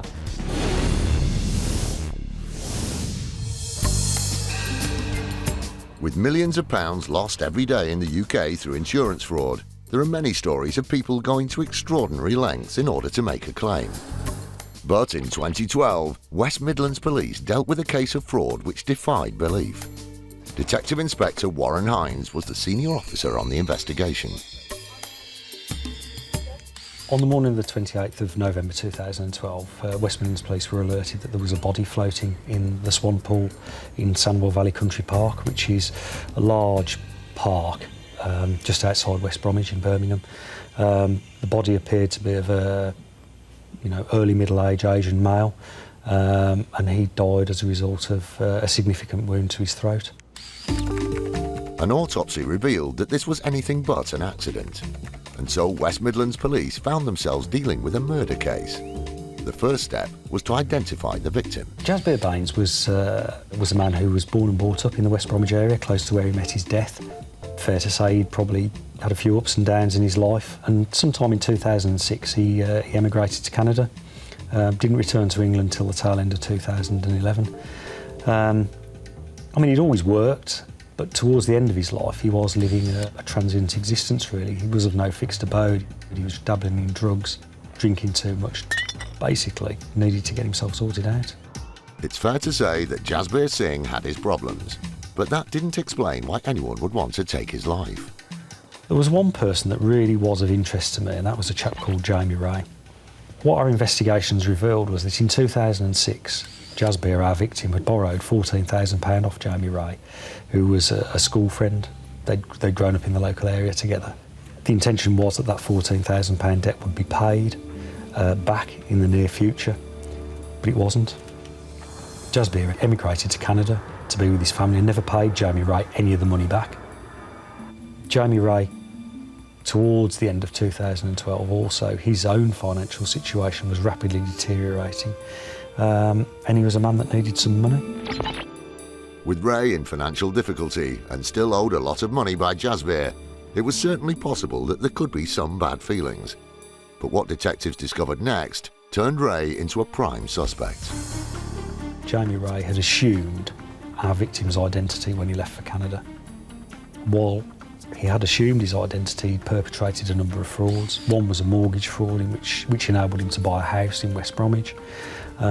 But interestingly, he also took out a life insurance policy, which if it had paid out, would have benefited Jamie Ray's children to the sum of just under £320,000.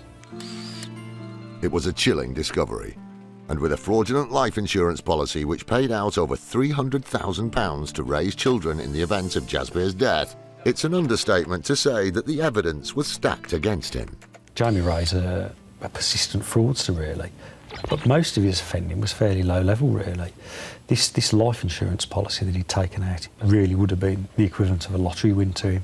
It was in a completely different league. But it's fair to say, with that and the house that he'd purchased, and obviously, you know, the other policies of insurance that he'd taken out in relation to the house, had he been successful, he'd have benefited to just over £370,000. He would have been quite a wealthy man. There was no disputing that Ray had a motive, and as West Midlands Police continued to investigate the case, everything pointed to Ray being the culprit of this despicable crime. On the night of the 27th of November, Jamie Ray had CCTV cameras at the front and rear of his house. Now those would show who was coming and going from his address. And just after 6:30 in the evening, the camera on the front of the house gets turned away. Now that becomes important later because his assertion, once he was arrested, was that he was at home all night. He hadn't actually been out. And when the police checked Ray's mobile phone records, it confirmed the police's suspicions. Jamie Ray contacted Jasbir and lured him during the course of a couple of phone calls and a number of text messages to Sandwell Valley Country Park. The most logical route is down a one-way street and down a little alleyway. And the only conclusion you can draw from that is that Jasbir has been lured to this remote location by somebody that he knows and somebody that he thinks he can trust. That person was Jamie Ray. With the evidence piling up against Ray, West Midlands Police were certain they had their man. The evidence that we had was all circumstantial. However, when you take it all together, it presents a very, very compelling picture. The last phone call that ever was received by our victim was made by a telephone that Jamie Ray had sole control of. We had the debt from 2006. We had the mortgage fraud perpetrated in the victim's name, and also the big one was the life insurance policy. Jamie Ray stood to benefit to the tune of just under £320,000 in the advent of Jasbir's death. And that, to my mind, was a really powerful motive for murder. Incredibly, greed had led a man to kill a childhood friend for the sake of a few £100,000. And in April 2012, Jamie Ray was arrested for fraud and the murder of Jasbir Singh. Jamie Ray stood trial at the start of 2014 at Wolverhampton Crown Court. At the end of the trial, the presiding judge said just what a cold-hearted, callous and brutal killing this was. The sentence that Jamie Ray was given was life imprisonment, and the minimum term he would have to serve before being eligible for parole was 27 years. The judge also gave him 4.5 years to run alongside that life sentence for the Fraud Act offences. So a significant sentence, but one that's wholly right in the circumstances. I do feel quite satisfied that Jamie Ray is now going to be accountable for his actions and spend a lot of time in prison as a result. It's the right place for him to be. It's hard to believe that a brutal murder could be connected with insurance fraud, but this case demonstrates the extreme lengths that some people are prepared to go to. What sets Jamie Ray apart from your average fraudster is that he's sort of taken the next step up, if you like. In order for his biggest fraud to be successful, he's had to kill a man. That would take a certain amount of planning, wouldn't it? Clearly he has planned the murder. Clearly he had planned to claim on the life insurance policy. I guess at the time that he'd gone through with it all, he didn't expect to be stood at Wolverhampton Crown Court being sentenced to life imprisonment. Although this is a very unusual case, Warren is keen to point out that any type of fraud can result in a brush with the law. There's a bit of a myth generally amongst people who perpetrate fraud that the police aren't interested, that we, you know, if anybody reports fraud to us, we sort of encourage them to go to the bank and report it there, and the bank will do their investigations. Nothing could be further from the truth. Fraud's a crime and the police are very interested in it. Still to come, dodgy driving. It's a very dangerous manoeuvre, and it's also not fair to then say that the bus has drifted into you. And IFed get their hands on some high-octane evidence.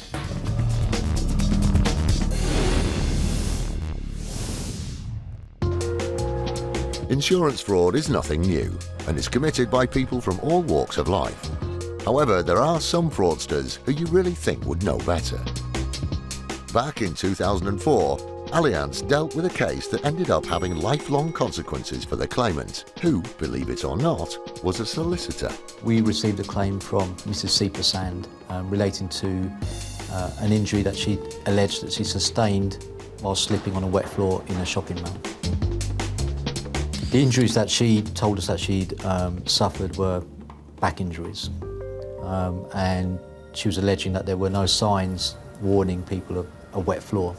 But on investigation that we discovered, and we talked to a number of people who worked there and other witnesses, that they all saw the signs very clearly labelled to say that there was a wet floor there. With any accident, it's not uncommon to have conflicting versions of events from the parties involved. But as someone in the legal profession, Mrs. Seepersand would have known that to back up her claim, what she really needed was an independent witness. So, you'll never guess what happened next. Initially, we resisted making any payment, but sometime down the line, we received an independent witness statement that Mrs. Seepersand had provided. An account from an independent witness can often be the deciding factor in whether or not a claim is successful, and this case was no different. The witness statement was made by a Mrs. Singh, and she would say in her statement that she was passing by and she saw the fall, and that she was absolutely certain that there was no signage in place. At that point, we settled the claim, and as far as we were concerned, the case was completed and we closed our file. Now, so far, it all sounds routine. An accident, with an independent witness who steps forward, gives an honest account of what happened, which leads to the claim being paid. But this story has a rather interesting twist. 2 years later, we received a call from another insurer advising us that they'd received a claim, again from Mrs. Seepersand, and this related to a motor vehicle accident that she'd had with a parked car. The interesting aspect to this was the other party was none other than the independent witness that featured in the claim that she submitted against us 4 years previously. Now there's a coincidence. They say lightning never strikes in the same place twice. Well, it did for Mrs. Seepersand. But Allianz weren't convinced. The chances of the same individuals being involved in completely separate incidents, one being a sort of a slip and trip type accident, another one being a car accident, 5-6 years apart, it's beyond coincidence. Smelling a rat, Allianz decided to do some digging around. We were able to obtain references from employers and also gather some email evidence that clearly showed that these two individuals had been friends for a very, very long time. Although they'd been found out, this pair of fraudster friends had stood to make a lot of money from their lies and deceit. Had Mrs. Seepersand been successful in both attempts, she would have received around £35,000. But for Mrs. Seepersand, being caught out was just the beginning of a downward spiral. The police were very, very quick and very keen to take the case on, and it proceeded to court where Mrs. Seepersand and Mrs. Singh were both convicted of fraud-related offences. Mrs. Seepersand received a 12-month custodial sentence, which was suspended for 2 years. Mrs. Singh received 8 months for the first incident and another 12 months for the second, but this was also suspended for 2 years. As a solicitor, Mrs. Seepersand was in the business of upholding the law, but having been found guilty of breaking it herself, the consequences were life-changing. Mrs. Seepersand essentially lost everything. She's been struck off. She can no longer act as a solicitor. So was it really worth it? As with so many other cases of insurance fraud, the motive behind Mrs. Seepersand's actions was nothing more than greed. Had she just stuck with the first claim, that was paid, and she never would have hit the radars of the insurance companies. But the fact she then went on to commit a second fraud and worked with the same people, I think was her undoing. And to me, all this just demonstrates was how greedy she was. People often think insurance fraud is easy to get away with, but this case illustrates this is far from the truth. This is a really good example which demonstrates how insurance companies do talk to each other, especially around preventing fraud. We have our systems, we share information, we regularly liaise with each other. There's a lot more chance nowadays you'll get caught.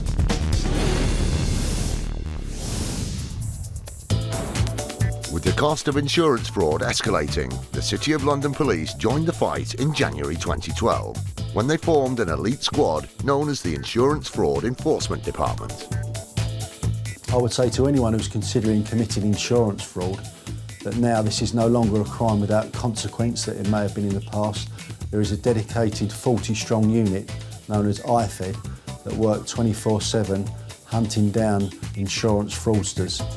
IFed have made over 450 arrests and saved millions of pounds in fraudulent insurance claims, money which ultimately goes back into our pockets. From now on, fraudsters need to watch their backs. So if you're thinking about it, I suggest think again. There's every chance you'll get an IFed detective come knocking on your front door.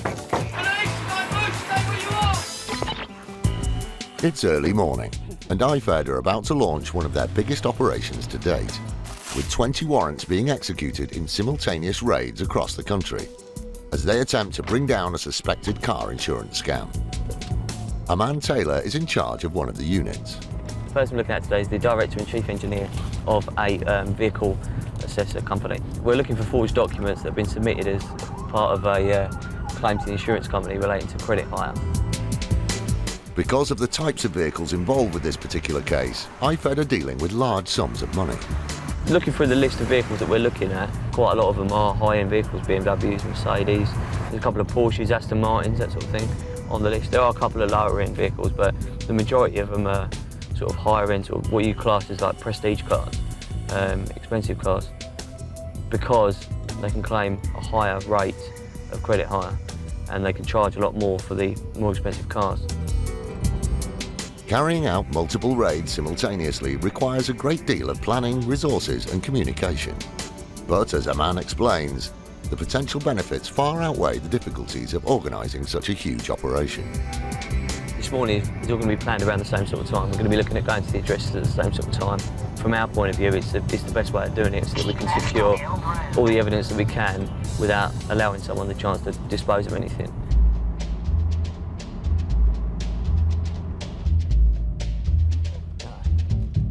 Having arrived at the location and liaised with the other units, it's time for the raids to begin. So Anoir leads his team in.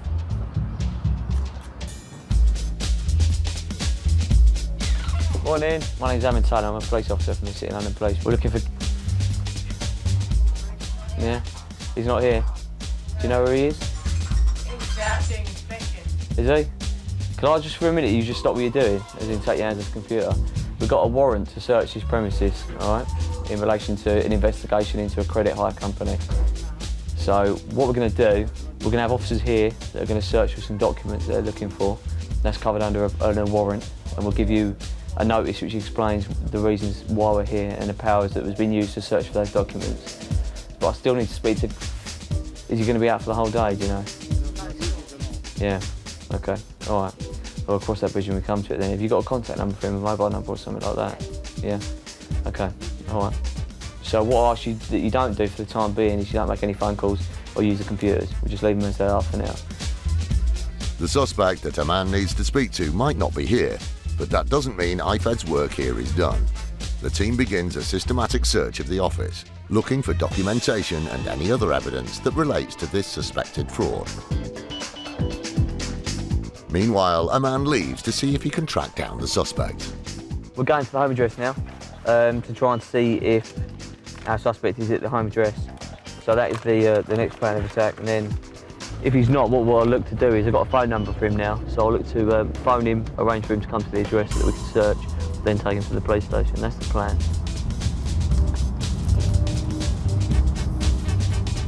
It's that end one. A short drive later, and a man has arrived. But will he get his man this time?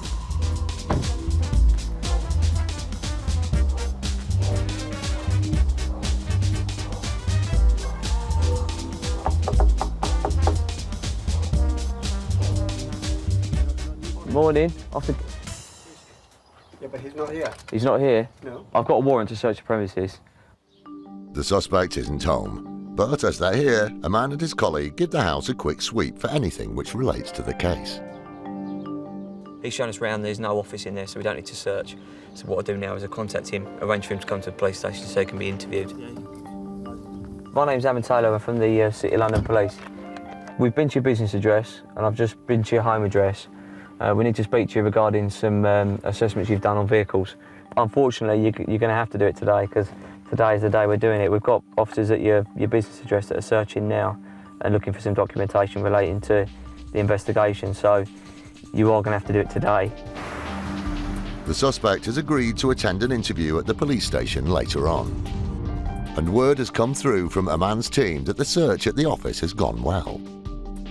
We're happy with how it's gone so far. We've got all the original documentation that we were looking for, and we've arranged for him to come in, so overall it's gone very well. IFed has seized a number of documents and a PC tower from the office, which will be analysed by computer experts for any evidence relating to the case. He knows that we're on to him, he knows that he's got to come in for an interview now. I've spoken with him, we've made the arrangement, so if he then breaks that arrangement, then we'll go to his home address and arrest him.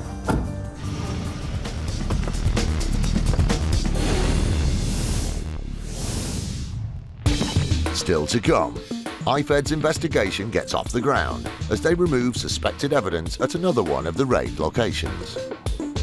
Just recovered a Ferrari which is worth in excess of £150,000. You know how it is. You're in the car, you're running late, and you think you might just make it. And then you get stuck behind a bus. Impatiently, you go for the overtake, only to misjudge it and collide with the bus. Cars driving across and into buses, otherwise known as drifting, is something that bus operators like First Group see on a regular basis. And it's a far bigger problem than you might think. These are claims where people will try to race across and get in front of the bus. They will often exceed the speed limit because the buses tend to be travelling at it, so they tend to try and get around the front. Often they can then find themselves with the traffic in front of them slowing down, so they then in turn have to slow down, and there will be collisions. Drivers who do this are not only putting the safety of themselves at risk, but also the safety of other road users, including the bus and its passengers. What they're actually doing is they're pulling across and reducing the braking distance of a bus, or sometimes they're pulling in far too sharply and actually striking the front of the bus with their own vehicles. Of course, when manoeuvres like this go wrong, which they frequently do, more often than not, it's the bus driver who's accused of being at fault. And then when they put their claim in, they're alleging that the bus has deviated from its current lane and swerved into the side or the back of the car. A classic example of this happened in 2012, when an impatient motorist just couldn't wait to get past one of First Group's buses. Before the collision takes place, you can see the driver of the white car shaping up to go round the bus, even though there are double white lines on the road, which mean overtaking is not allowed. As the traffic gets moving again, the driver goes for the overtake. But what they didn't bank on was the island in the middle of the road. Unsurprisingly, the car doesn't make it through the gap and collides with the bus.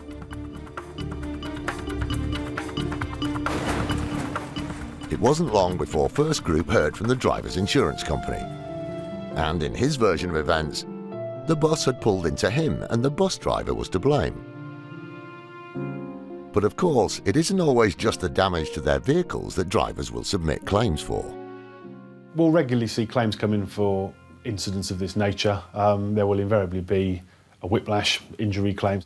You've got the damage to the vehicle, all through their own fault really, although they're obviously going to try and pin it on the bus company and claim their money back, and it's just not fair to do so. Both occupants of the white car submitted personal injury claims. But thanks to the CCTV footage, the entire claim was rejected. But incidents like this are nothing new. There's a number of types of ways that these people will try and cut in front of the buses. They'll either speed up and cut in front and then brake. Alternatively, they will just slowly drift over into the bus, actually colliding with it sometimes, or just very close and just missing the front of the bus. Either way, it's a very dangerous manoeuvre, and it's also not fair to then say that the bus has drifted into you, when we can often prove that's just not the case. Some buses are equipped with as many as 16 CCTV cameras, covering every angle inside and outside the bus. The reason they're there is to ensure the safety of the driver and passengers. Although in the event of a collision, they can come in very handy when it comes to proving who's at fault. I think these individuals tend to be someone who's come across a situation, put themselves in a situation, the vehicle's been damaged, they're not prepared to accept responsibility for themselves, so they're going to try and pin the blame on someone else. It's not always going to be possible for them to do that, and eventually we will find out if they're lying. So, to anyone out there who thinks that a claim like this could be their ticket to some easy money, Lee has some words of advice. I would suggest to drivers that are thinking of putting in these types of claims, be aware of your facts, because if you're saying that the bus has pulled into you, invariably the bus is in a bus lane, there's no reason for that bus to have moved, which is going to make us suspicious to begin with, and we've got CCTV, so we will find out what actually happened.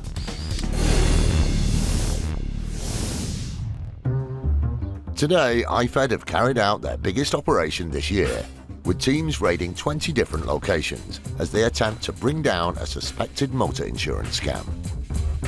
We've got a warrant to search his premises, so for the time being, you don't make any phone calls or use the computers. We just leave them as they are for now. After a slow start, a man Taylor managed to track down his suspect, who agreed to attend the police station for interviewing. A man's team also seized documents and computer equipment thought to be connected to the case. He knows that we're on to him, he knows that he's got to come in for an interview now. I've spoken with him, we've made the arrangement, so if he then breaks that arrangement, then we'll go to his home address and arrest him. But it isn't just paper and PCs that have been taken away today.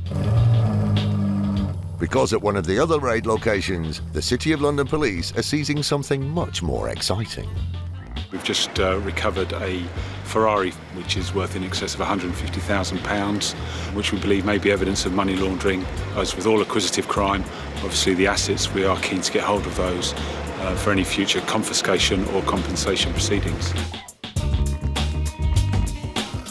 It's early days in the investigation, but a boy's toy worth as much as this raises a lot of questions.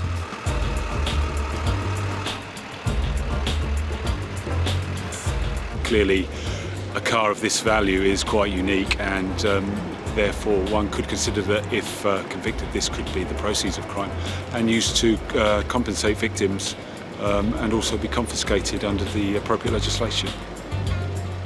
And no criminal should benefit, obviously, from their offending. With £150,000 worth of supercar shackled onto the back of a low loader, it hasn't been a good day for the Ferrari's owner. But IFed and the City of London Police are over the moon. Yeah, very good day, I think. Yeah, I'm very pleased.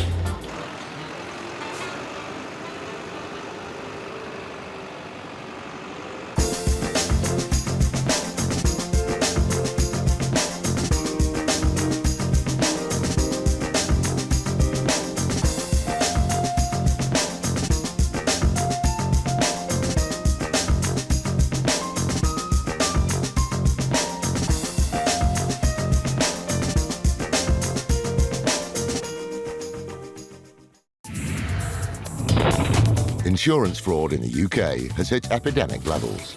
It's costing us over £2 billion every year. That's almost £6 million every day. Deliberate crashes, bogus personal injuries, even phantom pets. The fraudsters are risking more and more to make a quick killing, and every year it's adding over £50 to your insurance bill. But insurers are fighting back, exposing 15 fake claims every hour. Armed with covert surveillance systems, that's the subject out the vehicle, sophisticated data analysis techniques, and a highly skilled, dedicated police unit. they're catching the criminals red-handed. Just don't lie to us. All those con men, scammers and cheats on the fiddle are now caught in the act and claimed and shamed.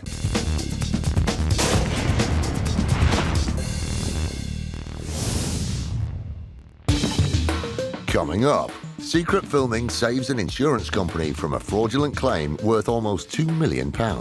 Instead of somebody who could not use their right arm, the footage shows somebody going about everyday life with absolutely no trouble. A nasty collision between a pedestrian and a bus, but who was to blame? If the driver's made eye contact and he's carried on, is he saying that he's deliberately run him over? And IFed execute 20 warrants in their biggest operation this year. You know him, don't you? You can tell by your answer you know him.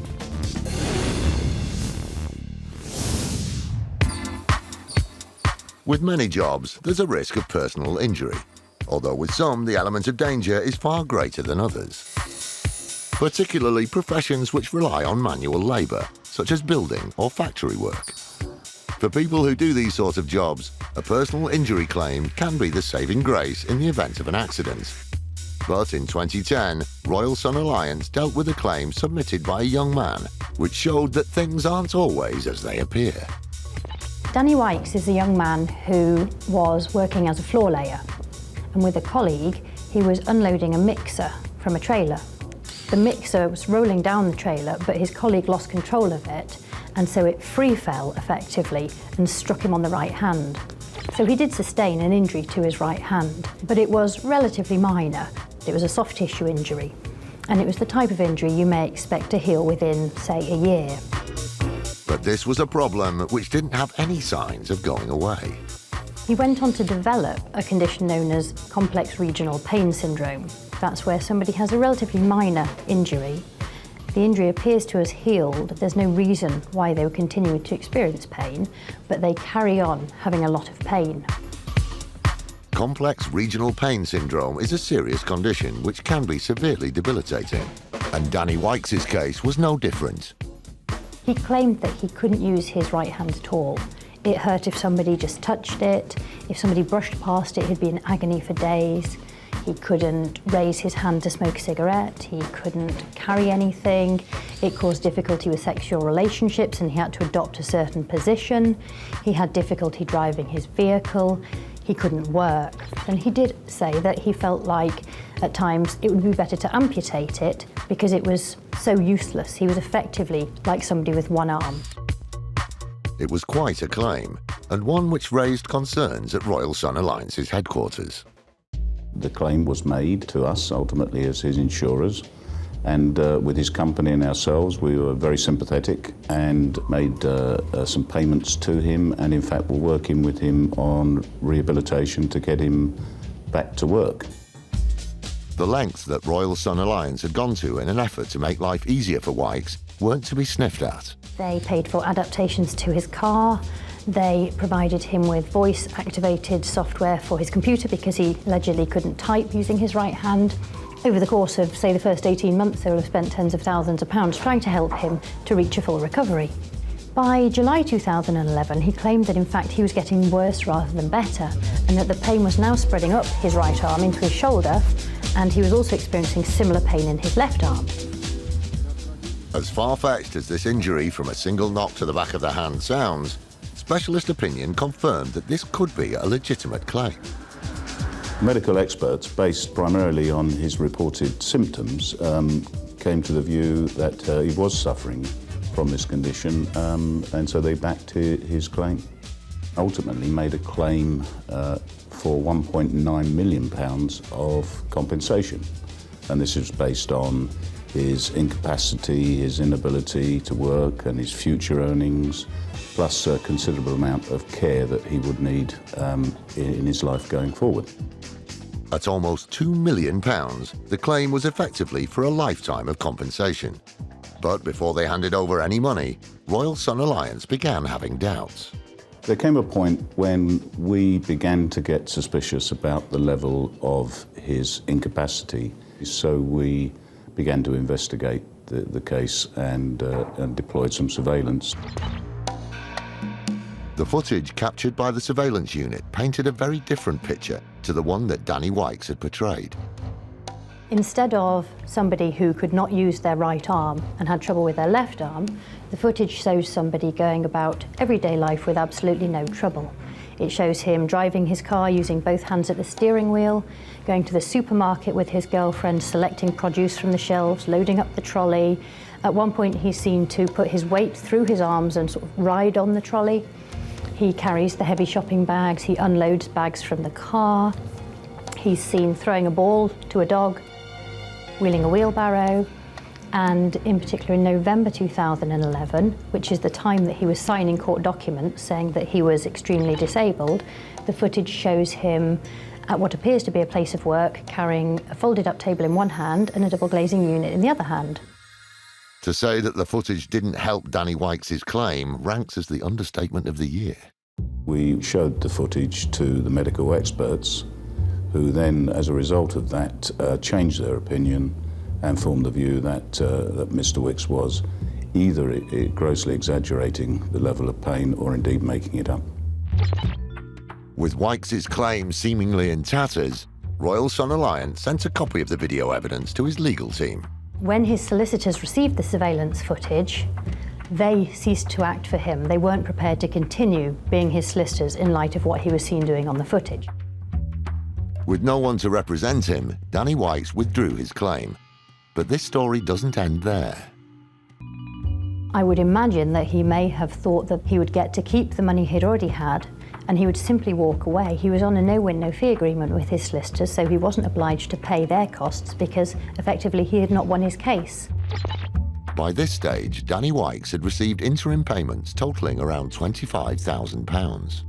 So if that was the end of it, he'd still have pocketed a tidy sum, but unfortunately for him, the case was far from over.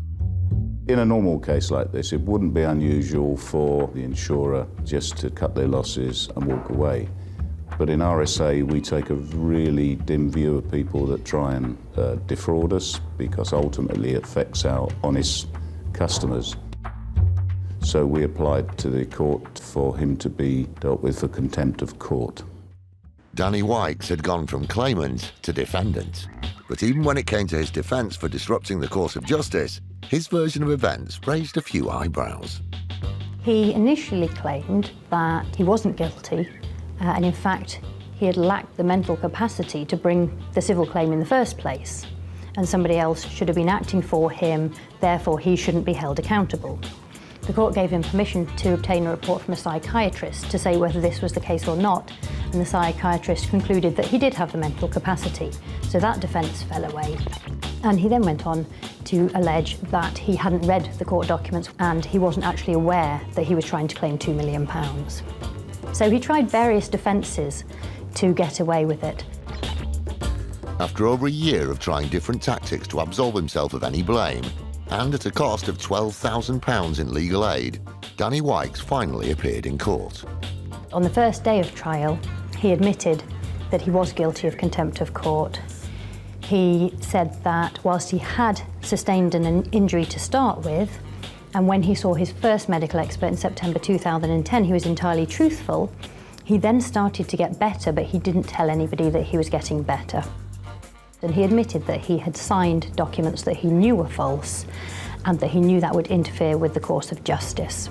As a result, he was found guilty of contempt of court and he was sentenced to prison for 6 months and ordered to pay RSA's costs of the proceedings. Danny Wykes had stretched the truth, but was now faced with a 6-month stretch behind bars. And his story is a stark reminder that when it comes to fraud, insurance companies are no longer easy targets. People probably think that there's nothing to lose and everything to gain by trying to get maximum damages. However, there is obviously, as this case shows, everything to lose because Mr. Wykes has lost his liberty. Still to come, IFed discover what could be promising leads as a nationwide operation is carried out. We are finding stuff going all the way back to 2010, right the way up to present date.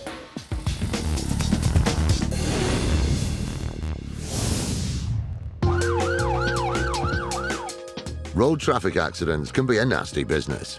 They often happen in a split second, and if there's no eyewitnesses, then determining who's at fault is inevitably one man's word against another. This is exactly the situation that bus operator First Group found themselves in back in 2012, when one of their vehicles was involved in a gruesome incident. This case involved a gentleman who stepped out in front of a bus on a busy high street. The driver's reported that he's had a fairly nasty collision with an individual who's been thrown to the floor. He's sustained some quite serious injuries. And serious they were. In fact, the pedestrian was lucky that they weren't fatal. It's caused fractures to his left hip, fractures to his left thigh. It's quite a big bone, the thigh bone. It's quite hard to break. So that in itself is a nasty injury. He's also got some severe bruising and he's got some facial injuries as well from where he's struck the side of the bus. The man was hospitalised for 2 weeks, but it wasn't long before First Group received a claim from him for compensation. Although his account of how the accident unfolded placed the blame solely at the feet of the driver. The pedestrian has told us that he is standing behind a group of people. He's looked to the left and to the right. He's seen the bus driver gesticulate towards the rest of the pedestrians to cross the road, and he himself has made eye contact with the bus driver and then stepped out, and the bus has subsequently just driven into him. All told, we're probably looking at around about £50,000. There was no disputing that this was a horrendous accident, and with a version of events as damning as that, First Group immediately launched an investigation. The first thing we're going to do is investigate fully, but on top of the compensation, we're also faced with the situation that he's laying some pretty severe allegations against our driver, so of course we want to look at the CCTV footage and interview as many witnesses as we can. Buses are equipped with as many as 16 CCTV cameras, covering virtually every angle inside and outside the bus. So if the pedestrian's claims were true, then First Group would be hard-pressed to argue otherwise. The key thing to remember in the third party's version of events is that he makes it quite clear that the driver gesticulates towards the pedestrians and that he himself has made actual eye contact with the driver, yet the bus still didn't stop. These are quite severe allegations we're making against one of our drivers. I mean, if the driver's made eye contact and he's carried on, is he saying that he's deliberately run him over? Highly unusual, and I'm not buying that for a second. There was only one way to find out what really happened. Unfortunately for First Group, they had the entire sequence of events on camera. This CCTV footage was very important because it revealed that the statement made by the injured pedestrian was total fabrication. It didn't happen. The best camera view is the camera from the near side looking towards the front of the bus, which clearly shows the pedestrian walking along the path, and for absolutely no reason at all, with no real warning, he just turns right and steps into the path of the bus. The camera in the driver's cab, it shows that there were no gesticulations from the driver. With evidence as clear as this, the pedestrian's case wasn't exactly what you'd call rock solid. I would say this whole claim hinges on the fact that this gentleman has said that the driver has waved him across, made eye contact with him, he's assumed it's safe to cross, and the bus has then driven into him. We know that just did not happen. Just to be sure, let's take another look. As the bus approaches, we can clearly see that the man is walking along the road and is not waiting to cross. Meanwhile, in the cab, at no point does the driver raise his hand to wave the man over. When the pedestrian steps out into the road, it's only when the bus is inches from his face that he turns to see whether it's safe to cross. It felt very good to actually be able to throw this claim out because we could prove that this chap was just not telling the truth. We don't like people who don't tell the truth. It makes our job harder. There is a valuable lesson to be learned from this case, and that's to be honest about where the blame really lies before submitting a claim. Because if you're the one who's at fault, then the chances are you don't have a leg to stand on. I think that despite the fact that he suffered some very severe injuries, I think it's actually disgraceful that he's deliberately tried to mislead us just so that he can get a payout on his injuries. And no one's denying the fact that they were severe, but you can't just expect someone else to pay out because you've not looked properly when you've crossed the road.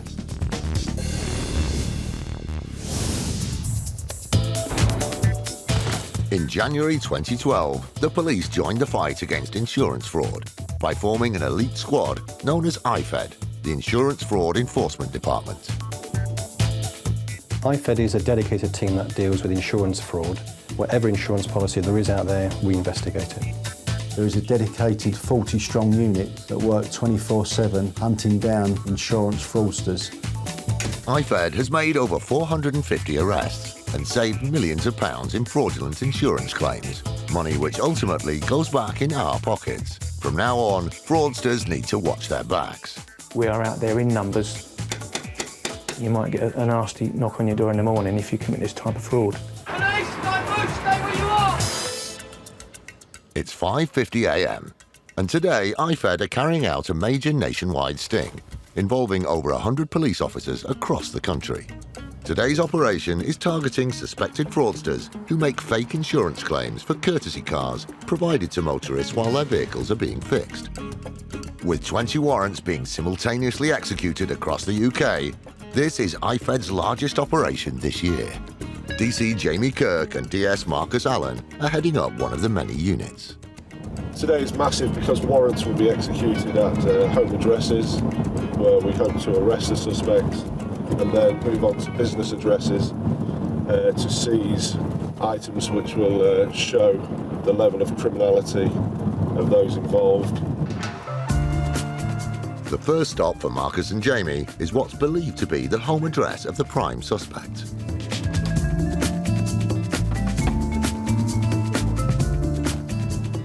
Good morning. We're officers from the City of London Police. We've got a warrant to come into the premises, so we need to just come come in in. and we'll explain what's happening to you. But once inside, the team hit a bit of a dead end. We've got a warrant to search his premises. It's in relation to a chap called... You know him, don't you? I can tell by your answer you know him. It turns out that although this house belongs to the suspect, the family living here are actually tenants and are nothing to do with the investigation. But that doesn't mean they can't be of assistance. Do you have a contact number for him? Yeah. OK, can we have that? They might not have got their man yet, but Marcus and Jamie have been given contact numbers for both the suspect and his family. Right, we have a warrant here. That warrant has been signed by a judge and that gives us the authority to search his house.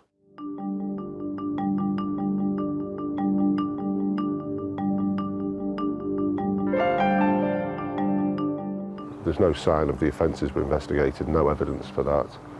So what we need to do now is contact him. We've got officers at the business address, so if he turns up there to get rid of any evidence, he'll be intercepted, arrested, and a warrant will be done there. Although the team now have phone numbers for the suspect and his family, as yet they haven't been able to get hold of either of them. We're going to the business premises where we will wait for office hours and hopefully staff or our suspect will turn up. We will we'll arrest the suspect if he turns up. If staff turn up there, we'll execute the warrant and search the premises for evidence. Through here, then a right at the end. It's still only 8 a.m, so it's a waiting game for the team as they stake out the offices. But while they're lying in wait, the suspect's family returns their phone call. My name's Jamie Kirk. I'm a detective with the City of London Police. I came to your brother's property this morning because I need to speak to him. I need to speak to you in relation to some matters. Where's your brother then? Where is he? He must be somewhere. He's gone back home. But where's back home? It sounds as though the main suspect may be overseas, but his family has given them an address which they didn't know was connected to the case. So Jamie and Marcus are going to leave another team to stake out the office while they chase up this unexpected lead.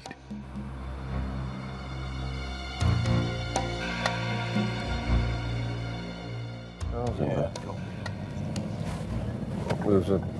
Right, I don't think we should rest on our laurels. Let's just get round number one. Yeah. Right, shall we go? Let's go in, yeah.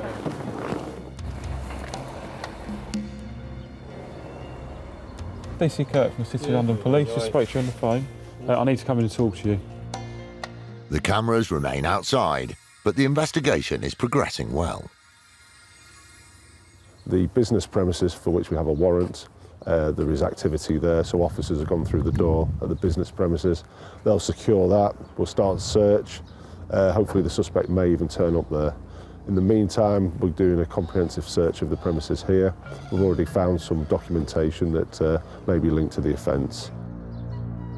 We found cash in one of the vehicles outside the address and also some money secreted in one of the bedrooms. The person arrested, the brother of the main suspect, has been taken away now. He'll be held at the police station and we'll question him in due course.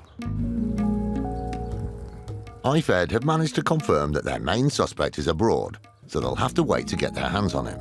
But all is not lost, as another family member, who is also believed to be involved, has been arrested and taken to the local police station for questioning. We are finding stuff going all the way back to 2010, right the way up to present date. It's around about £90,000 we've managed to identify so far. Just from looking at documentation here, I would imagine that our financial investigators are going to find substantially more than that. With everything at the house done and dusted, Marcus and Jamie head to the business premises, where they soon discovered documents of interest. We found documentation that supports the allegations of defrauding the insurance companies. This is the specific claims where we know that the frauds have been made in these names. So if we can get the original paperwork for that, that's great. It's been a long day with many twists and turns, but Marcus and Jamie are delighted with the way things have gone. The original was 26 claims and we were looking at around £90,000. I think we're in excess of that. So with everything else today, it's a great job, really. As successful as today has been, there's a final loose end to be tied, or more likely, collared and cuffed. Yeah, it's been a great day, successful, achieved everything. Just one thing we need to do now is to arrest the main suspect. Just got some information in that he's flying into the country on Monday. We need to get him early as possible so he doesn't have a chance to speak to others and to maybe destroy evidence. Therefore, I will be there and we will be the welcoming committee when he steps off the plane.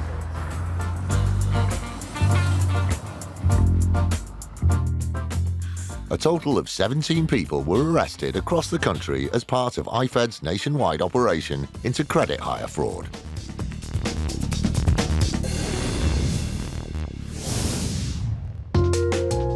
As any animal lover will tell you, getting a pet can be an exciting time. But for breeders, handing over a young puppy or kitten to a new family can be a precarious business, as there's no way of knowing whether there will be any problems with the animal's health. Thankfully, many pet insurers provide breeders with a short-term period of cover. There's a facility that insurance companies offer breeders when they're selling new puppies and kittens, and that's to put a temporary period of insurance on the puppy or kitten that allows the new owner the ability to take the puppy or kitten to the vet at the earliest sign they suspect a problem. Because most of the breeders are breeding pedigree animals, because there's a purchase price involved, there is the ability, if the animal does sadly die, to claim for the purchase price. So it protects the new owner, ensures the puppy has the best care, and it also, to a certain extent, protects the breeder.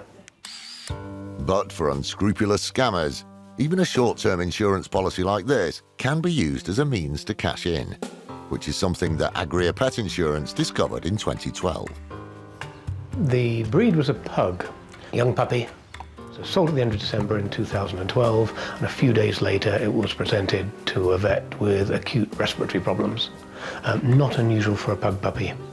The puppy was seen by the policyholder's vet, and then seen again by the breeder's vet, and sadly euthanized. Losing a pet is never easy, but in this case it was particularly painful, because pedigree pugs don't come cheap. Normally pug puppies will be sold maybe between £800 and £1,500, and the purchase price that the policyholder was claiming for in this instance was about £1,500. It was a hefty loss, but it wasn't just the new owners who were out of pocket. Our suspicions were that the breeder had had a litter of puppies, maybe one or two in the litter. The breed also have usually caesarean sections, so there would have been investment by the breeder just to have the puppies born. So the breeder had money on the table, and if one puppy wasn't saleable because it wasn't well, he was going to lose some investment. Fortunately, the policy that was in place would cover the financial loss. But as Agria began to process the claim, they noticed something rather unusual. Our suspicions were alerted with this case because the policyholder and the breeder had the same surname. In itself, that's not a fraud indicator. However, when the claim form was submitted, a letter came in stating categorically that the breeder and the policyholder, although they shared the same surname, weren't related. That's quite important because with this type of policy, if the breeder has sold the puppy to a new owner and issued the insurance, and that new owner is a member of the family, the insurance will be invalid. Unsurprisingly, Agria began to investigate the legitimacy of the claim. So we approached the owner and the breeder to just determine they weren't in fact related. We asked them the question, and they denied that they were related, but then they became very evasive, and trying to get hold of them became very difficult. And as it turned out, there was good reason as to why the owner and the breeder weren't responding to the insurance company's calls. When we started to probe, when we started to look at the veterinary records, and the vet categorically had got the owner and the breeder down as brothers. When we looked at Facebook and social media, it was very evident that the two were related, and the policy was invalid. Thankfully, a fraudulent claim had been avoided. But this is typical of the kind of underhanded activity that companies like Agria need to be on their guard against. I think in this instance, it was an opportunistic claim. I think breeders think that insurance companies are remote and distant, and with the volume of claims that certainly go through with pet insurance, this one will probably slip under the radar. No, it's not sophisticated fraud. It's very opportunistic fraud. It's often not thought through at all. For the individuals who think they can get away with this, we're looking for them.